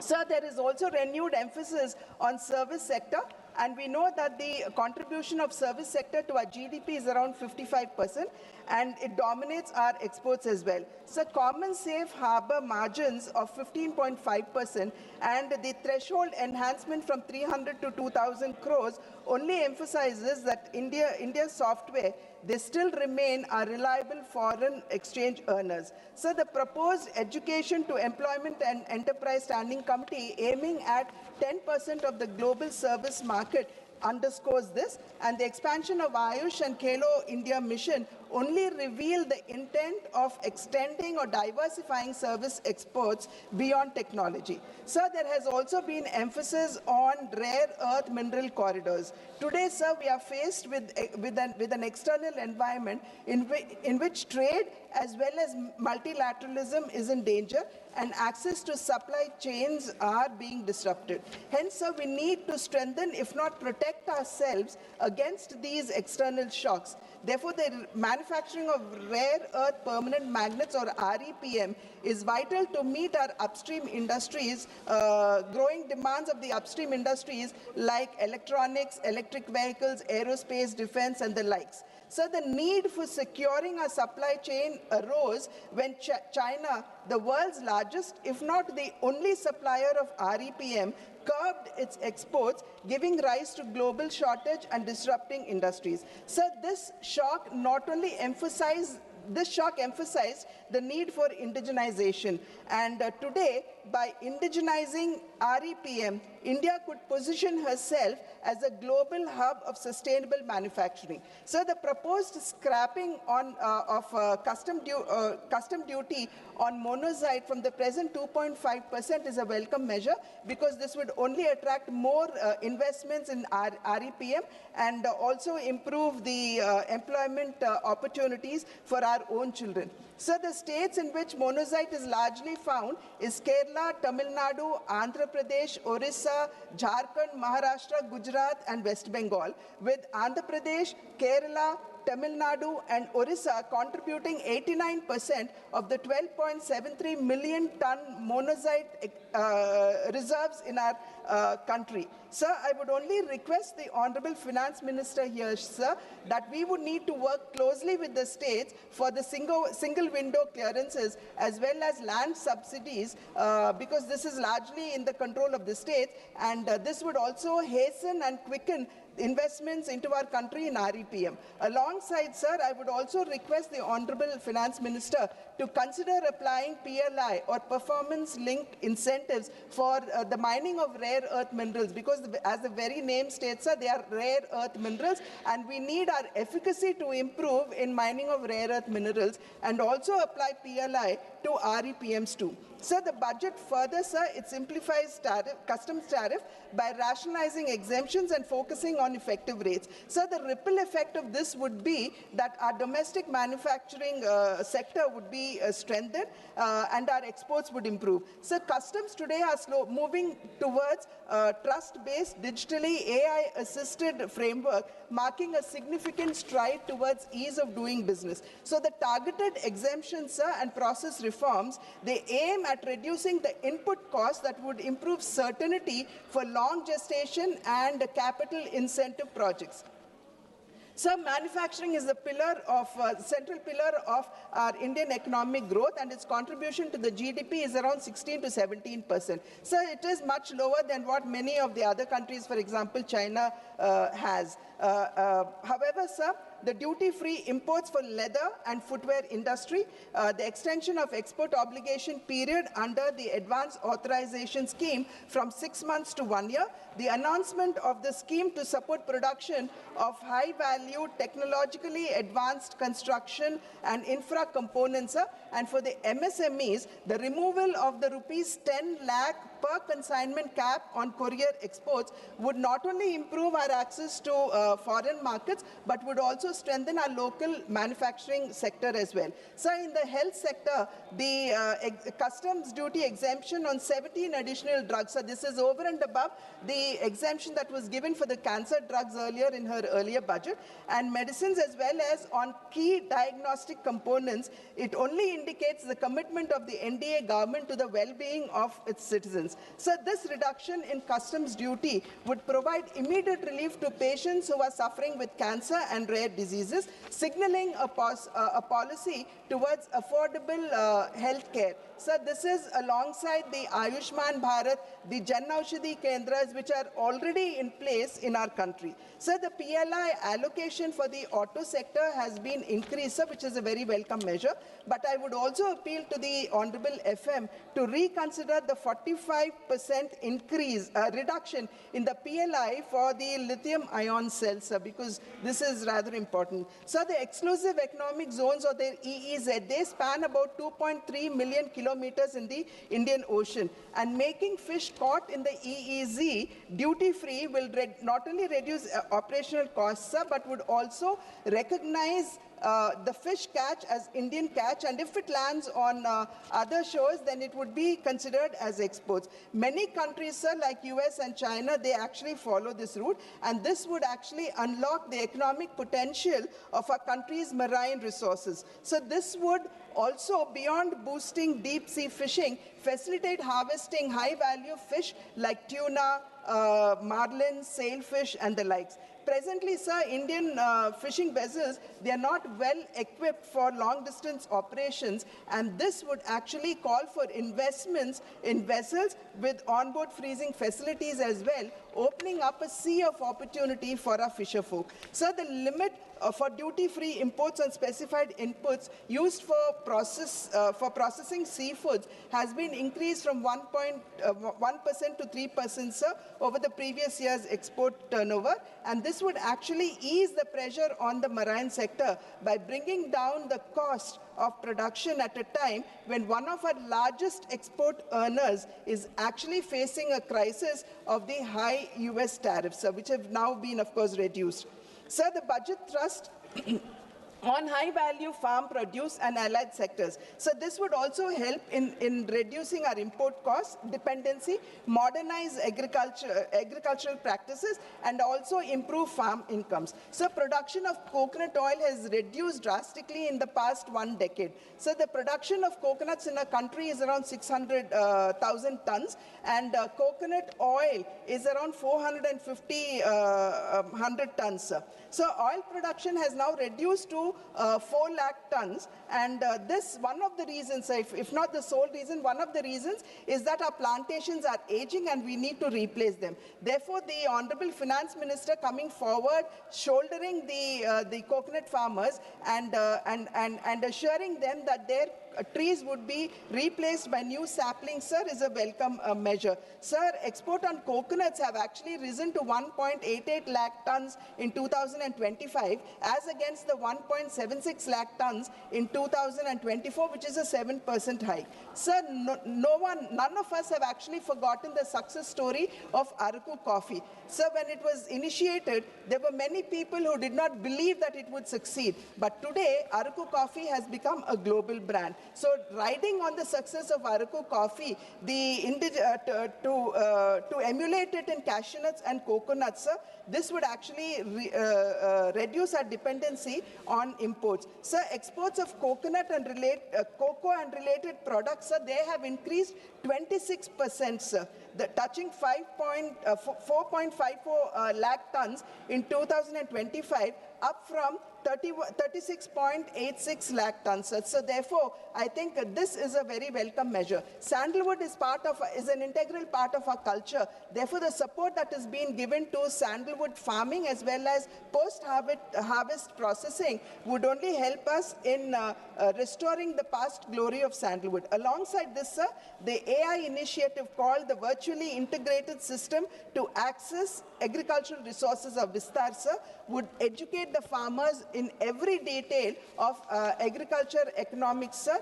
And this is very important for us because 80% of our farmers are small and marginal farmers who have land holdings which are less than 5 acres, sir. Therefore, this technical assistance would help farmers in innovative practices, thereby enhancing their incomes. Sir, India's 7.4 million MSMEs, they would stand to benefit from the 10,000 crore SME growth fund that has been allocated. This is over and above the 2,000 crore self-reliant India fund that has already been allocated, sir. And this provides access to risk capital for MSMEs. Sir, MSMEs largely supply to PSUs and other large houses, but payments are quite often delayed, which leads to financial crunch and thereby the ill health of the MSME. Therefore, TREDs are being made mandatory, where the invoice has to be settled via the platform with no excuses, sir, is a big help for the MSMEs. The chronic problem that MSMEs face, sir, which even our economic survey has emphasized, is that their lack of accessibility to capital. Therefore, these initiatives, sir, would surely enhance the proximity to capital for the MSMEs, who are one of the largest employment generators after agriculture. So, urbanization is happening at a great speed, and the focus on Tier 2 and Tier 3 and temple cities, sir, is a welcome measure, because it is here the infrastructure would definitely be upgraded and modernized, making life for migrants who actually come into these cities much better, safer, and they would not have to live in deplorable conditions as they are doing now. So today, recognizing cities and towns as growth hubs is the need of the hour. Therefore, I would surely like to welcome this measure. Sir, having said that, a nation's progress, sir, is impossible without the empowerment of its women. Building on the success of Lakpati Didi, the most important initiative that has been, sir, just 5 minutes, sir, that has been introduced in the budget is the establishment of the self-help entrepreneur marts or the she marts, sir, which will provide women entrepreneurs direct market access and business opportunities. In addition, sir, credit-linked support for women-led fisheries and aquaculture enterprises encourages economic independence in coastal and rural regions. So these initiatives are designed to convert small-scale participation into scalable enterprise. Another landmark initiative, sir, in this budget is the establishment of one hostel for girls in every district, especially near the STEM institutions. So this step ensures that talented young women from rural and semi-urban areas would not have to discontinue education for lack of accommodation barriers. So these initiatives collectively strengthen financial inclusion, education access, and entrepreneurial growth for women, converting empowerment into leadership. Beyond economic and educational support, sir, the budget also gives a strong social message that women are partners in nation building and not mere beneficiaries of welfare. Therefore, it is no longer women's development, sir, but it is now, the new story is women-led development. Sir, having said that, I would only like to conclude by saying that the budget has been crafted and presented amidst unique circumstances in an increasingly turbulent world. In such circumstances, sir, this budget is a coherent framework that laid emphasis on financial prudence, infrastructure-led growth, and human development, preparing India for the Viksit Bharat of 2047 in a volatile and an unpredictable world. Thank you, sir. Thank you very much. You didn't take 5 minutes further. Next speaker, Sri Y.S. Avinash Reddy ji. Sir, thank you, sir. Sir, I congratulate Honorable Finance Minister for presenting the budget 9th consecutive time, sir. Sir, and we appreciate the central government for enhancing the capex budget for the year 2026-27 to 12,21,821 crores, sir. 11.5% higher allocation than the revised budget for the current financial year 2025-26, sir. Sir, coming to the allocations for our state, Andhra Pradesh, sir, we all know that Polavaram is a national project with 194 TMC storage capacity, 45.72 meters height, and an estimated cost of 55,000 crores, sir, which has to be spent by way of 100% central grants, sir. Sir, in the 2026-27 budget, an amount of 3,320 crores is allocated. There is a specific mention in the budget presentation that the revised cost of project is 30,436 crores for completion up to MDDL of 41.15 meters, and the balance central grant for the project is limited to 12,157 crores. Sir, at 41.15 meters, only 75 TMC of water can be stored. The objectives envisaged cannot be achieved if the project is restricted only to 41.15 meters height with only 75 TMC storage, sir. Sir, we on behalf of ISRCP bring to the notice of Government of India that this national project should be constructed up to 45.72 meters height, 194 storage capacity, 194 TMC storage capacity with an estimated and sanctioned amount of 55,000 crores, sir. Any change, any reduction to the sanctioned amount will severely affect the interests of crores of farmers across the state, sir. And we also request the Government of India to revisit and issue environmental clearance to Rayalaseema lift irrigation scheme. Earlier in March 2025, it was rejected. EC was rejected due to lack of persuasion by the present state government, sir. Sir, I seek to draw your attention regarding the borrowings of our state, Andhra Pradesh, sir. During 2019 to 2024, YSRCP tenure, considering all forms of liabilities, an amount of 3,32,000 crores was borrowed, sir. Whereas in the present tenure, in a span of just 20 months, an amount of 3,20,000 crores is contracted for borrowing so far, sir. Sir, generally all kinds of borrowing put together should not exceed 3.5% of state's GDP, sir. For instance, during 2014 to 19, the then state government borrowed 17,000 crores beyond their limit, and this excess borrowing was deducted from the borrowing limit of the next government during 2019 to 2024, sir. Sir, if the present pace of borrowing is continued, just like the President stated above, the borrowing limits of the next government will be deducted due to the present government's over-excess borrowings, sir. The next government will not be in a position to pay even salaries and pensions if this abnormal pace of borrowings is permitted. Sir, our state government is raising off-budget borrowings, sir. In May 2025, an amount of 9,000 crores was borrowed by way of APMDC NCD issuances. The worst part here is private lender was given direct access to draw his servicing amount from the Consolidated Fund of Andhra Pradesh, sir, which is highly unconstitutional and unprecedented, sir. Sir, in December 2025, 5,750 crores was borrowed by way of APSBCL bonds. Sir, and recently, State Cabinet cleared a borrowing of additional 11,850 crores by way of APSBCL NCD issuances, sir. Sir, during financial year 2022 and 23, when the previous government tried for similar off-budget borrowing through APSBCL NCD issuances, the central government objected such borrowings, and the Ministry of Finance, it has issued circular, sir. Ministry of Finance has issued circular, wrote a letter to the Special CS of Andhra Pradesh Finance Department dated 27th March 2023 and stopped the state from taking such an off-budget borrowing. Sir, this kind of off-budget borrowings will have long-lasting ramifications. The next governments will have to pay their entire budget amount for repaying the interest, duly sacrificing salaries and pensions for employees and welfare schemes for the poor people. I request the Honorable FM to give clarity on this issue during her reply, sir. Sir, as I mentioned above, our state in a span of just 20 months borrowed 3,20,000 crores, but it could not allocate mere 5,000 crores for completing the 10 medical colleges out of the 17 new medical colleges taken up during the tenure of Sri Y.S. Jagannath Reddy Garu. Sir, bids are called for privatization the government medical colleges and hospitals, which will directly impact the poor, as they will not be in a position to afford costly treatment in these privatized hospitals, sir.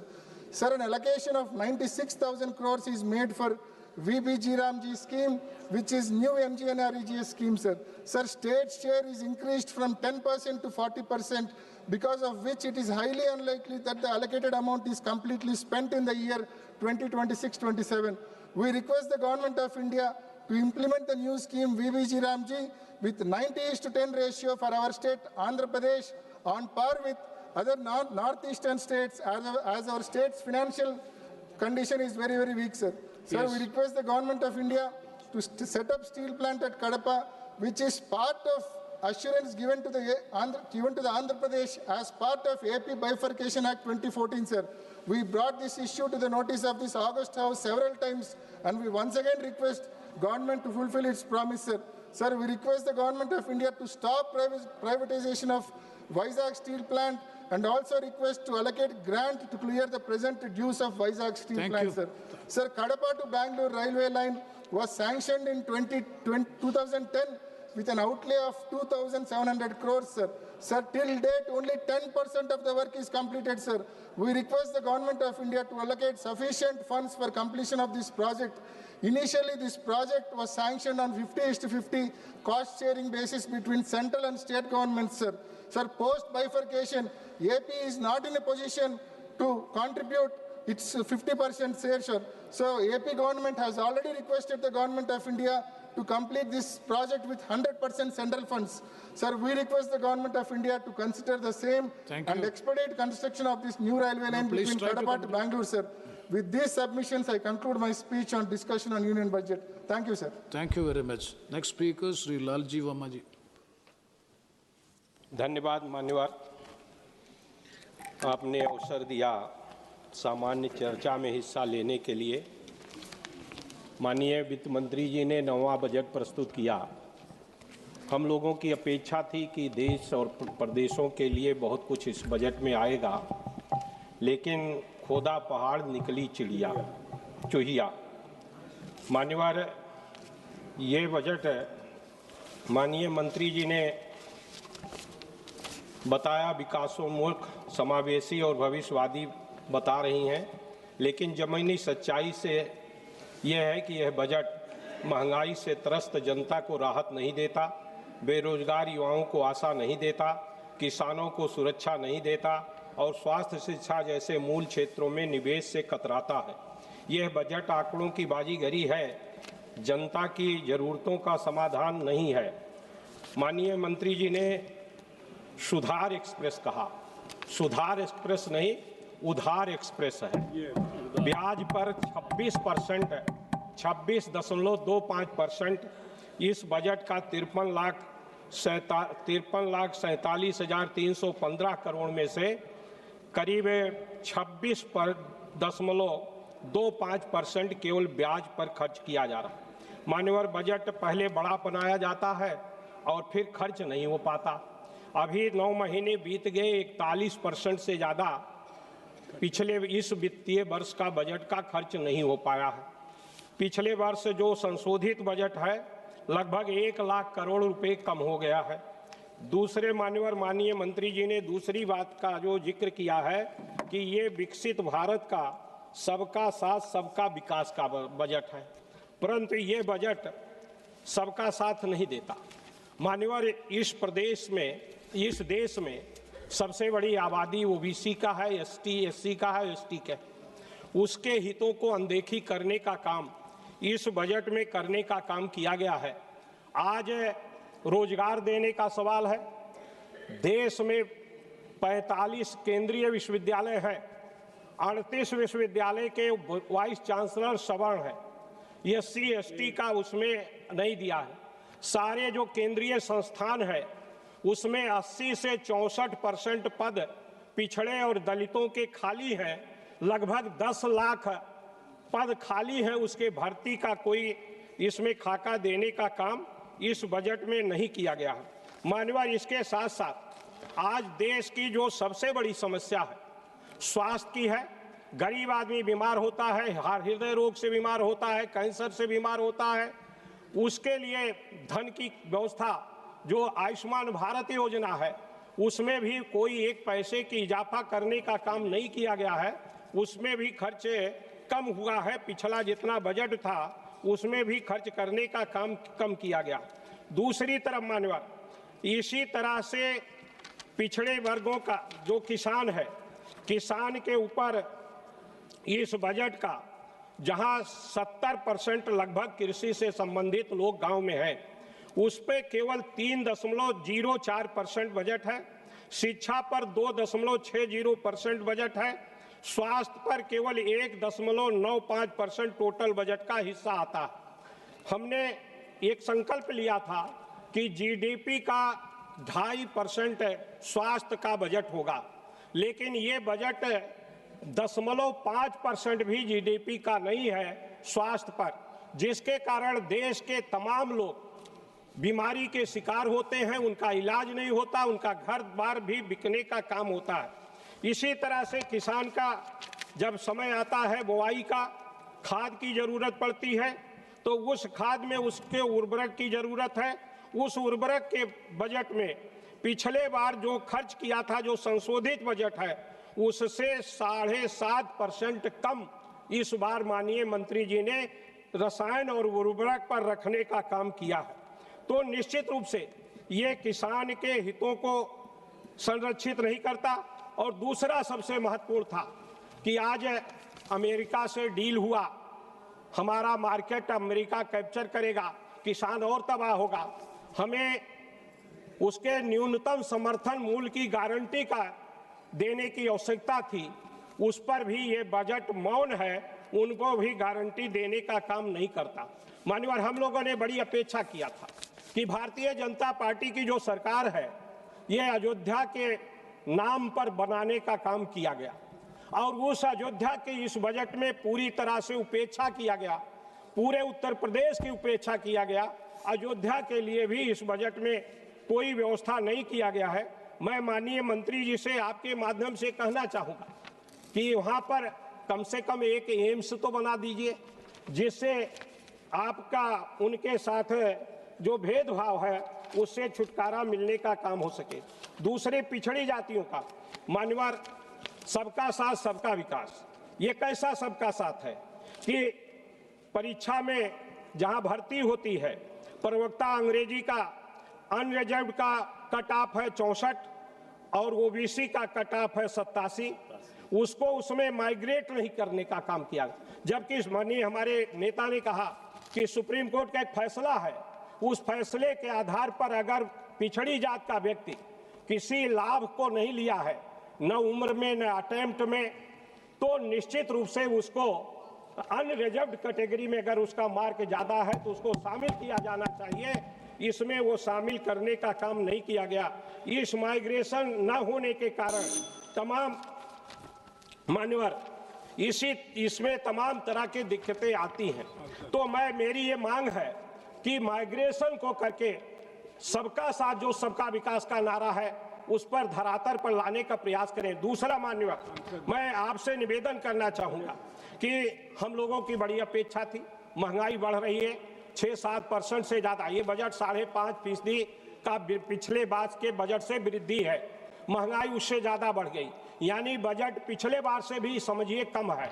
लेकिन दूसरी तरफ बड़ी अपेक्षाएं थी कि माननीय मंत्री जी 9वां budget प्रस्तुत कर रही हैं, विकास मुखी बजट होगा, प्रधानमंत्री ग्राम सड़क की योजना के लिए ज्यादा धन दिया जाएगा, उसके लिए स्कीमें जो बनाने का है, जो उसका मानक तय किया गया है, उस मानक में सुधार किया जाएगा। हर विधानसभा हर लोकसभा क्षेत्र में सांसद के प्रस्ताव पर सड़कें ली जाएगी, उसका कोई इसमें समाधान नहीं है। दूसरी तरफ जो सांसद निधि है, सारे सांसदों को मान्यवर 5 करोड़ लंबे समय से चली आ रही, महंगाई 10 गुना बढ़ गया, निधि 5 करोड़ है, 1 किलोमीटर सड़क बनने में 1 करोड़ रुपया लगता है। हमारी ये मांग है माननीय मंत्री जी, अगर आप विकास के तरफ जाना चाहती हैं, सभी क्षेत्रों को आप विकास के तरफ ले जाना चाहते हैं, तो सांसद निधि कम से कम 25 करोड़ रुपया अनिवार्य रूप से करने का काम किया जाए। हम लोगों की अपेक्षा थी कि इसमें किया जाए। दूसरा हमारी मांग है मान्यवर, गरीब आदमी कैंसर से बीमार होता है, मेरा आपसे निवेदन है माननीय मंत्री जी से, आपके माध्यम से निवेदन है कि कम से कम और बीमारियों को छोड़ दें, कैंसर जैसी बीमारी को पूरी तरह से फ्री कर दें, सरकार उसके लिए संपूर्ण धन देने का काम करे, जिससे आम नागरिक की सुरक्षा हो सके, ऐसा मेरा आपके माध्यम से मांग है। मान्यवर, एक निवेदन और करके मैं अपनी बात को खत्म कर रहा हूं। मान्यवर, महंगाई, ये बजट महंगाई से राहत नहीं देता, रोजगार की गारंटी नहीं देता, रोजगार कहा आउटसोर्सिंग को रोजगार माना है, इसी तरह से स्वास्थ्य शिक्षा में परिवार निवेश नहीं करता, सामाजिक न्याय को मजबूत नहीं करता। बैठे। Now it is already 6. If the House agrees, we will extend the House till 8 p.m. Yes, House is extended up to 8 p.m. Now please conclude the last sentence. GDP का कम से कम 2.5% हो, रोजगार के लिए स्पष्ट भर्ती कैलेंडर किया जाए, किसानों को न्यूनतम समर्थन मूल्य की गारंटी दी जाए, शिक्षा स्वास्थ्य में वास्तविक निवेश हो, ये मेरा आपके माध्यम से निवेदन है, जिससे और सांसद निधि 25 करोड़ कम से कम किया जाए, ये मेरा आपसे निवेदन। Thank you, sir. At the outset, I'd like to congratulate the Finance Minister for presenting 9 consecutive budgets. It's not a mean feat, Baltikal. Especially it's commendable because she represents a party which draws its inspiration and its genesis from an all-male organization. In that background, Finance Minister, a lady from my state, presenting 9 budgets is remarkable. Meendum Varthakal. Sir, this budget is in the backdrop of the much touted trade deal. To my understanding, this trade deal is nothing but borrow the words of Winston Churchill, a riddle wrapped in a mystery and inside an enigma. I hope the Finance Minister, when she addresses the House, will shed some light into this trade deal. Whether India is obligated to buy $500 billion worth of goods from the United States? Are we allowed to buy oil from our long-standing friend Russia? Are we allowed to buy oil from Iran, with whom we have a long-standing relationship? Will these decisions be taken sovereignly in India, or will it be taken by the White House? Are we obligated to buy oil from the new colony of America, Venezuela? And most importantly, are we going to allow agricultural products of America into India and zero tariff? If so, what products? The finance minister must tell the House and the nation, because we are none the wiser from the statement of the commerce minister, because every time he comes and says it's only, he points the finger at the foreign minister is pointing the finger back to him, and the agriculture minister is completely absent. I hope the finance minister will, fill this gap and answer on behalf of her cabinet and all her colleagues on what this trade deal actually means. Sir, that if you look at the attendance here in the House, it's quite sparse. This is quite indicative of the mood about a budget. Budgets are losing relevance, sir. People are losing interest in budgets. And this is a reflection of that. And if members are not interested, it also means that their constituents are less interested. There is a reason for this, sir. Before I get into the specifics of this budget, I'd like to go down memory lane and recollect some of the landmark schemes our Honorable Finance Minister has announced in the last 9 years. Amrut, Sankalp, DigiGon, National Nutrition Mission, National Infrastructure Pipelines, Startup India, Seed Fund, PM Garib Kalyan Package, PM Internship Scheme, Mishti, National Monetization Pipeline, Operation Greens, Deep Ocean Mission. All these, when they were announced, were greatly lauded by the newspapers and the media. But if you actually look at the details to see where the implementation of all these schemes are, you will be very distressed. I hope the finance minister in her address will go back to the 9 years and recollect the scheme she has announced and give us a status report of each and every scheme and where it stands today. I'll give a few examples, sir. In 2021, the government launched the PM Formalization of Micro Food Processing Enterprise Scheme, PMFME, allocating 10,000 crores to supposedly to support 2 lakh micro food enterprises. But after 5 years, sir, only 60% of the funds are spent. Then we have the Animal Husbandry Infrastructure Development Fund, which announced 15,000 crore for dairy and meat infrastructure. But after all these years, only 30% is utilized. Then we have the PM Mitra Parks, 7 mega textile parks with 4,445 crores was announced. But after 5 years, we only have 15% of the works done. I hope our officers are taking notes and they will give us the status reports of all these schemes which they announced in such great fanfare before. And in the same budget, they announced the PM, sir, these are all tongue twisters, sir. Atan Nirbhar Swasth Bharat Yojana. தமிழ்ல ஏதாவது ஒரு 2-3 பேரா வைங்கம்மா. ஏன்னா வாயிலே நுழைய மாட்டேங்குது, எல்லாம் ஹிந்தியிலே வைக்கிற பேர்ல. ஏதாவது ஒரு பேரா தமிழ்ல வைங்க வரும்போது. நடக்குதோ நடக்கலையோ தமிழ்ல ஒரு பேர் வச்சிருங்க. 180 crores has been announced to strengthen healthcare. But only construction is going on in most of these places, including AIIMS in Tamil Nadu. But there is no manpower in most of the places. There are no trained doctors, no trained nurses. So again, this is all bombastic announcements without actual implementation, anything on the ground. Then we have in 2020-23, they announced the PM Divine for the Northeast. 6,600 crores was allotted, but the fund utilization is not even 18% till date, sir. Then we have the Desh Stack e-portal. I mean, I don't even know what this portal does, which allotted 400 crores for skilling and job discovery. Failed dismally. The portal exists, but nobody trusts the portal. Then in 2023-24, through the Govardhan scheme, 10,000 crores was allocated for 500 compressed biogas plants, out of which only 40 have been operational till now. This, sir, the target was 500.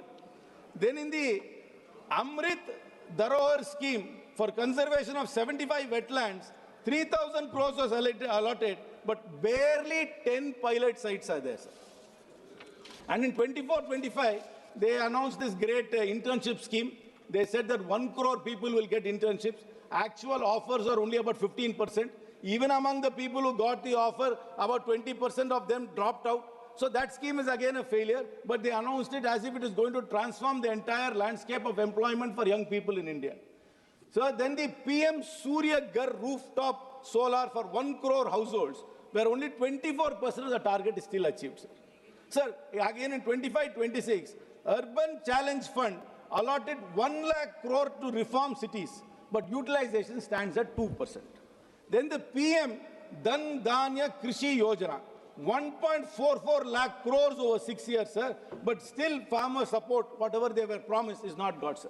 So if people are losing interest in budgets, it's because only bombastic announcements are made and nothing is implemented, so nobody takes it seriously. It's a clear reflection. Parliamentarians don't take it seriously, and the public don't trust any of these announcements made because there's hardly any implementation of these schemes. Sir, I will tell you another very shocking fact, sir. Last budget, Madam announced 100 crores for a Makana board establishment. I do not know which state was going for election. They announced this 100 crores. Not 1 rupee has been spent till date, sir. Not 1 rupee in that. Where is this board? Have you even formed it? This is the status of all these schemes, sir. So coming back to this year's budget, sir, she has announced integrated textile program with 5 subparts. Then when they renamed Manrega to VBG Ramji, there was a lot of pushback because they removed the name of Mahatma Gandhi. Now they have come up with another scheme in the name of Mahatma Gandhi called Mahatma Gandhi Gram Swaraj Initiative. Then there is an infrastructure risk guarantee fund. Then they have announced 20 new national waterways. They have allocated 20,000 crores for city economic regions, dedicated rare earth corridors in Orissa, Kerala and Tamil Nadu, allied health professional institutions to be set up among countless others. So all these announcements, if you look at it 1 or 2 years later, will only be there on paper and nothing would have been implemented. Yes. This is the reason why budgets are becoming irrelevant and the announcements made in budgets are only bombastic and have no meaning at all, sir. Sir, forget about these bombastic announcements, sir. What hurts me the most about this budget, sir, it always lacks empathy. And again, the finance minister has shown the true colors of this government, sir. Disability pension, which the armed forces veterans were getting, was tax exempt. And in this budget, they have brought it under tax, sir, for soldiers who have laid their lives for India, for soldiers who had become disabled in fighting war. This government hides behind national security and patriotism all the time. But when it comes to action, this is a reality, sir. They don't respect our soldiers. They are now going to tax disability pension. People who have been getting this pension for years will have to start paying income tax on it, sir. I wish the finance minister withdraws it, and when she replies, I hope she gives an account of all the grand schemes she has announced in the 9 years and show where the status of this is, sir. Thank you very much, sir. Thank you, Mr. Karthik. Very good, Karthik. Next speaker, Sri Jagadish Chatterjee. Thank you, Chairman, sir. Giving me opportunity to speak on the budget. And I'm very much happy to congratulate our Honorable Finance Minister for her consecutive 9th budget presented. And according to me, it is a matured budget and perfect budget for the strongest base, creating a strongest base for the Vikasita Bharat, what Narendra Modi ji is a dream. And one thing, this was a budget of a mature economy. For an economically stable country and by a government that is confidently looking beyond today, Union budget 26-27 signals a shift from crisis management to long-term nation building, aligning with Prime Minister Narendra Modi's vision of developed India by 2047. Rather than announcing fleshy grave, as the government has focused on strengthening core systems, healthcare, education, manufacturing, infrastructure, and now explicitly energy security and cutting-edge technologies, including AI. It leaps to the eye that the Modi government is preparing India for sustained growth, for a march towards becoming a developed economy. What does it mean? It clearly signals faster connectivity between major economic centers, alongside city economic regions, new freight corridors, inland waterways, coastal cargo promotion, and support to the states. The Modi government is now thinking in terms of agglomeration economics. Cities, especially Tier 2, Tier 3, are being positioned as growth engines rather than mere population magnets. Manufacturing policy has been sharpened further. Semiconductor mission 2, biopharma, Shakti, rare earth magnets, container manufacturing, textile cluster revival, clinical parks, electronics, components, and construction equipment upgrades point to a deliberate effort to rebuild India's industrial base. These are not isolated announcements. And one thing that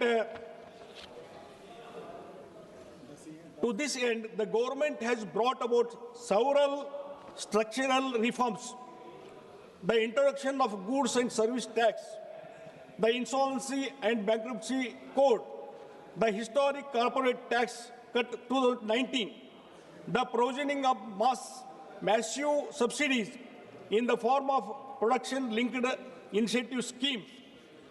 Logistic inefficiency is another major focus, with the plans for east-west dedicated freight corridors, the operationalization of 20 national waterways over 5 years, and the development of 7 high-speed rail corridors connecting major cities.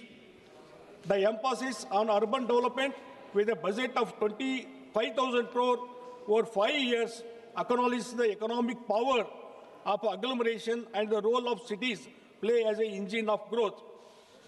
The establishment of 5 regional medical hubs will not only boost medical tourism, but also domestic health care capacity, complemented by plans to train 1.5 lakhs caregivers and 1 lakh allied health professionals over the next 5 years. And one thing, the proposal to create 5 inner city townships near industrial and logistic corridors is timely and strategic. If supplemented with an outreach to talented Indians abroad, particularly in the US, it could catalyze a reverse brain drain, an essential ingredient for true Atmanirbhar self-reliance. AI has been a focus, and the cloud services data centers have been provided with a 22-year tax holiday. All these, so many things that is highlighted in the budget. I'm not going to go details about it. And one thing that regarding this 7 high-speed rails corridors, Honorable Prime Minister declared, and I humbly request Honorable Finance Minister to declare another important railway corridor. Mr. Somanaji also here, Railway Minister, and Vaishnavi also declare. I request high-speed rail corridor from Bengaluru to Bombay. It will cover most of the part of the Karnataka. So I request humbly to announce 8th corridor also. This will helpful to the Karnataka. And regarding another important thing, yes, my chairman, that defense cluster to be established in the Belagavi, because it is a military base, Belagavi, and 1,000 acres of land is available. So defense cluster has to be declared. And another important thing, Kalsa Banduri drinking water project. Already Mahadevi Tribunal has awarded 3.5 to more than 3.5 TMC water for drinking water purpose. So it is implemented. Definitely it will help for the development of that area is concerned. And 2-3 minutes, sir. And one thing, Chairman Saab, that regarding this Madai issue is concerned, Environment Department and the Forest Department, it is pending. If the concerned ministers take an interest and even convince the Goa people, Goa government also, that will be clear. Definitely it will help to the drinking water project. It has to be cleared. And another thing, one thing that Karnataka government always, that CM of the Karnataka always critical about the Modi ji government, what are the steps taken, and every time he criticizes the budget, every time, no allocation, nothing. But the last so many years, what is happened to the Karnataka? Thousands, lakhs together railway project has been announced, national highways has been announced. I want to say that Karnataka CM has not at all taken interest for the land acquisition of for railway projects and national highway. Because of non-land acquisition, all the projects have held up last 5 to 6 years. Every time you are insisting, and unnecessarily he is criticizing the union government. And regarding looking into the budget, all the projects is concerned, if it is implemented, definitely it will help for the Karnataka, because Bengaluru regarding this is reflects Prime Minister Modi's strategic vision for the Karnataka. This vision priorities several key areas, including high-speed connectivity, frontier technologies, MSME liquidity support, green tourism development, agriculture renewal, and human capital. Union budget positions Karnataka as a national growth engine in semiconductors, biotech, IT, aerospace, clean energy, advanced manufacturing, tourism, and innovation, with 12.2 lakhs crore potential capex sectoral mission, exercising 2 lakh crore, and policy. Certainly, the Modi government is scaling Karnataka's strengths into a global leadership. He has to understand, Karnataka people, government has to understand. So, he has to clear all the projects, acquisition has to be completed. Then see the Karnataka, what is the development will happen. What are the projects? Vande Bharat trains. Definitely, it will help to so many people in Karnataka, Vande Bharat. And Udan scheme, it is a very popular scheme. Because of Udan scheme implementation, Modi's dream that Tier 2, Tier 3 cities, airports have been developed. So many air connection to so many cities because of Udan. I request Honorable Prime Minister and Honorable Finance Minister that Udana scheme is only for the 3 years. After completion of 3 years, all the airlines, they are withdrawing. Even it is economically viable, they are withdrawing the airlines, air flights. So, for example, Belgavi has 16 air connections to so many cities. Now, after Udana period is completed, they withdraw, they shifted to others, even economically. Now only having 6 connections to some cities, only 6 airlines. So, for that purpose, some action has to be taken. No, please. And please at least it has to be extended to 5 years or 10 years. Definitely it will be helpful. For that purpose, thank you. Lastly, I conclude that this budget, the union budget, firmly positions Karnataka as a core engine of India's growth under the Modi government. The budget does not impose a one-size-fits-all approach. Instead, it builds directly on Karnataka's proven strength, electronics and semiconductors, biotechnology and pharma aerospace. By strengthening infrastructure, clean energy, leadership innovation and the export, the Modi government is ensuring that Karnataka remains globally competitive while delivering inclusive growth of home. This budget enforces a clear message. Under the PM Modi, entire India, Karnataka is a growth engine of Vikasita Bharat. Thank you. Where innovation meets infrastructure and heritage meets high technology. Thank you very much. Thank you. Thank you. Next speaker, Sri Abhay Kumar Singhal.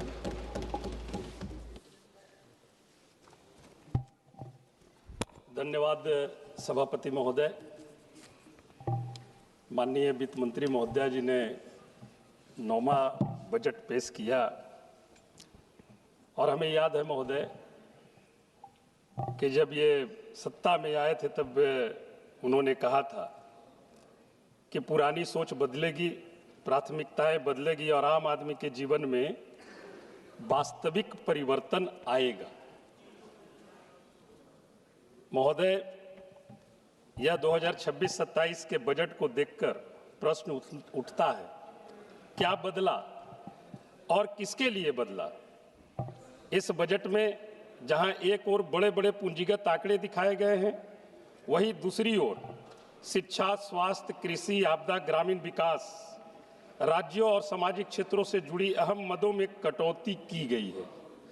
केंद्रीय budget 2026-27 के दस्तावेज बताते हैं कि बदलाव नहीं बल्कि कटौती, ठहराव और कुप्रबंधन हुआ है और इसका सबसे बड़ा नुकसान महोदय हमारे बिहार जैसे राज्यों को उठाना पड़ता है। यह बजट विकास का विजन नहीं है बल्कि बिहार के युवाओं, किसानों, श्रमिकों और छात्रों के लिए निराशा का दस्तावेज है। मैं सरकार से पूछना चाहता हूं, बिहार के लिए अमृत काल कहां गए महोदय? मैं जानना चाहता हूं। कुछ ही दिन पहले चुनाव संपन्न हुई बिहार में, डबल इंजन की सरकार डबल डिजिट में, डबल सेंचुरी में 203 सीट पर जीत के आती है और जब चुनावी घोषणा में जब उन्होंने कहा कि हम आएंगे तो जातीय गणना हम कराएंगे और इस बजट में जातीय गणना पर किसी प्रकार का कोई भी बजट प्रस्तुत नहीं करना, यह बड़ा दुर्भाग्य की बात है महोदया। महोदया, मैं ये जरूर कहना चाहूंगा कि डबल इंजन की सरकार जिसे आप कहते हैं, ये बिहार पर सबसे बड़ा असर, इस तरह के बजट से सबसे बड़ा असर बिहार जैसे राज्यों पर पड़ता है और बिहार मैं बता दे रहा हूं, गरीबी में नंबर 1 बिहार, बेरोजगारी में नंबर 1 बिहार, पलायन में नंबर 1 बिहार, अपराध में number 1 Bihar, school drop out में नंबर 1 बिहार, देश में सबसे कम प्रति व्यक्ति आय बिहार, देश में सबसे कम प्रति व्यक्ति निवेश बिहार, देश में सबसे कम उद्योग धंधे बिहार में, देश में सबसे कम साक्षरता दर बिहार में, छात्र छात्राओं के उत्पीड़न में नंबर 1 बिहार, हत्या और बलात्कार में नंबर 1 बिहार। ये है डबल इंजन की सरकार। ताज्जुब की बात यह है महोदया, एक 2 पॉइंट और मैं बताना चाहता हूं महोदया। केंद्र सरकार ने स्वयं एथेनॉल उत्पादन नीति लाई थी बिहार के लिए। उसके बाद क्या हुआ महोदया? सभापति महोदय, मैं बताना चाहूंगी, एथेनॉल उत्पादन नीति लाई थी केंद्र ने बिहार के लिए और हुआ क्या? बोले थे उद्योग लगेंगे, रोजगार पैदा होंगे और पलायन रुकेगा।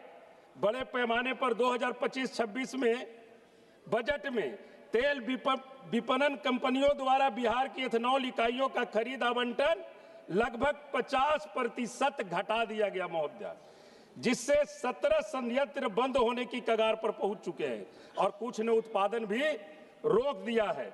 परिणाम स्वरूप 25,000 से अधिक श्रमिकों की नौकरी खतरे में है और 15 लाख मक्का किसानों को मिला सुनिश्चित बाजार टूट चुका है।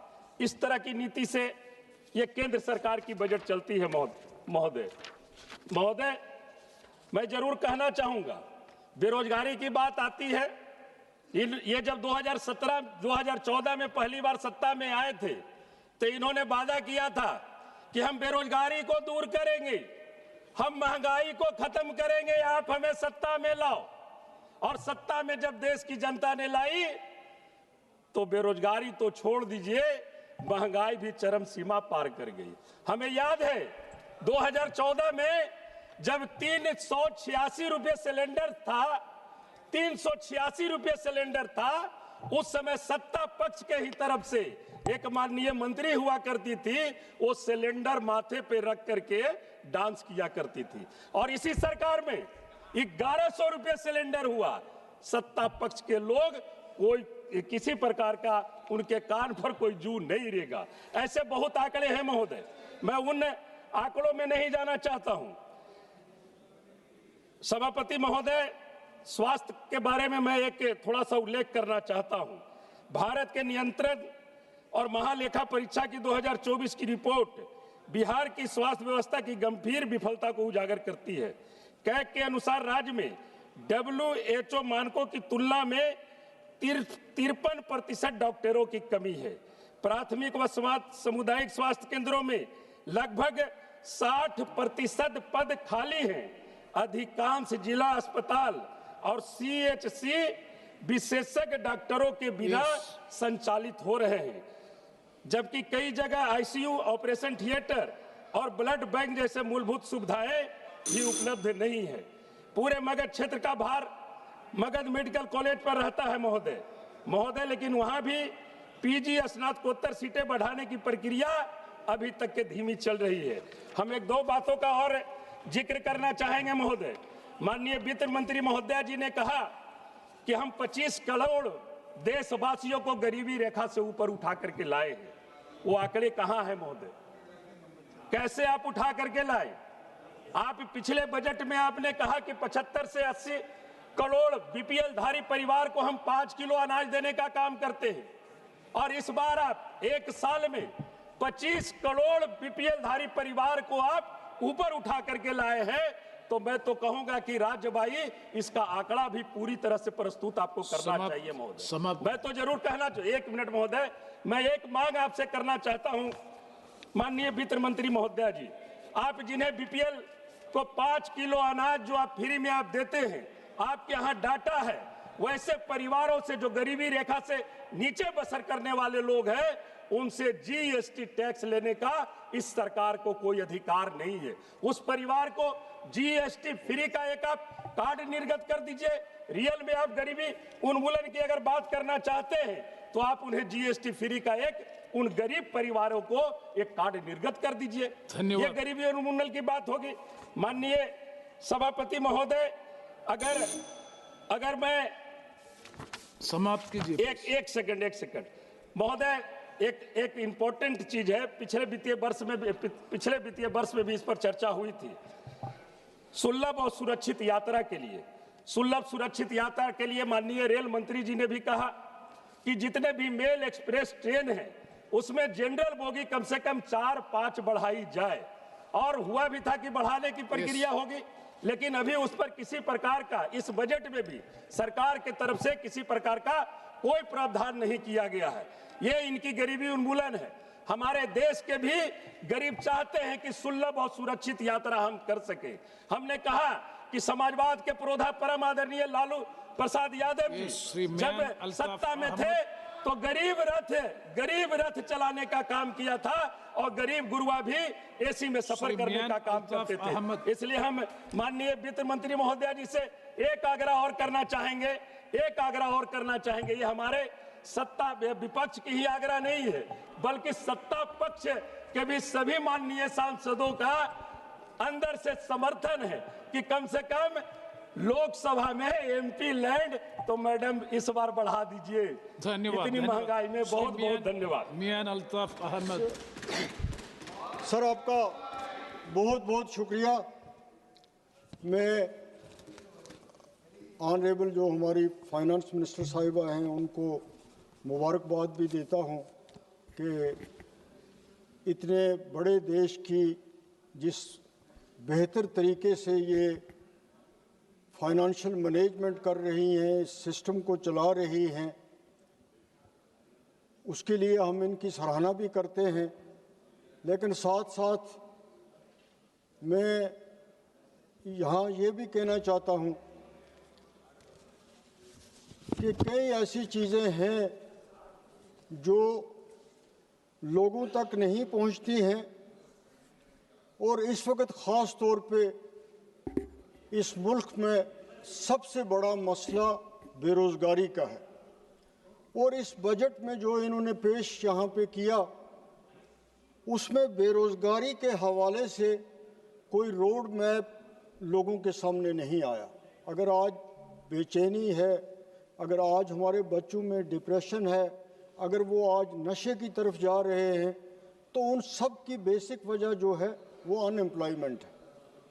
आज यूनिवर्सिटियाँ खोली जा रही हैं, सेंट्रल यूनिवर्सिटियाँ खुल रही हैं, क्लस्टर यूनिवर्सिटियाँ खुल रही हैं, बड़े बड़े इंजीनियरिंग कॉलेज खुल रहे हैं, ये सब कुछ हो रहा है। लेकिन जो लोग वहाँ से डिग्री करके निकल रहे हैं उनके लिए कोई रोड मैप नहीं है। इतना बड़ा पैसा उस सेक्टर पे खर्च किया जा रहा है, लेकिन जो वहाँ से आ रहे हैं, जो इंजीनियर बन रहे हैं, जो डॉक्टर बन रहे हैं, जो इन यूनिवर्सिटियों में पढ़ रहे हैं, उनके रोज़गार का, उनके फ्यूचर का, उनके काम का, उसके लिए कोई चीज़ जो है वो बजट में नहीं है। तो उन इंस्टीट्यूशंस को खोलने का, उन यूनिवर्सिटियों को खोलने का, उन कॉलेजेस को खोलने का क्या फ़ायदा है अगर उनसे कोई ऐसी चीज़ नहीं होती है जिससे लोगों को रोज़गार मिले। रोज़गार के हवाले से मनरेगा की एक अच्छी स्कीम थी और ये बदकिस्मती की बात है कि उस स्कीम को डाइवर्ट किया गया, बल्कि ये है कि अब वो स्कीम आहिस्ता आहिस्ता वो बंद हो जाएगी। हम ये नहीं एक्सपेक्ट कर सकते कि आप ये कहें कि एक स्टेट जो है वो 40% उसके लिए देगी या यूनियन टेरिटरी जो है वो अपने बजट में से कुछ हिस्सा देगी। जो काम के दिन थे उसमें कम किया गया, तो वो एक रोज़गार का ज़रिया जो गाँव में था, गरीब लोगों के लिए था, उसमें भी लोगों को बहुत ज़्यादा नुकसान हुआ। और मैं तवक्का रखता था कि जो इसमें चेंज की गई उसके बाद फाइनेंस मिनिस्टर साहिबा लोगों के जज्बात देख के, पॉलिटिशियंस के, पार्लियामेंटेरियंस का जवाब देख के, वो जो रिजेंटमेंट उस कानून के ख़िलाफ़ थी वो इस बजट में उसको रेक्टिफाई करेंगी, लेकिन उस सिलसिले में भी कुछ नहीं हुआ। बैंक से एक दूसरा ज़रिया है बेरोज़गारों के लिए, लेकिन अब बैंकों का ये हो रहा है कि वो सरमायादारों के लिए हैं, बिजनेसमैन के लिए हैं। जब कोई बेरोज़गार इंजीनियर, डॉक्टर डिग्री लेके जाता है बैंकों में, कोई टेक्निकल हैंड जो है वो बैंकों में जाता है, तो वहाँ इतनी बड़ी तवालतें हैं, वहाँ इतनी बड़ी रिश्वत ली जाती है कि वो जो पहले एक बैंक से लोगों को ये लगता था कि ये लोग जो हैं ये बेरोज़गारों को उनको प्रायोरिटी पे लोन दे देंगे, दफ्तरी तवालतें कम होंगी, रेट ऑफ इंटरेस्ट कम होगा, लेकिन बैंक भी वो मकसद इस वक्त पूरा नहीं कर रही हैं। Bank, state bank of India को देखिए, हमारे जम्मू कश्मीर बैंक की हालत ये है कि उस बैंक में अब स्टाफ रहा ही नहीं है। वहाँ गार्डनर जो है वो क्लर्क का काम करता है और क्लास फोर्स जो है वो कैशियर का काम करता है, और लोग इतने बेरोज़गार हैं हमारे जम्मू कश्मीर में, पोस्टें पूरी वैकेंट हैं, लेकिन उनको फिलअप करने के लिए कुछ भी नहीं किया जा रहा है। इसी तरह दूर दराज के इलाकों में जम्मू कश्मीर बैंक की ब्रांचें खोलनी हैं, लेकिन मुझे लगता है बैंकिंग सेक्टर ऐसा है कि जिस पे किसी का कंट्रोल रहा ही नहीं है। तो मैं ये चाहता हूं कि गवर्नमेंट ऑफ इंडिया हो, इनका फाइनेंस डिपार्टमेंट, सर मुझे 2 मिनट तो चाहिए, मुझे बोलना है। मैं तो अभी तो मेरे टूरिज्म सेक्टर पे आया नहीं, तो उस पर कुछ भी नहीं हो रहा है। हमारे जम्मू कश्मीर बैंक से लोगों को कोई फ़ायदा नहीं हो रहा है, उनकी ब्रांच जो हैं वो रूरल एरियाज़ में नहीं खुल रही हैं, तो उससे कोई फ़ायदा हमें नहीं रहा। जहाँ तक हमारा टूरिज़म सेक्टर है, ख़ासतौर पे जम्मू कश्मीर में, तो टूरिज़म सेक्टर का इस बजट में भी जिक्र किया गया है, लेकिन टूरिज़म सेक्टर की जो आमदनी बाहर से टूरिस्ट आ रहा है उसकी इस देश को आमदनी है, हमारी रियासत को उसकी आमदनी है, लेकिन उसके लिए इंफ्रास्ट्रक्चर नहीं बनाया जा रहा है। इसमें इन्होंने जिक्र किया है इसमें अपने बजट में कि नेशनल इंस्टीट्यूट ऑफ हॉस्पिटलिटी जो है उसको ये बना रहे हैं। नहीं सर, अभी मुझे बोलना है। No, one more speaker from your party. नहीं सर पार्टी की बात है, लेकिन आप सबको आपने टाइम दिया, 2 मिनट टाइम दे दिए, मैं करूंगा। कंक्लूड करो ना। लेकिन वो अगर इतना बड़ा एक सेक्टर है टूरिज्म का जो जम्मू कश्मीर क्या पूरे हिंदुस्तान में एम्प्लॉयमेंट का एक बहुत बड़ा जरिया है, लेकिन उसके लिए ट्रेनिंग के लिए अच्छे इंस्टीट्यूट नहीं है हिंदुस्तान में। जिस तरह इन्होंने एक इंस्टीट्यूट का जिक्र किया, यहाँ दर्जनों होने चाहिए, और नॉर्थ में भी होने चाहिए, साउथ में भी होने चाहिए, कश्मीर जैसी जगह में भी होने चाहिए, तब जाके लोगों को उनका फायदा पहुंचेगा। यहाँ एग्रीकल्चर सेक्टर का जिक्र किया है, शीप का जिक्र किया, एनिमल हस्बेंड्री का किया। हमारे कश्मीर में हार्टिकल्चर इंडस्ट्री जो है, सेब जो है, या शीप की बात है, एनिमल हस्बेंड्री की बात है, जब तक उसको इंश्योरेंस कवर नहीं देंगे, क्रॉप इंश्योरेंस नहीं होगी, खास तौर पे हार्टिकल्चर सेक्टर के लिए, कश्मीर में एग्रीकल्चर सेक्टर के लिए, तब तक उस इंडस्ट्री को कोई फायदा नहीं हो सकता। क्योंकि वहाँ पे जब भी कभी आंधी आती है, तूफान आता है, तो लोगों के लाखों रुपए के तबाह हो जाते हैं। इसी तरह एनिमल और शीप हस्बेंड्री का सेक्टर। सर एक मिनट, एनिमल और शीप, गरीब लोगों की बात करने दीजिए, जो उनके लिए उस लाइफ स्टॉक को इंश्योरेंस कवर मिलना चाहिए। गरीब लोग जो हैं उनका गुजारा इसी पे है, अमीर के लिए नहीं। श्री सौगत राय जी, लास्ट सेंटेंस देखिए, हम दिन में इसीलिए बैठे रहे यहाँ पे, हमें 2 मिनट नहीं, आप मुझे बोलने ही नहीं देते तो मैं क्या कहूँ। Yes, Saugata Roy ji please. Thank you sir. Sir इनको बैठेंगे, मैं तो एक मिनट से कंक्लूड करो। आपने कंक्लूड करूंगा ना, मैं कंक्लूड करूंगा। 1 मिनट से कंक्लूड करो। मैं कंक्लूड करूंगा, मुझे कंक्लूड करने दीजिए, एक हमारा गुलमर्ग टूरिस्ट स्पॉट है, बहुत फेमस स्पॉट, वहाँ लीज का मसला है, उस पर कुछ नहीं हो रहा है। ट्राइबल्स का बड़ा जिक्र किया गया है इस बजट में, लेकिन ट्राइबल्स के लिए कोई प्रोग्राम नहीं है, कोई प्लानिंग नहीं है, उस पैसे की कोई मॉनिटरिंग नहीं हो रही है जो हिंदुस्तान में ट्राइबल्स को दिया जा रहा है। उसके कंट्रोल करने के लिए, उसको स्पेंड करने के लिए कोई तरीक़ेकार नहीं है। ये मैं आपकी नोटिस में भी लाना चाहता हूँ।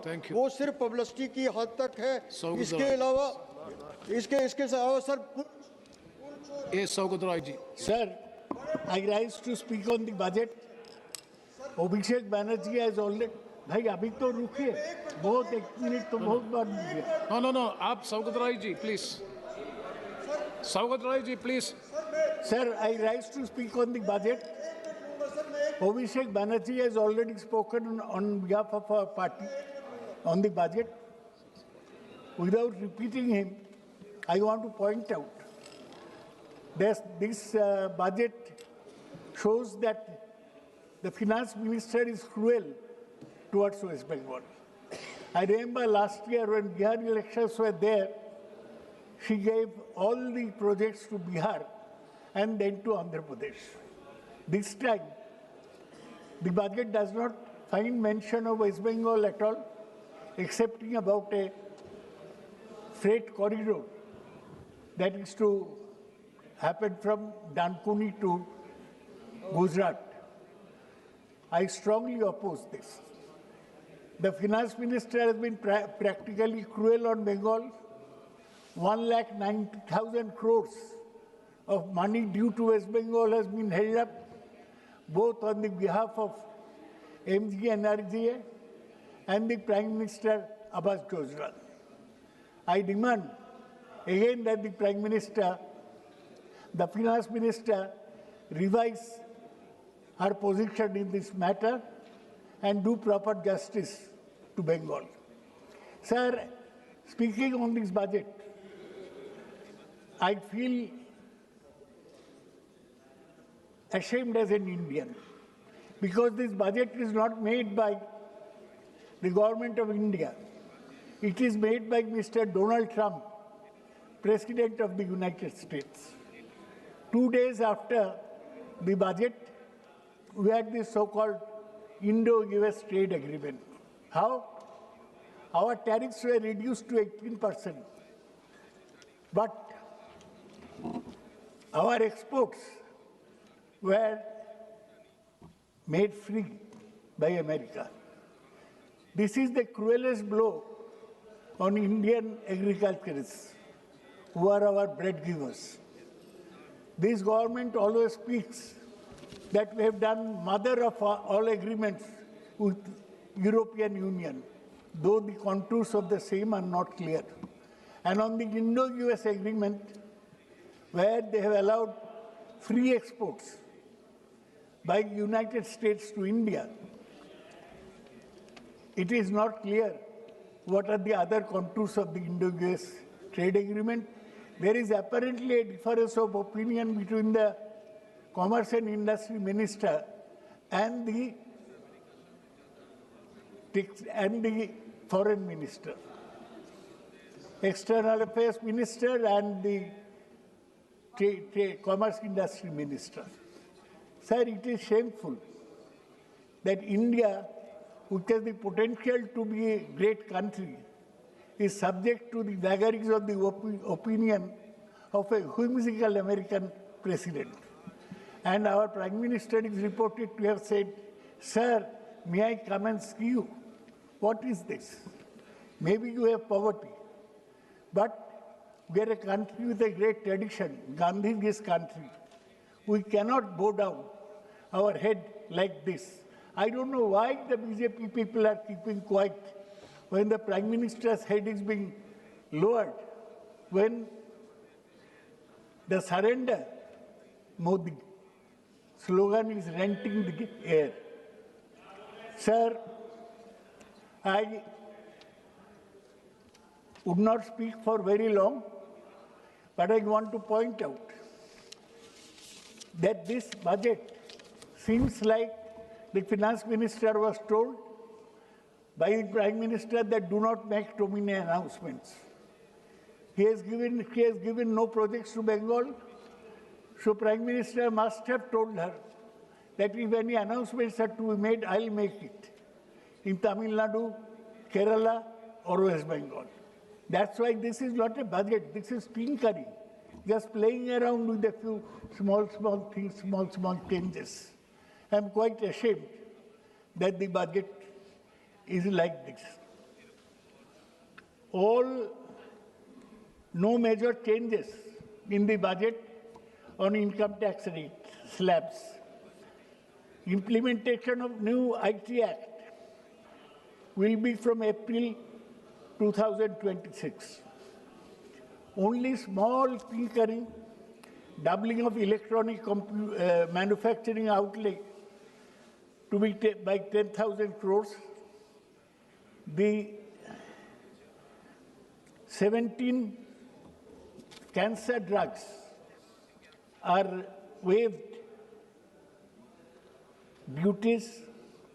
Sir, 1.34 lakh crores for education, which is almost the same as last year. So what is this budget for? You could have kept every figure the same. Sir, you'll notice only for defense there is a 15% jump and some mention of high-speed rail. When they will be implemented, nobody knows. Sir, you'll be surprised. You are from Kerala, you know. Kerala has got nothing from this budget, not even in the matter of national waterways. Sir, subsidy for food, fertilizer, and fuel will decline by 4.47%. Only textile, leather, seafood will gain has received a boost from budget proposal that cuts customs duty on scores of inputs. Sir, Indian IT, India's 7.4 million MSMEs will soon be beneficiaries of 10,000 crores advance. So deficit is pegged at 4.3% against 4.4% last year. But center has to borrow 17.2 lakh crores in FY27 to bridge fiscal deficit. The state share remains at 41% after the Finance Commission recommendations have come. Budget fails test of economic strategy. Sir, impact of US tariffs on exporters has to be declared by the government.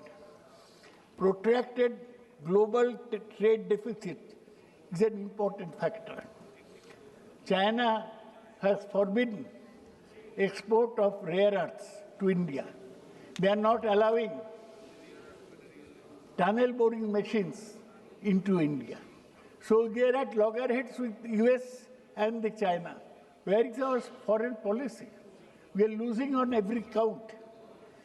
Sir, the widening trade deficit with China is a big problem. Sir, there is low gross capital, fixed capital formation of around 30%. The worst is this government is a great champion of the private sector. It's called Adani Ambani government. Now, the private sector is not investing at all.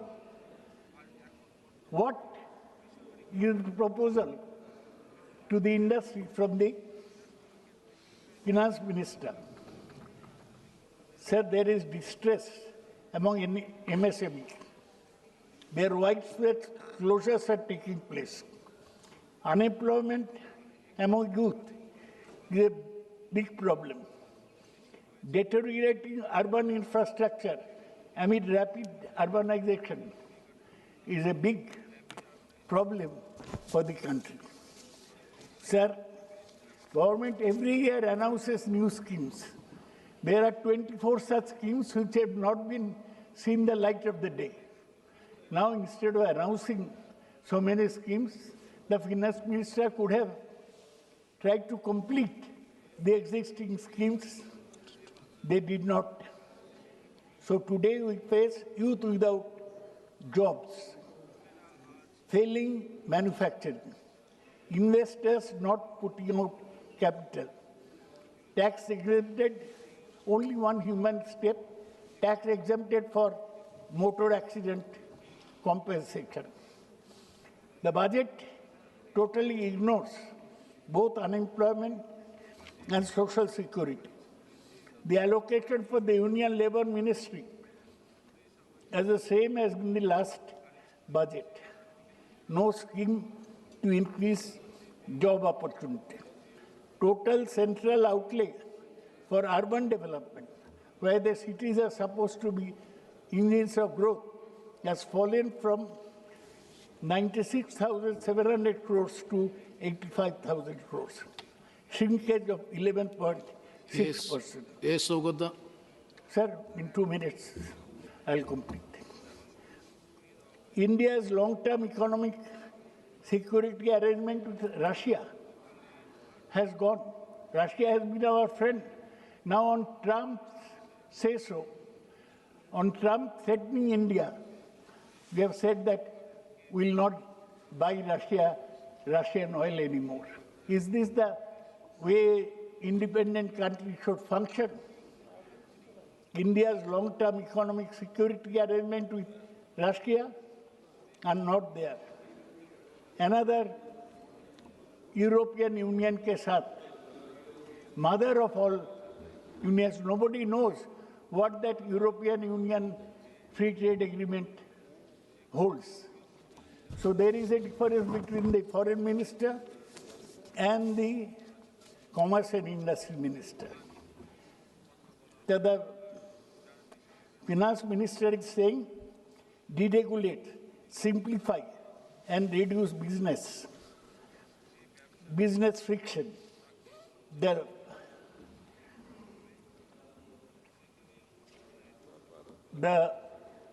Some foreign companies that are providing cloud services are being exempted from duty till 47.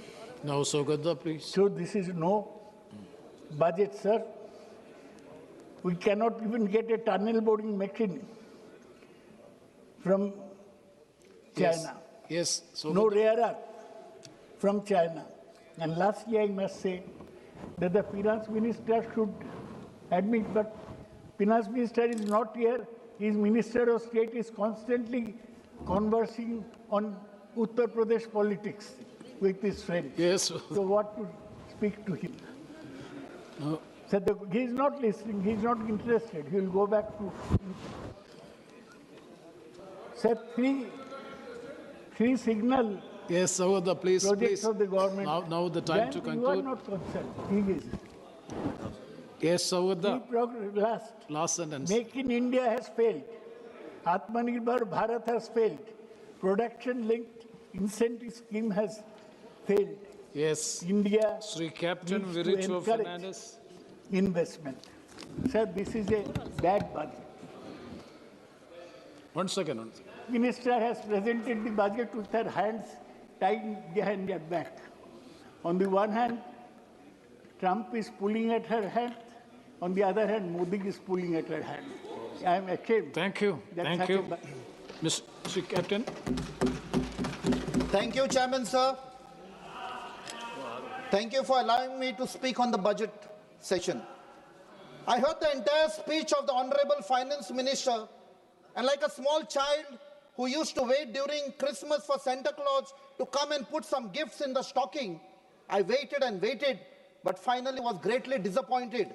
Not because Goa did not get anything, also not because the Honorable Minister did not even take the name of my beloved state of Goa, but because in the last 11 years, you have taken away everything from Goa, be it our land, our rivers, our forest, our agricultural land, everything, including 10 plus 8, 18 MLAs in wholesale, without GST, without any taxes, lock, stock and barrel.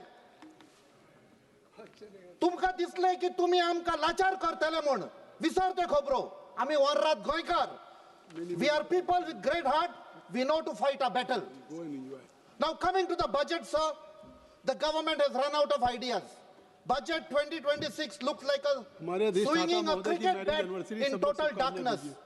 Lag gaya to lag gaya, and does not provide a single solution to India's many economic, social and political challenges. In the last 11 years, we kept hearing mission this, mission that. And this 14 point has become a huge challenge to the nation with neither any policy vision nor any political will. Today, with not much details of trade with USA, the deep and committed love for the two crony capitalists, including Adani, close friend of Vishwaguru, it has resulted in the betrayal of Annadatas of our country. We have backstabbed Annadata farmers who still await meaningful welfare support or an income security. In the 1960s, the Congress government gave the slogan, Jai Jawan, Jai Kisan. But this government has backstabbed both a Jawan and a Kisan. When it comes to defense, today we have taxed the pension drawn by the disability Jawans or officers, which is a sad thing because he got injured during combat operation or during conflict. There is a delay in disbursement of funds for the ECHS, and that has affected the treatment of our veterans and their families. Inequality has surpassed the levels seen under the British Raj, but the budget does not even mention it or provide any support to SC, ST, OBC, EWS and minority communities. Yesterday, after 43 days of chain hunger strike, Amche Warrat Goinkar, belonging to the ST community, won a battle of opposing the construction of a mall close to the tribal land and a hotspot of diversity. As far as health is concerned, the South Goa District Hospital is having shortage of doctors, nurses, equipments, and most cases are shifted to GMC, putting a huge burden on the doctors and staff of Goa Medical College. There is need to equip our primary health centers. There are funds needed to augment the water requirement, but the government is only giving approval for mega projects with swimming pools. The money bags from Delhi have marginalized Amche Goinkarang. Faulty infrastructure and corruption has led to repeated expenditure by the state government. The job scam of massive proportion has shattered the dreams of the Goan youth. The emerging scam in handing over garbage handling plants to favored corporates, be it in Chikalim or Sankwald, has led to wastage of public money with no desired results. This requires an investigation by the central government. Today, Goa government is known as the event management government by spending crores and crores and has led to a loan of over 35,000 crores. Aaj je burge goyan zalman eta te apnache takler almost 2 lakh loan given zalman eta for no fault of the child. I feel sad to state that today Goa has turned into a crime capital of the country, a drug capital, unemployment capital. Arpara tragedy which has just happened, sir, has resulted in the loss of life of 25 innocent tourists and staff. There were no licenses of the excise department, no fire clearances. There's a total law and order failure. The only focus of center is to turn Goa into a coal hub with double tracking, expansion of roads and other destructive projects meant to help Adani, who is transporting coal from Goa to other states. There is a drop in the budget for education, with implementation of NEP is suffering badly. Teachers are on contract or lecture basis. Today, the exams of the 12th standard have commenced in Goa, sir. The teachers who are on contract or lecture basis, they are not sure that after this academic year, whether they will get a renewal of their contract. Kindly conclude. Kindly conclude, please. Sir, I've just started, sir. You have taken 5 minutes. The 12th standard, even staff working in various departments are having temporary jobs.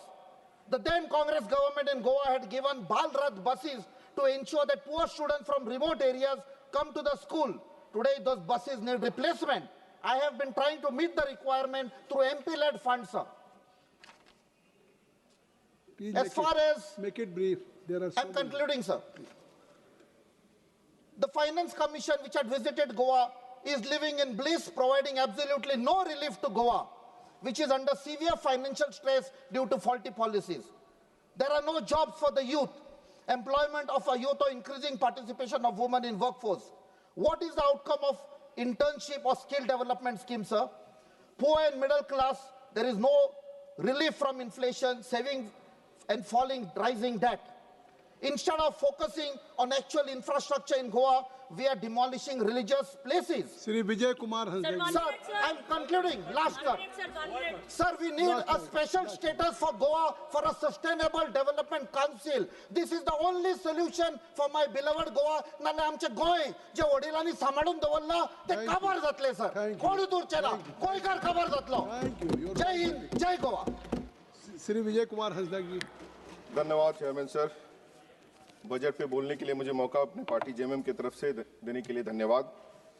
Jharkhand budget में हमेशा थोड़ा सा पीछे रहता है, क्योंकि जो GST input के साथ साथ आपका जाकर के जो हमारे यहाँ माइनिंग की रॉयल्टीज़ वगैरह सब वो समय पे नहीं मिलने पे बहुत सारी परेशानियाँ खड़ी होती हैं। सरकार के इस बजट में स्टेबिलिटी, फिस्कल डिसिप्लिन और सस्टेन्ड ग्रोथ की बात की गई। कॉन्ट्ररी उसके अगर हम देखें, जो इन्फ्लेशन अभी आया है, ग्लोबल मार्केट में जिस तरह से रुपया का जो भाव गिरा है आपका जाकर के, और गवर्नमेंट अपनी गलतियों को कहीं भी एक्सेप्ट नहीं कर रही है, वो लगातार फेलियर्स पे भी अपने पीठ थपथपा रही है। Domestic manufacturing capacity, energy security, reduced critical import, ये सब बड़े बड़े शब्द यहाँ पे दिखाए जा रहे हैं। इन 12 सालों में कितने आपके छोटे और बड़े उद्योग जो है बंद हुए, कितने आपके जो है मिलियनियर्स और बिलियनियर्स हमारे देश को छोड़ के चले गए, कितने जॉब्स आपके जो है लोगों ने खोया, और उन जॉब्स ना होने के वजह से कितने लोगों ने अपनी जान दी। ये सभी चीजों पे कोई भी डाटा आपका जाके सरकार पेश नहीं कर रही है। और जिस तरह से इंपोर्ट कम करने की बात हो रही है, लेकिन यूएसए ट्रेड डील के बाद जो दिख रहा है कि सरकार पूरी तरह से घुटने टेक दे रही है, पुराने साथियों से संबंध खराब कर और यूएसए के साथ जो संबंध बढ़ाने के चक्कर में जितने भी हमारे यहाँ के उद्योग अगर होंगे, चाहे वो मिल्क हो, चाहे वो भुट्टा का जो बाय प्रोडक्ट हो, उन सबको लेने के बाद यहाँ के फार्मर्स की क्या स्थिति होगी, उस पर कहीं कोई क्लियर इंटेंशन दिख नहीं रहा है। और जिस तरह से जो बाहर के कंपनीज यहाँ पे प्रोडक्ट डंप करते हैं, क्योंकि बहुत सारे सब्सटेंसेस जो कि दूसरे देशों में बंद रहते हैं वो यहाँ पे हमारे देश में यूज किए जाते हैं, जो कि यहाँ के लोगों के लिए हानिकारक है, खतरनाक है। हाई ग्रोथ ऑफ 7% और पॉवर्टी रिडक्शन की बात की गई है। जबकि मैं कह सकता हूं ये पूरी तरह से असत्य है। आज जिस तरह से गरीबी है, महंगाई बढ़ी हुई है और जिस तरह से आपका जाकर के राशन दिया जा रहा है 80 करोड़ लोगों को, तो किस तरह से कहा जा सकता है कि आपका जाकर के गरीबी से लोगों को बाहर निकाला गया है। पहले गवर्नमेंट जो है एक बहुत बढ़िया डाटा देती थी कि हमारे मिनिस्ट्रीज ने क्या क्या काम किया और कितना काम किया। अभी डाटा छिपाए जाते हैं, दिखाए नहीं जाते हैं और लोगों को भ्रम में डाला जाता है। और जिस तरह का हाईएस्ट टैक्स पेइंग सिस्टम है, सिर्फ डायरेक्ट टैक्स की हम बात नहीं करें, हर एक व्यक्ति इस देश में जो भी चाहे वो छोटा से बड़ा, आपका किसान से लेके गरीब कोई भी है, सबको ये अपना टैक्स देता है हर एक चीज खरीदने पे। जिस तरह से निचोड़ करके लोगों से और जो सोशल सिक्योरिटी पे आज तक फोकस नहीं है इस गवर्नमेंट की, हेल्थ, आपका job opportunity, education, farming, production, जो फोकस गवर्नमेंट की नहीं है उसे दिग्भ्रमित करने के लिए बड़े बड़े शब्द सिर्फ इस्तेमाल किए जा रहे हैं। आज बुद्धिस्ट सर्किट की बात हो रही थी नॉर्थ ईस्ट में, जिस तरह से इस पूरे देश में जो आपसी सद्भाव, आपसी प्रेम, जाति धर्म का जो एक सुंदर माहौल, उसे इस सरकार के लोगों द्वारा लगातार चोट करके जिस तरह से बिगाड़ा जा रहा है। आज मणिपुर में जो हुआ और इस सरकार ने जिस तरह से बैकफुट में रह करके वहां पे घटनाओं को आगे बढ़ते रहने दिया, ये यहाँ के सरकार की मनसा को दिखाता है।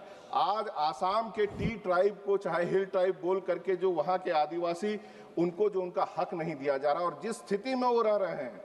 आज आसाम के जो मुख्यमंत्री है उनका जो जिस तरह का विवादास्पद बयान सब आता है और उसके बावजूद मैं बोल रहा हूं, बोलने दिया जाए, जिस तरह का विवादास्पद बयान आता है, चाहे वो अल्पसंख्यकों के विरोध में हो, चाहे वो आपका जाकर के दूसरे दल के नेताओं के लोग के बारे में हो। विजय जी, आप भारत की पार्लियामेंट में देश के बजट पे चर्चा कर रहे हैं। सर, बजट के साथ उनके शब्दों के ऊपर मैं चर्चा कर रहा हूं। इनको तकलीफ बहुत हो रही है क्योंकि सच्चाई बोल रहा हूं मैं, की चर्चा क्योंकि सच्चाई बोल रहा हूं मैं। आप झारखंड, मैं ये कह सकता हूं कि वहां पे जिस तरह से अगर जो ट्राइब्स के ऊपर से अत्याचार हो रहा है, वो बिल्कुल आपका, मैं कह सकता हूं, अपराध है। एक मिनट, क्या है पॉइंट आउट जो यहाँ पे सर लोग आज विरोध कर रहे हैं। मैं सर बहुत ज्यादा लंबा समय नहीं है हमारा, मैं टाइम वेस्ट नहीं करूं। 353 सर, क्या है व्यवस्था? वो ये कहता है कि जो भी इस सदन के सदस्य नहीं है या अपने को डिफेंड करने के लिए यहाँ मौजूद नहीं है, उसके बारे में किसी प्रकार की कोई चर्चा नहीं हो सकती है। इसीलिए असम के मुख्यमंत्री के बारे में जितनी बातें कही हैं उसको एक्सपंज करिए सर। ये कृपया जो नियम 353 है सर, जो व्यक्ति सदन का सदस्य नहीं है आप बैठ जाइए, जो स्टेटमेंट इंडिया के लोगों के सामने है उसे झुटलाया नहीं जा सकता है। एक बात सुन लीजिए, आप यहाँ पे एक बात सुन करके बात हम इस पे व्यवस्था दे दे, जो निशिकांत जी ने उठाया। सर, मैं अपनी बातों को समाप्त करूंगा। हम ठीक है, कृपया जिस व्यक्ति को, सर, आप लोग की बात को पूरी तरह से सुन रहा हूं, जिस व्यक्ति को सफाई देने का अवसर यहाँ नहीं है, उसका कृपया नाम या उसको लेकर नहीं। मैंने नाम बिल्कुल नहीं लिया सर। अपनी चर्चा समाप्त करें। और लगातार इस देश की जो व्यवस्था खराब होती चली जा रही है। मैं यहाँ के सदन के नेता की ही बात करूंगा जो शायद डिफेंड कर सकते हैं कि हमारे चौकीदार की तरफ से हमने सुना था कि हमारा क्या है, हम तो झोला उठा करके लेके चले जाएंगे।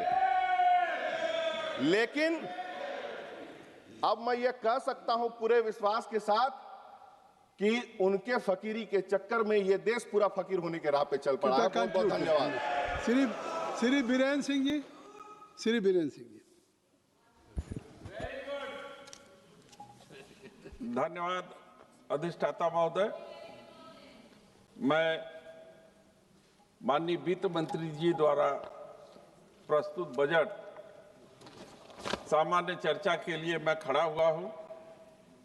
इस वर्ष 26-27 में करीब 53,57,000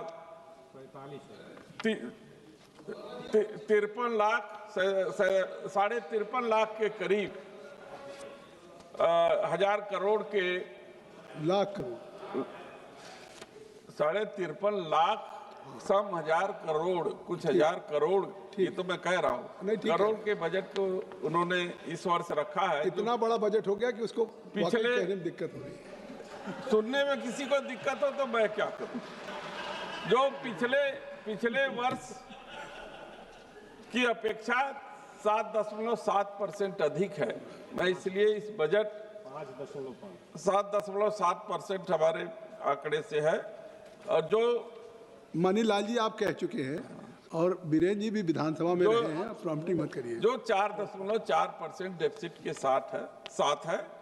मैं इस बात के लिए जरूर चर्चा करना चाहता हूं कि माननीय वित्त मंत्री जी ने कृषि के लिए 1,62,671 करोड़ आवंटित किया है, क्योंकि सदन पूरा जानता है कि देश हमारा 70% जो देश की आबादी है वो कृषि पर के क्षेत्र पर निर्भर है। इसलिए हम लोग स्पष्ट रूप से माननीय वित्त मंत्री जी से चाहते हैं कि इस बजट के अवलोकन से यह जरूर हम लोगों को आशा नहीं दिख रहा है कि जो किसानों के ऊपर लगातार कर्ज बढ़ रहे हैं उसके माफी के लिए किसी प्रकार का बजट में प्रावधान है, न ही एमएसपी पे गारंटी के कानून के संदर्भ में कोई प्रावधान होगा कि नहीं होगा। मैं पिछले दिनों माननीय कृषि मंत्री जी जब सदन में थे प्रश्न के दौरान सबसे अधिक जो कठिन स्थिति है वो है बटाईदार किसानों की। लगभग जो बड़े किसान हैं वो स्वयं खेती नहीं करते और वो अपनी जमीन कृषक मजदूरों को ठेका पर बटाईदार के रूप में दे देते हैं। लेकिन जब दैवीय आपदा आती है, किसी कारण बाढ़ से उनकी पूरी फसल नष्ट हो जाती है, मेहनत उनकी बर्बाद हो जाती है, तो उनको इंश्योरेंस का कोई भी जो है कि सरकारी सहायता का लाभ उनको नहीं मिलता है।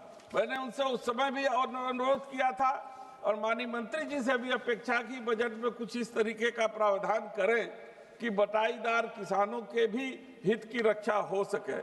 यह सरकार जो है सबका विकास का दावा करती है, लेकिन हम ये सरकार के समक्ष रखना चाहते हैं कि कई प्रदेश और देश के कई प्रदेशों में और यहाँ तक कि मेरे जनपद चंदौली में भी कुछ जातियां ऐसी हैं कि एक जिले में वो अनुसूचित जनजाति में है और दूसरे जिले में अनुसूचित जाति में है।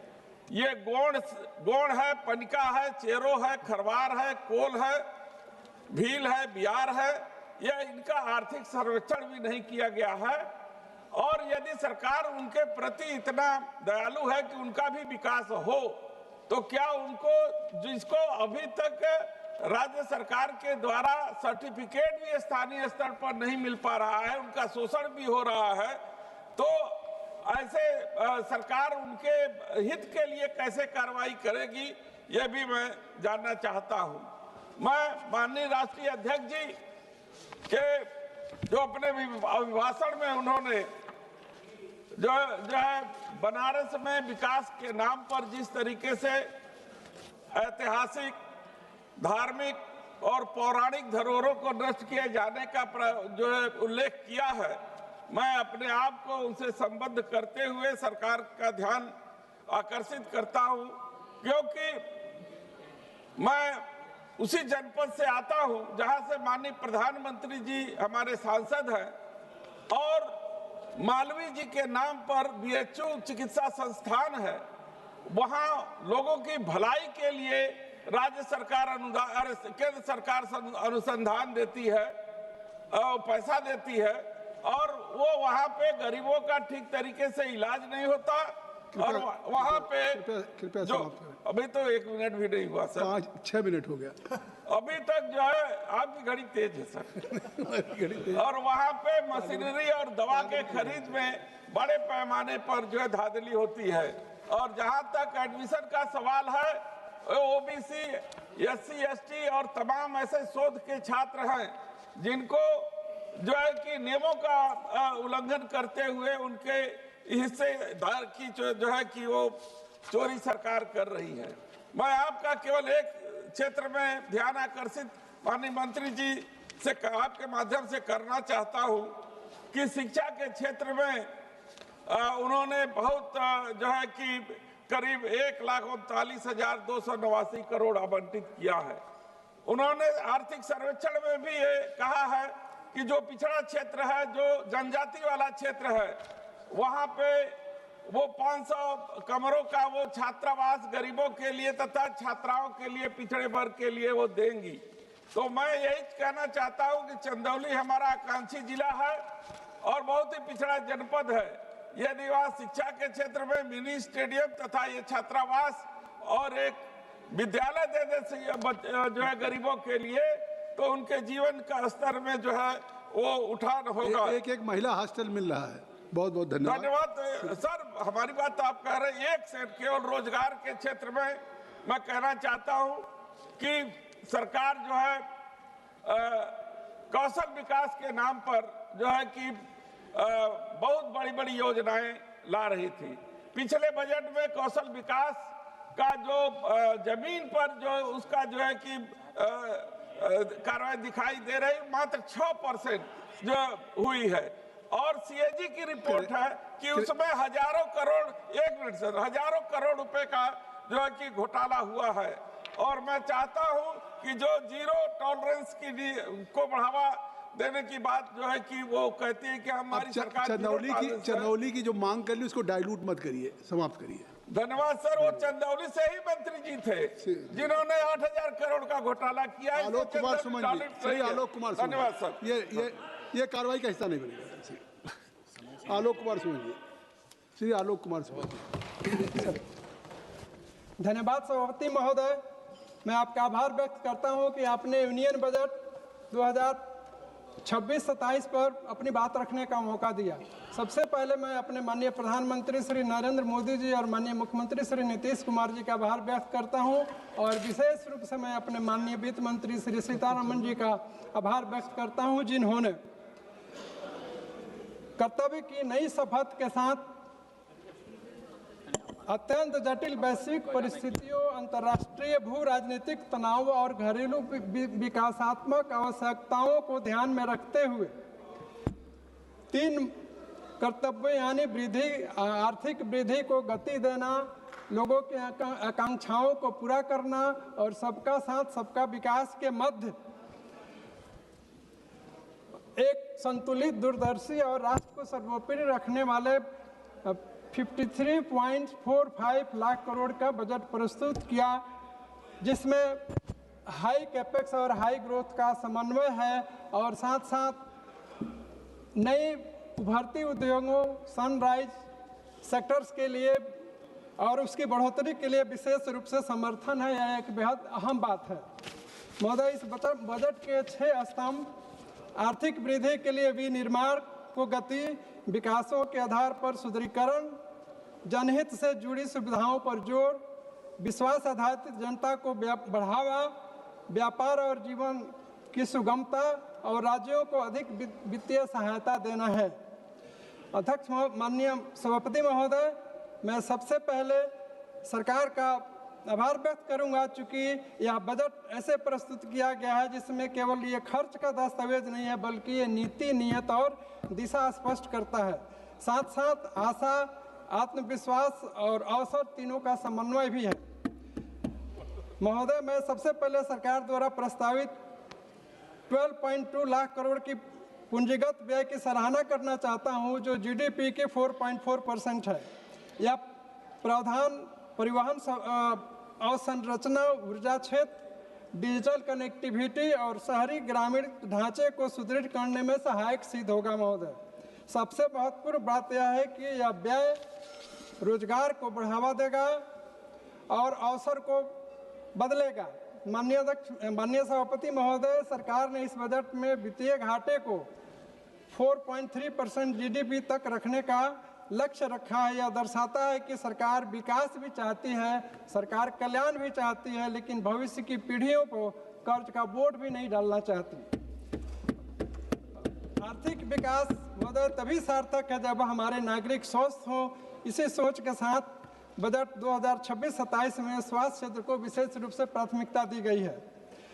मैं बताना चाहता हूं कि सरकार ने स्वास्थ्य क्षेत्र के लिए 1 लाख करोड़ से अधिक का प्रावधान किया है इस बजट। और इस बजट में यह बताया गया है कि 3 नए अखिल भारतीय आयुर्वेद संस्थान स्थापित किए जाएंगे और जिला अस्पतालों में इमरजेंसी और ट्रॉमा सेंटर बढ़ाए जाएंगे। जिला अस्पतालों का विस्तार, आधुनिकीकरण, बायोफार्मा शक्ति की योजना के तहत 10,000 करोड़ की निवेश की बात की गई है, जो बायोलॉजिकल, बायोलॉजिक्स, बायोसिमिलर और बायोफार्मा अनुसंधान को प्रोत्साहित करेगी। इस बजट में स्वास्थ्य पेशेवरों, एएचपी और क्षेत्रीय चिकित्सा केंद्रों के निर्माण पर फोकस किया गया है महोदय, जिसमें 1.5 लाख केयर गिवर्स को प्रशिक्षण देने का लक्ष्य है। हर जिला अस्पताल में 24 घंटे और 24/7 ट्रॉमा सेंटर केयर स्थापित किए जाएंगे, जिससे आपातकालीन स्थिति 24 घंटे सुदृढ़ होगी और सुनिश्चित होगी। मधुमेह, कैंसर और दुर्लभ 17 बीमारियों की दवाइयों पर सीमा शुल्क में कमी से इलाज की लागत कम और सस्ती होगी। बजट में प्रधानमंत्री जन आरोग्य योजना के लिए 9,500 करोड़ रुपए और राष्ट्रीय स्वास्थ्य मिशन के लिए 39,390 करोड़ रुपए का आवंटन बढ़ाया गया है, जो प्राथमिक स्वास्थ्य सेवा, मातृ शिशु स्वास्थ्य और रोग नियंत्रण को मजबूत करेगा। महोदय, एमएसएमई सेक्टर भारत की अर्थव्यवस्था की रीढ़ है और सबसे अधिक रोजगार यहीं से आता है। बजट में छोटे और मध्यम उद्योगों के लिए 10,000 करोड़ रुपए आवंटित किए गए हैं। सरकार ने एमएसएमई को समर्थन देने के लिए आत्मनिर्भर भारत कोष में 4,000 करोड़ रुपए की अतिरिक्त राशि जोड़ने का प्रस्ताव रखा है। यह बजट वोकल फॉर लोकल को न केवल नारा बल्कि आर्थिक मॉडल के रूप में प्रस्तुत किया गया है। कृपया समाप्त करें। महोदय, मैं 2 मिनट। महोदय, मैं इस अवसर पर अपने माननीय वित्त मंत्री जी का ध्यान अपने संसदीय क्षेत्र गोपालगंज की तरफ आकृष्ट करना चाहता हूं, जहां एक सबिया एयरपोर्ट है और जो 2020 से ही उड़ान योजना में शामिल किया गया है, लेकिन अभी तक इसकी बिडिंग की प्रक्रिया नहीं हो पा रही है और आर्थिक संरचना नहीं तैयार हो पा रहे हैं, जिसके कारण परियोजना धरातल पर उतरने में विलंब की शिकार हो रही है। जबकि हमारी सरकार ने 149 हवाई अड्डे बना चुकी है। अतः महोदय,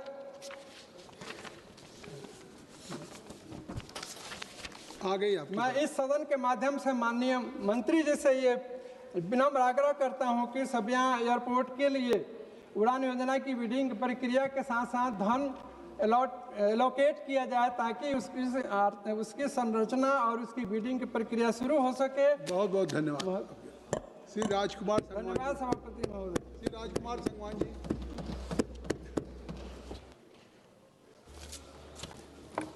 धन्यवाद सभापति महोदय, आपने मुझे बजट चर्चा में भाग लेने का अवसर दिया।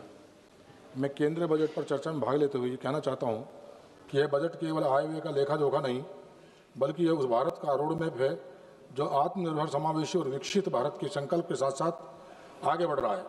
यह बजट देश की आकांक्षाओं, किसानों की उम्मीदों, युवाओं के सपनों और महिलाओं की शक्ति का प्रतिबिंब है। कृषि भारत की अर्थव्यवस्था की रीढ़ है और ये संतोष का विषय है कि वर्ष 24-25 में देश में खाद्यान्न और बागवानी उत्पादन में ऐतिहासिक रिकॉर्ड बनाया है। यह बजट किसानों की आय बढ़ाने, लागत घटाने और जोखिम कम करने की स्पष्ट दिशा प्रस्तुत करता है। तिलहन और दलहन के लिए चलाए गए राष्ट्रीय अभियानों के सकारात्मक परिणाम सामने आए हैं। खाद्य तेल आयात पर निर्भरता कम करने की दिशा में यह बजट एक निर्णायक कदम है। श्री अन्न यानी मिलेट्स को वैश्विक पहचान देकर सरकार ने न केवल पोषण सुरक्षा सुनिश्चित की है, बल्कि छोटे और सीमांत किसानों के लिए आय के नए अवसर भी पैदा किए हैं। आज का किसान केवल फसल उत्पादक नहीं रहा, बल्कि वह पशुपालक, मत्स्य पालन और मधुमक्खी पालन से जुड़कर आय के विविध स्रोत अपना रहा है। वर्ष 24-25 में देश का मत्स्य उत्पादन लगभग 200 लाख टन तक पहुंचना इस बात का प्रमाण है कि ग्रामीण अर्थव्यवस्था मजबूत हो रही है। कृषि के आधुनिकीकरण के लिए इस बजट में इंफ्रास्ट्रक्चर पर विशेष जोर दिया गया है। एग्रीकल्चर इंफ्रास्ट्रक्चर फंड के माध्यम से 1.25 लाख करोड़ रुपए से अधिक का निजी निवेश आकर्षित होना यह दर्शाता है कि सरकार की नीतियों पर भरोसा बढ़ा है। भंडारण, कोल्ड चेन और लॉजिस्टिक जैसे विस्तार से किसानों को उनकी उपज का बेहतर मूल्य मिल रहा है और ग्रामीण युवाओं के लिए रोजगार के अवसर बने हैं। ग्रामीण रोजगार और विकास के क्षेत्र में सरकार ने पारदर्शिता और जवाबदेही के साथ सुधार किए हैं। 125 दिन का रोजगार, डिजिटल भुगतान और सामाजिक अंकेक्षण से न केवल भ्रष्टाचार पर नियंत्रण होगा बल्कि गांवों में क्रय शक्ति बढ़ेगी। यह बजट ग्रामीण मांग को मजबूत करने वाला बजट है। यह बजट महिला सशक्तिकरण को विकास के केंद्र में रखता है। आज 10 करोड़ से अधिक महिलाएं स्वयं सहायता समूह से जुड़ी हैं। 2 करोड़ से अधिक महिलाएं लखपति दीदी बन चुकी हैं और न केवल एक वर्ष में 60 लाख नई लखपति दीदी बनी हैं। नमो ड्रोन दीदी योजना और स्वस्थ नारी सशक्त परिवार अभियान यह साबित करते हैं कि यह बजट महिलाओं को लाभार्थी नहीं नेतृत्वकर्ता बना रहा है। राष्ट्रीय सुरक्षा और आर्थिक मजबूती एक दूसरे के पूरक हैं। यह बजट स्पष्ट संदेश देता है कि भारत सुरक्षा के साथ समझौता नहीं करेगा। आंतरिक सुरक्षा की स्थिति में सुधार, माओवादी हिंसा का सीमित होना और युवाओं का मुख्य धारा में लौटना, ये सब विकास और विश्वास का परिणाम है। आत्मनिर्भर भारत की दिशा में उत्पादन आधारित प्रोत्साहन योजनाओं ने ठोस परिणाम दिए हैं। लगभग 2 लाख करोड़ रुपए का निवेश, 17 लाख करोड़ रुपए से अधिक का उत्पादन और 2025 में रक्षा उत्पादन का 1.5 लाख करोड़ रुपए पार करना, यह बजट भारत को वैश्विक मैन्युफैक्चरिंग हब बनाने की नींव मजबूत करता है। पिछले 11 वर्षों में $750 बिलियन का FDI वैश्विक विश्वास का प्रमाण है। युवाओं के लिए यह बजट अवसरों का बजट है। मुद्रा योजना के तहत 38 लाख करोड़ रुपए का ऋण देकर 12 करोड़ से अधिक युवाओं को स्वरोजगार से जोड़ा गया है। भारत का तीसरा सबसे बड़ा स्टार्टअप इकोसिस्टम बनना यह दर्शाता है कि यह बजट नौकरी खोजने वाला नहीं, नौकरी देने वाला बजट है। शिक्षा, तकनीक और कौशल विकास पर यह बजट भविष्य की तैयारी करता है। अटल टिंकरिंग लैब्स, AI और सेमीकंडक्टर प्रशिक्षण तथा ITI के उन्नयन से भारत एक फ्यूचर रेडी नेशन बन रहा है। यह बजट विकास के साथ साथ भारत की संस्कृति, विरासत और आत्मसम्मान को भी सशक्त करता है। आर्थिक प्रगति और संस्कृति गौरव दोनों को साथ लेकर चलने की यह सोच भारत की पहचान को और मजबूत करती है। यह बजट स्पष्ट करता है कि विकसित भारत कोई नारा नहीं बल्कि स्पष्ट नीति, मजबूत नेतृत्व, जन भागीदारी से सरकार साकार होने वाला लक्ष्य है। महोदय, मैं एक बात और जरूर कहना चाहता हूं कि बजट में जो कैंसर जैसी गंभीर बीमारियों के लिए जो सस्ती दवाओं के लिए प्रावधान किया गया है और मेरा लोकसभा क्षेत्र जहां नदियों का गंभीर खतरा है, जो दूषित जल से कैंसर जैसी गंभीर बीमारियां हो रही हैं, हमारे देश की सरकार ने बहुत सारे एम्स के सेंटर बनाए हैं, एम्स खोले हैं। अभी भी इस बजट में प्रावधान किया गया है। दिल्ली के एम्स में पूरे देश के मरीजों का पूरा भरोसा है और यहाँ पर इतना दबाव रहता है मरीजों का कि उनको भर्ती होने में दिक्कत होती है। मेरा लोकसभा क्षेत्र NCR का हिस्सा है। अगर एक एम्स का सेंटर, मरीज भी ये चाहते हैं कि अगर एक एम्स का सेंटर, क्योंकि कनेक्टिविटी अक्षरधाम से देहरादून के लिए जो बागपत होकर जाते हैं, आधे से पौने घंटे में बागपत पहुंच जाए, एक सेंटर अगर वहाँ बन जाए तो ये मरीजों का जो दबाव है वो वहाँ पर उसको हम कम कर सकते हैं। एक बात मैं और सर कहना चाहूँगा कि अभी किसानों के मन में एक भाव भी है, जो सरकारी परियोजनाओं के लिए भूमि का अधिग्रहण होता है और उस पर जो प्रतिकर किसानों को मिलता है, उस पर टैक्स से उनको राहत मिलती है। और जो अगर उसी परियोजनाओं के लिए, सरकार की परियोजनाओं के लिए अगर आपसी समझौते के आधार पर जमीन को लिया जाता है तो उस पर किसान को से टैक्स वसूला जाता है। अगर इसको भी उसी अधिग्रहण के दायरे में ला दिया जाए तो बहुत बेहतर होगा।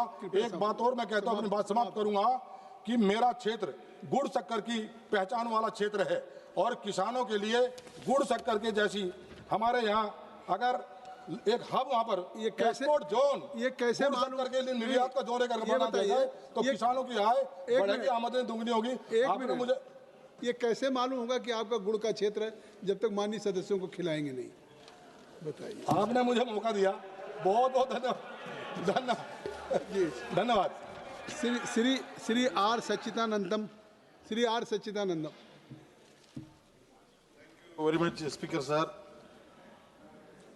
The budget is not merely inadequate, it is structurally anti-people and pro-corporate. At a time when workers face job losses, farmers face falling incomes, youth face unemployment, and families face rising prices, the government has chosen to protect profits instead of the people. The working masses of this country are experiencing one of the worst phases of economic distress in decades. Real wages are stagnating, unorganized workers remain without security, and unemployment among youth is alarmingly high. Yet instead of expanding public spending in generate jobs and strengthen demand, the government is obsessed with fiscal tightening for poor and fiscal generosity for the rich. There is no universal employment guarantee for urban youth, no major expansion for public sector recruitment, and no serious program to revive labor-intensive industries. This is a budget that asks unemployed to be patient while rewarding those who already control the wealth. Agriculture remains in deep crisis. Input costs, seeds, fertilizer, fuel keep rising. Climate change is increasing crop losses. Farmers are burdened with debt. But this budget does not provide a legal guarantee of minimum support price. Large-scale public investment in irrigation, storage and procurement. Strong measures to reduce input costs. Instead, policies continues to open agriculture to corporate control while reducing the state's responsibility. Farmers are being pushed towards the market without protection, while big agribusiness is given policy support. This is not a reform. This is an abandonment. Public money for private profit. Honorable Speaker, sir, this budget clearly shows the pattern. Losses are socialist, profits are privatized. Corporate tax concessions continue. Incentives and subsidies are extended to large private players in infrastructure, logistics, and strategic sectors. Meanwhile, allocations for food security, rural development, and welfare schemes do not keep pace with inflation. The government claims there is no money for expanding social welfare, but there is always money when big capital demands support. Labor rights are being weakened in the name of ease of doing business. The new labor regime reduces job security, weakens collective bargaining, and makes it easier for corporations to hire and fire. But where in this budget is the protection for gig workers, contract workers, scheme workers, and the vast informal workforce? Workers are treated as disposable, while corporations are treated as national assets. Energy transition without self-reliance. Yes, renewable energy is discussed, but the real question is who is controlled this transition? Without strong public sector leadership, heavy investment in domestic in manufacturing of solar panels, batteries, grid systems, India will remain dependent on imports. We will become the market, not manufacturing power. A genuine green transition must create jobs for Indian workers, not profits for foreign suppliers and private monopolies. Defense spending rises, social spending suffers. National security is important, but security is not only about weapons. It is also about food, health, education and unemployment. What kind of security do we build when government schools lack of teachers, public hospitals lack of staff and equipment, youth lack of jobs, farmers lack of income security? A hungry, unemployed population cannot be foundation of the strong nation. So, just 1 minute, I will conclude. Science and research. Honorable Speaker, sir, this budget had an opportunity to strengthen with workers, farmers, youth and the poor. It had the chance to expand public investment, generate employment and reduce inequality. Instead, it has chosen the path of corporate-driven growth, weakened labor rights and shrinking welfare. We believe in the different vision of India, an India where public investment creates jobs, where farmers receive guaranteed remunerative prices, where health and education for rights, not privileges, where workers have dignity and protection, where economic policy serves the many, not a few. The budget fails that vision. Therefore, we strongly oppose this anti-people, pro-corporate budget. Thank you very much, Sudama Prasad जी, आप सुन नहीं रहे सुदामा प्रसाद जी, आप disturb कर रहे हैं उनको। धन्यवाद सभापति महोदय। मैं कुछ रखूं उसके पहले 2026 आईसीसी में अंडर 19 विश्व कप में जिम्बाब्वे के हरारे शहर में हुए विश्व कप मैच, क्रिकेट का जो मैच हुआ उसमें बिहार के वैभव सूर्यवंशी ने 80 गेंदों पर 175 रन बनाया और टीम इंडिया को जीत दिलाई। तो इसके लिए मैं वैभव सूर्यवंशी को और पूरी टीम इंडिया को बधाई देता हूँ। महोदय, ये 2026-27 का बजट जो है वो जन विरोधी बजट है, कॉरपोरेट परस्त, अमेरिका परस्त बजट है, इसलिए मैं इसकी मुखालफत करता हूँ। महोदय, बजट का पैसा कहाँ जा रहा है? बजट का पैसा कहीं देहाती इलाकों में दिखाई नहीं पड़ रहा है। न नली गली बन रहा है, न पुल पुलिया, न ग्रामीण विकास का कोई काम हो रहा है। और हम लोगों को मिलता है 5 करोड़, हम लोग के करीब 100 करोड़, 125 करोड़ का योजना अभी आ गया है। तो हम लोग क्या करें? बजट का पैसा वहाँ खर्च नहीं हो रहा है महोदय, और ये फंड में भारी दबाव है। इसलिए सर, आपके माध्यम से सरकार से हमारा निवेदन है कि कम से कम इसको 30 करोड़ कीजिए। बजट आपको जिसको देना है दीजिए, लेकिन कम से कम देहाती इलाकों में काम चले। जिन लोगों ने जिताकर भेजा है, भारी दबाव है हम लोगों पर।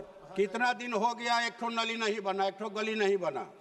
दूसरी बात महोदय कि इस बजट में धान, गेहूं, दलहन, तिलहन, फल सब्जी पर पैदा करने वाले किसानों के बारे में कोई प्रावधान नहीं किया गया है कि वो क्या करेंगे, उनकी खेती है। ऊपर से ये अमेरिका भारत का जो व्यापार समझौता हुआ, जिसमें कृषि उत्पादों पर से 0 टैरिफ कर दिया। अमेरिकी जो कृषि उत्पाद आएंगे, इससे कहिए कि भारत के किसानों के और यहाँ के खुदरा व्यवसायियों के गले में फांसी का फंदा हो गया महोदय। अभी जनवरी की रिपोर्ट है, पीयूष गोयल जी का बयान आ चुका है कि सिर्फ आप ही की ओर बोल रहे हैं सर, सिर्फ जो है जनवरी माह में इस साल महाराष्ट्र के यवतमाल जिला में 21 किसानों ने आत्महत्या किया, घाटे की वजह से, कर्ज की वजह से। और पूरे महाराष्ट्र में क्या होगा, पूरे देश में क्या होगा, इसलिए हम इस समझौते को कहा जाए कि जो पहला टैरिफ था भारत का अमेरिकी सामानों पर, या जो हम जो सामान बेचते थे उस पर टैरिफ था, उसको पुनर्बहाल करने की सरकार से मांग करता हूं। महोदय, एक पेड़ मां के नाम और करोड़ों पेड़ अडानी अंबानी के नाम, कैसे रहेगी ये धरती महोदय? आप कृपया नाम, ये धरती कैसे चलेगी अगर पेड़ काटे जाएंगे? 12,000 किलोमीटर में विकास के नाम पर, रेल परियोजनाओं के लिए, कोयला खनन के लिए, बांध और रोड परियोजनाओं के लिए पेड़ों की कटाई होगी। उनको लीज पर ये जंगल दिए जा रहे हैं। वहां के जो मूल निवासी हैं, आदिवासी दलित, उनको पुलिस बल के जरिए हटा करके, उनके विरोध को नजरअंदाज करके तमाम राज्यों में ये चल रहा है।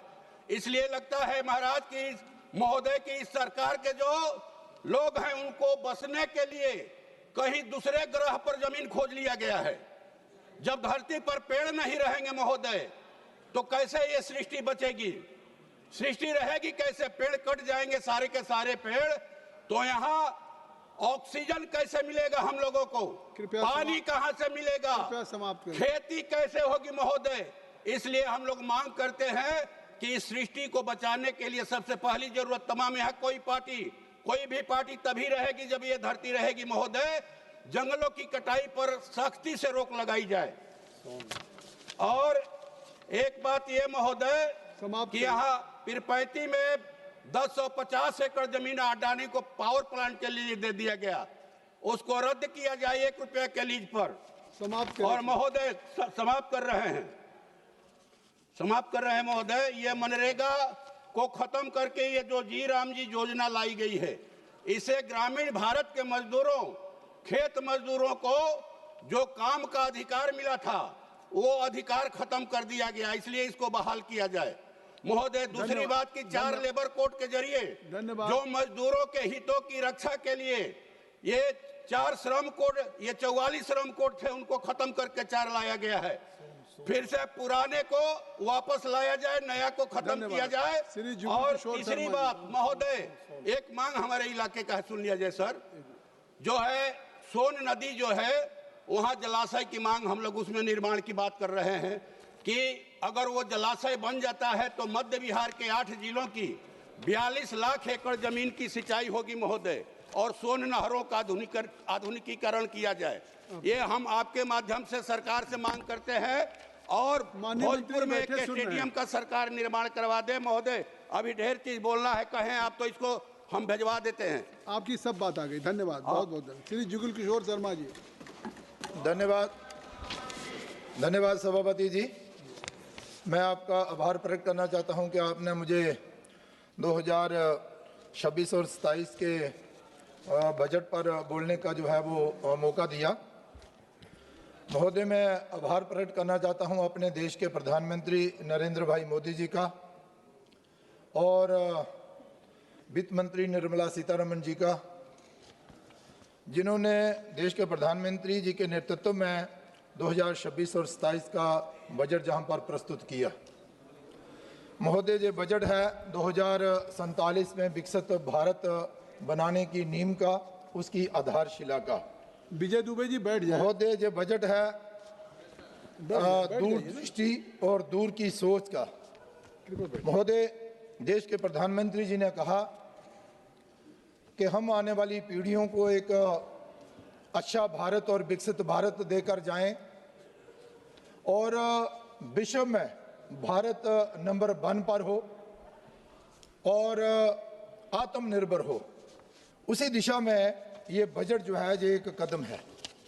वैसे तो ये बजट जो है वो 2026 और 2027 के लिए जहां पर लाया गया है, लेकिन ये सोच है आने वाले 5 वर्षों की और 2047 तक जो कार्य हमें करने हैं, उन कार्यों को संपन्न करने के लिए उनकी शुरुआत जो है वो आज इस 2026 और 27 के बजट से जहां पर हो रही है।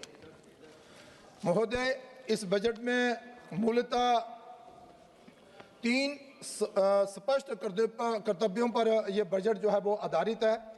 विशेष तौर पर पहला कर्तव्य जिसकी मैं चर्चा जहां पर कर रहा हूं, आर्थिक वृद्धि को तेज करना और बनाए रखना, गति भी देना और बनाए भी रखना, जिसमें उत्पादकता और प्रतिस्पर्धा को बढ़ाना और वैश्विक उथल पुथल के प्रति अर्थव्यवस्था को सहनशील बनाना, निर्यात वृद्धि और दीर्घकालीन निवेश आकर्षित करना, ये सोच है इस बजट के माध्यम से इस सरकार की।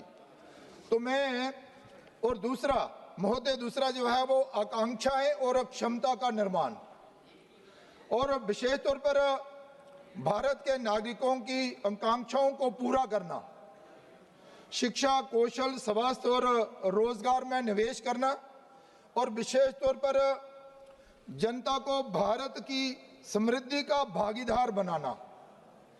और हर एक भारतीय का ये दायित्व बनता है कि वो भारत को आगे ले जाने के लिए अपना दायित्व निभाए और भारत को आत्मनिर्भर बनाने का कार्य जो है वो करे। देश के प्रधानमंत्री जी ने ये जो संकल्प लिया है, उस संकल्प को पूरा करने के लिए ये बजट जो है ये पेश किया गया है। और विशेष तौर पर तीसरा जो कर्तव्य, सबका साथ सबका विकास, जो देश के प्रधानमंत्री जी की सोच है, उस ओर भारत आगे बढ़ रहा है।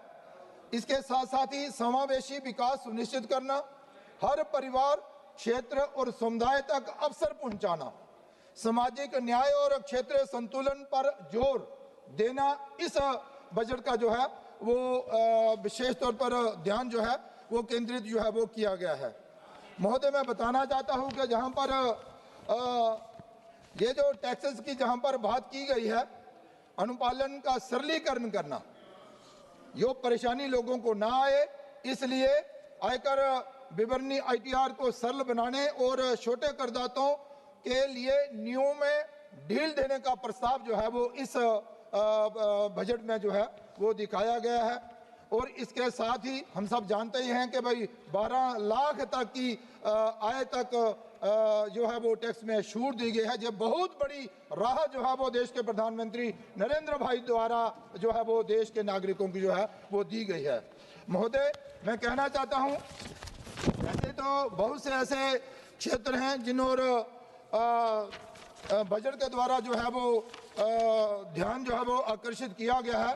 परिवहन, रक्षा, ग्रामीण विकास, गृह कार्य, कृषि और संबंध कार्यालय, शिक्षा, ऊर्जा, स्वास्थ्य, शहरी विकास, आईटी और दूरसंचार, वाणिज्य और उद्योग, सामाजिक कल्याण, विज्ञान, वैज्ञानिक विभाग, कर प्रशासन, विदेश कार्य, वित्त, पूर्वोत्तर विकास के लिए यहाँ पर बहुत सारा जो प्रावधान जो है वो रखा गया है। लेकिन इसके साथ साथ ही मैं ये भी बताना चाहता हूँ कि हेल्थ सेक्टर में भी बहुत बड़ी राहत देने की बात जो है वो इस बजट में जो है वो की गई है। महोदय, मैं कहना चाहता हूँ कि शिक्षा क्षेत्र में भी, शिक्षा और कौशल क्षेत्र में बहुत बड़ा प्रावधान जो है वो इसमें रखा गया है, ताकि आने वाले दिनों में देश के नौजवान जो हैं वो अच्छा करें, अच्छा पढ़ा लिखें और कौशल युक्त हों और आत्मनिर्भर बनाने में आत्मनिर्भरता की ओर आगे जो है बढ़े। महोदय, मैं कहना चाहता हूं कि जी राम जी विधेयक जहां पर लाकर सरकार ने एक बहुत बड़ी राहत ग्रामीण क्षेत्र के लोगों को दी है और आने वाले दिनों में जो कमियां मनरेगा में थी उन कमियों को दूर करके, उस भ्रष्टाचार को दूर करके, वो अनियमितताएं जो थी उनको भी दूर करके ये जी राम जी जो लाया गया है, इससे बहुत बड़ी राहत जो है वो लोगों को जो है वो मिलने वाली है। मैं कहना चाहता हूं कि देश के प्रधानमंत्री जी ने जो 6,000 किसान सम्मान निधि के द्वारा लोगों को, किसानों को देने का जो निर्णय लिया था वो सबसे अच्छा और बहुत ही अच्छा निर्णय था, ताकि इससे किसान जो है, महोदय थोड़ा सा समय दे दीजिए, मैं जल्दी कंक्लूड जो है वो करने का प्रयास जो है वो करता हूँ। महोदय, मैं बताना चाहता हूँ कि यहाँ पर हमारी जो अर्थव्यवस्था लुढ़कने की तरफ जो है वो जा रही थी, अब जाकर अर्थव्यवस्था जो है वो तेजी के साथ जो है वो आगे बढ़ रही है। प्रधानमंत्री नरेंद्र भाई मोदी जी द्वारा वित्तीय अनुशासन और उनके द्वारा पेश किए जा रहे दीर्घकालीन जो असर है वो दिखने लगे हैं और बजट के कारण भारत की अर्थव्यवस्था दुनिया की सबसे तेज बढ़ने वाली अर्थव्यवस्था जो है वो बनती जा रही है और बनने भी वाली है। महोदय, भारत की अर्थव्यवस्था विश्व की चौथी अर्थव्यवस्था जो है लगभग बन ही गई है। इसके अलावा भी बहुत सारी योजनाएं जो चलाई गई हैं उन पर भी जहां पर जो है वो सारे कार्य, मैं आपका आभार प्रकट करना चाहता हूं कि आपने मुझे इतना ही समय दिया। लेकिन महोदय, कहने के लिए बहुत कुछ था, लेकिन मैं आपका आभार प्रकट करना चाहता हूं कि आपने बहुत अच्छा किया। और विशेष तौर पर जम्मू कश्मीर की अगर बात करूं तो जम्मू कश्मीर के लिए भी इस बजट में 2000 करोड़ जो रुपया है, 2000 लाख करोड़ रुपया जो है वो ज्यादा जम्मू कश्मीर को भी जो है इस बजट में दिया है। इन्हीं शब्दों के साथ मैं आपका आभार प्रकट करता हूं। धन्यवाद करता हूं। धन्यवाद। श्री हनुमान बेनीवाल जी।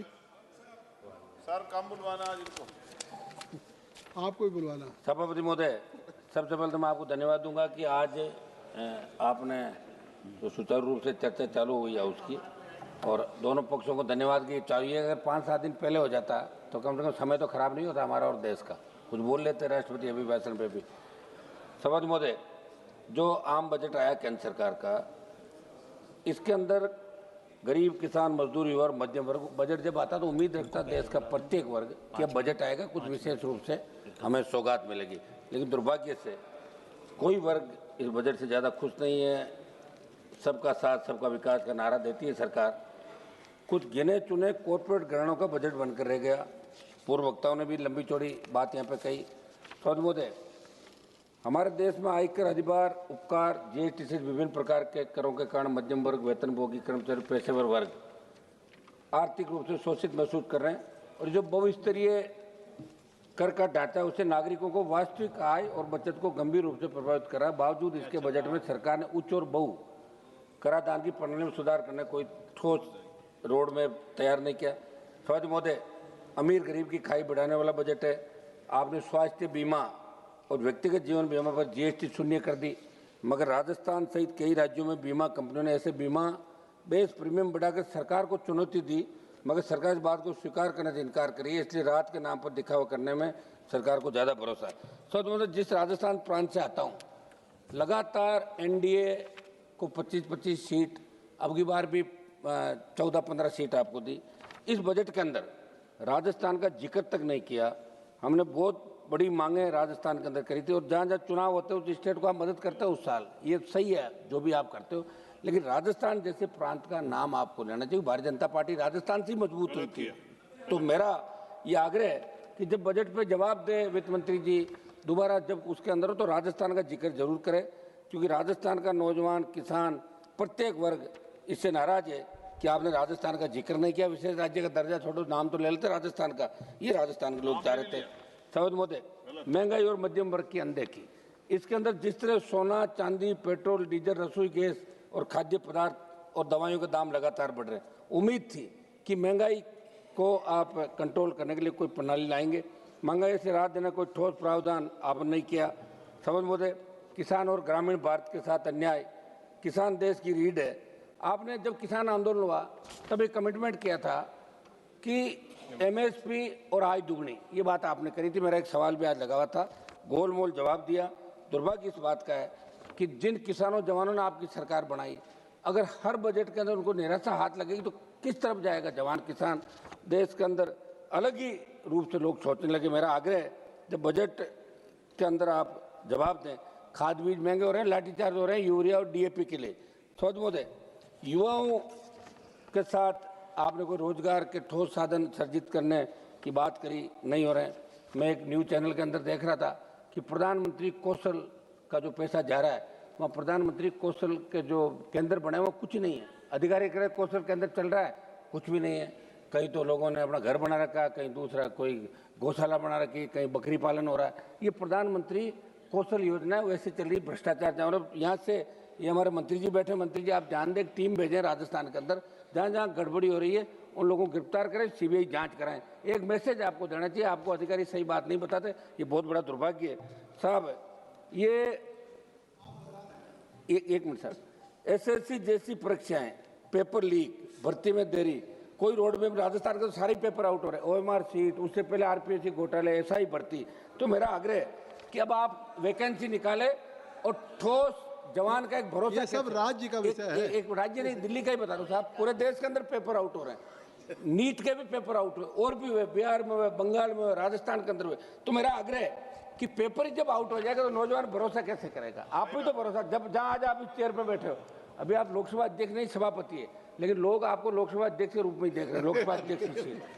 अच्छा क्या बात है, सही है साहब। और आप मुझे बैठा दो, मैं एक दिन में मैं इसके पावर बता दूंगा आपको एक चक्कर के अंदर। तो जो बैठा है वही राजा है। और आप तो एक दिन के मुख्यमंत्री रहे, जब आपके नाम की मूवी बनी थी, नाइक फिल्म आई थी, देखिए आप। हाँ तो फिर तो जगदम्बिका पाल जी का नाम स्कूल में थे, जब सुनते थे कि अरे भाई मार्शल साहब ऐसे क्या कर रहे हो यार, आज तो इस बिना कोरम बोल तो रहे हम लोग, थोड़ा तो दो टाइम यार, थोड़ा टाइम दो। फिर हमने तो आपके बार आपको बाधा भी नहीं डाली, वहाँ भी नहीं आया यार, ऐसे क्या कर रहे हो? चलिए फिर क्या वही बुलाना चाहोगे?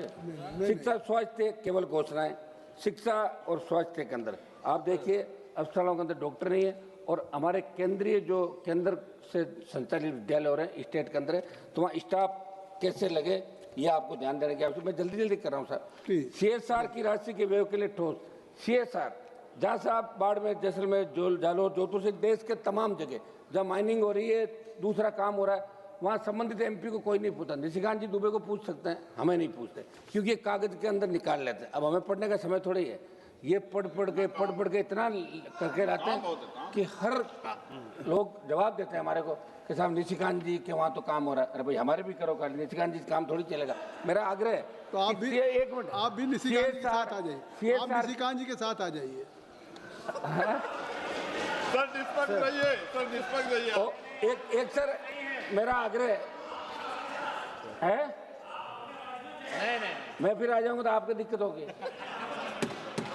मैं तो चाहता हूँ आप भाषण देने के बजाय मंत्री बनो, भाषण ही देते रह जाओ पूरे जीवन। हम आगे लाना चाहते हैं, जितनी तैयारी के साथ जितना भाषण दोगे उतना ही मंत्री बनने में नंबर लेट आएगा आपका। समझ महोदय, कृपया एक मिनट सर सुनो, कुछ जल्दी ओपीएस बहाली की मैं मांग कर रहा हूँ महोदय। एनपीएस महोदय, एनपीएस को सरकार सुधार बता रही, लेकिन सच्चाई है कि इसने कर्मचारियों की रिटायरमेंट सुरक्षा को जुए में डाल दिया। जहां पुरानी पेंशन स्कीम ओपीएस में सम्मानजनक और निश्चित जीवन था, वही एनपीएस में बुढ़ापे को बाजार के विरोध छोड़ दिया। सरकार विकास की बात करती है। एक मिनट साहब समाप्त तो करने, कुछ सुझाव है हमारे। मेरी मांग है कि पैरामिलिट्री तमाम केंद्रीय कार्मिकों के लिए ओपीएस बहाल की जाए, क्योंकि ओपीएस में भरोसा था, इस तरह से सम्मान था। मैं कुछ सुझाव दे दूं, आप कहे तो बताओ। सुझाव दे। अब साहब ऐसा है कि कम से कम ऐसे लोगों को जो सही तरीके से हाउस के अंदर एक लोकतांत्रिक व्यवस्था का पालन करता है।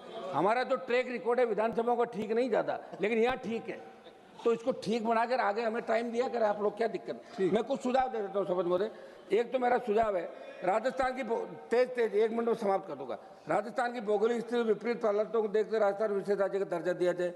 अंतर्राज्यीय जल विवादों का निस्तारण करने के लिए पंजाब, गुजरात से राजस्थान के हिस्से का पानी राजस्थान को दिलाया जाए। नागौर, डीडवाना, कुचामन, बीकानेर, बाड़मेर, जैसलमेर, ये फलौदी से पश्चिम राजस्थान पेयजल व सिंचाई हेतु चिनाब के जल को ERCP की तर्ज पे WRCP बना के विशेष बजट आवंटित किया जाए। मैं समाप्त कर रहा हूँ आधा मिनट में। मेरे संसद से नागौर के डीडवाना, कुचामन जिले के मकराना में महारपुर की अंतर्राष्ट्रीय मंडी स्थापित की जाए। हवाई पट्टी नागौर का विस्तार किया जाए। सर, विश्वविख्यात पान मेथी सहित राजस्थान के 40 से अधिक उत्पादों को GI टैग दिया जाए।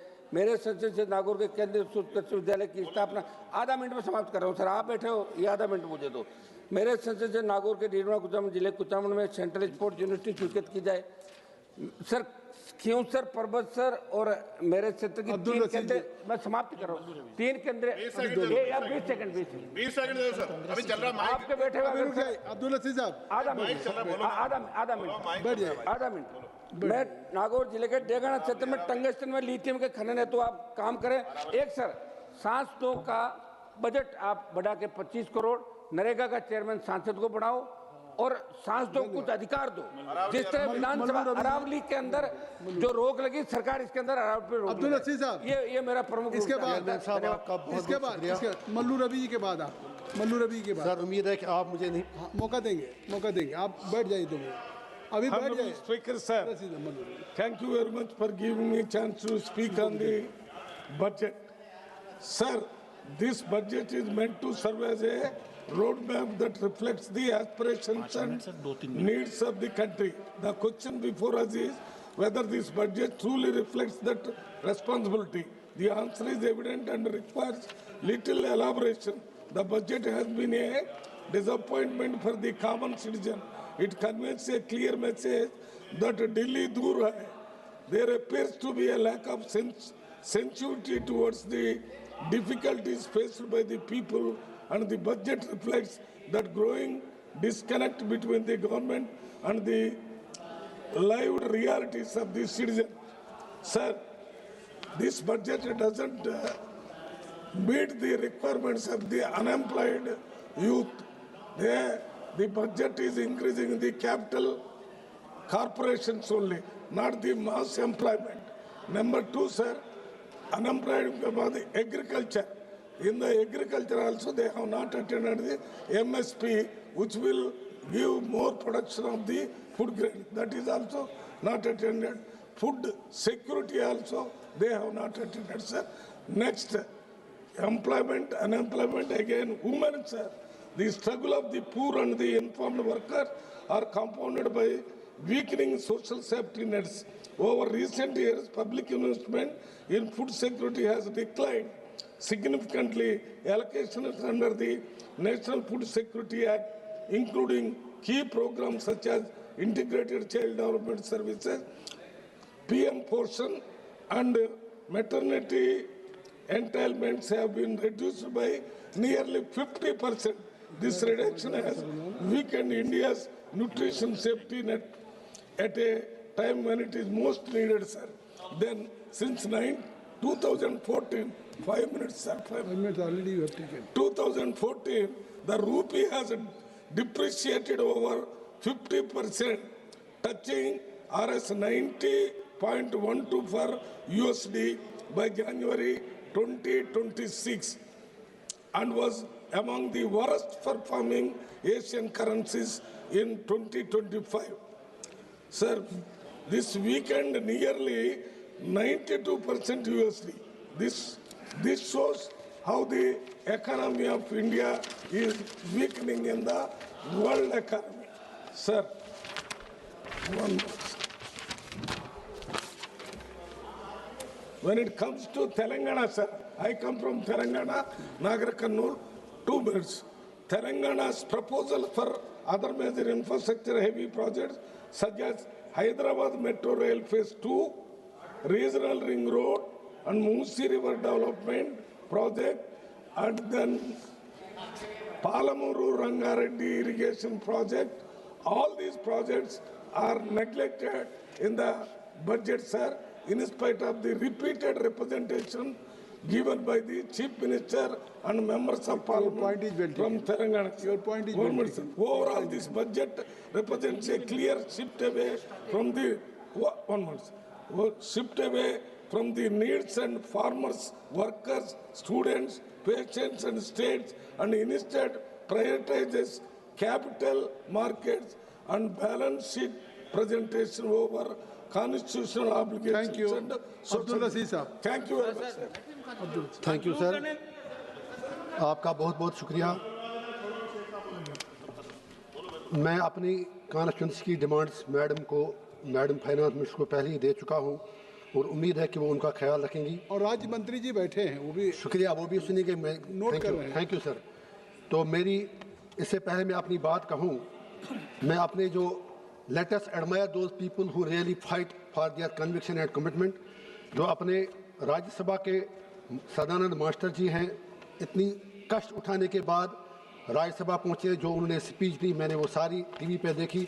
मैं उनको अपनी तरफ से cutting across his political ideology, उसके साथ मतभेद हो सकते हैं, लेकिन जिस तरह वो फाइट किए अपनी लाइफ में, उसके लिए मैं उनको मुबारकबाद देता हूँ। तो उसके बाद जो जम्मू कश्मीर की क्रिकेट टीम रांची ट्रॉफी में पहली बार सेमीफाइनल में पहुंची, उनको भी मैं मुबारकबाद दे सकता हूं। जेल में हूं, वहां जा नहीं सकता। उसके बाद मैं बीजेपी और कांग्रेस दोनों से एक हैंड फोल्ड रिक्वेस्ट करना चाहता हूं। 140 करोड़ लोग, हर कोई आप में से कहता है कि 140 करोड़ लोग जानना चाहते हैं आपने 6 दिन इस हाउस को हॉस्टेज क्यों रखा। ये आपकी जागीर नहीं है, ना इनकी ना आपकी। आपको किसने अधिकार दिया? यहाँ मेरे जैसे एमपी भी हैं जो 1.5 लाख रुपया मेरे नाम पर रोज चढ़ता है पार्लियामेंट आने के लिए, और यहाँ आपका चेहरा देखकर हम सिर्फ शोरगुल और इस वक्त कहीं नहीं है। हैविंग सेड दैट, मैं आपसे यही गुजारिश करूँगा, ये बुरा हुआ कि लीडर ऑफ अपोजिशन को बोलने नहीं दिया गया और प्राइम मिनिस्टर साहब भी नहीं बोले। इससे पार्लियामेंट का स्टेचर जो है, please for God sake think over that. मेरी ये गुजारिश है। रशीद साहब, सर बजट पे बोल लेना। ये बचत ये है जनाब, 1.5 करोड़ रुपया 1 मिनट का है, 1 घंटे का खर्च होता है। मैं तो वही बात कर रहा हूँ। मैं तो ये सर आपसे कह रहा हूँ, जहाँ तक बचत की बात है, हमारे चीफ मिनिस्टर जम्मू कश्मीर के जो हैं वो बिल्कुल सरकार के आभारी हैं। जैसा अभी हमारे जम्मू के दूसरे भैया, अगर आप खामोश हैं तो, जो हमारे चीफ मिनिस्टर साहब हैं, उन्होंने शुक्रिया अदा किया सरकार का कि हमें बहुत पैसा मिल रहा है, लेकिन उस पैसे का क्या करें अगर वहाँ अमन शांति ना हो। सरकार का दावा है कि 5 अगस्त 2019 के बाद जम्मू कश्मीर में एक नया कश्मीर बना है। हो सकता है अगर वो अपने दावे में सही हैं, तो मैं एक ही गुजारिश करूंगा, इस बचत प्रोविजन में कुछ करोड़ रुपया रखें।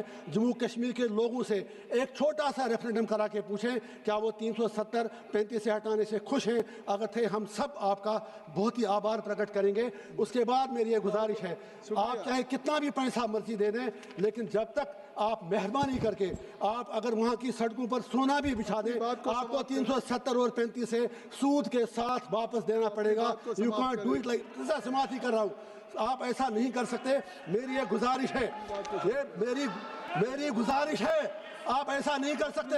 आपने अत्याचार हमारे साथ किया, आपकी आइडियोलॉजी थी, आप लड़े, हम भी 100 साल लड़ना पड़े, 370-35 से आपको देना ही पड़ेगा। और मेरी आपसे ये गुजारिश है, कश्मीर पंडितों की बात सभा है, वो बात आपकी, देखिए जो पार्लियामेंट से कानून बना है उसको आपके सभा की कार्रवाई, अब आप अपनी बात को समाप्त करें। गया 370 हटाना है, चलिए सर कोई की। हाँ जी, शुक्रिया हो गया सर, हो गया। आपकी बात आ गई। अब्दुल रशीद साहब, आपकी बात आ गई, आपकी बात आ गई।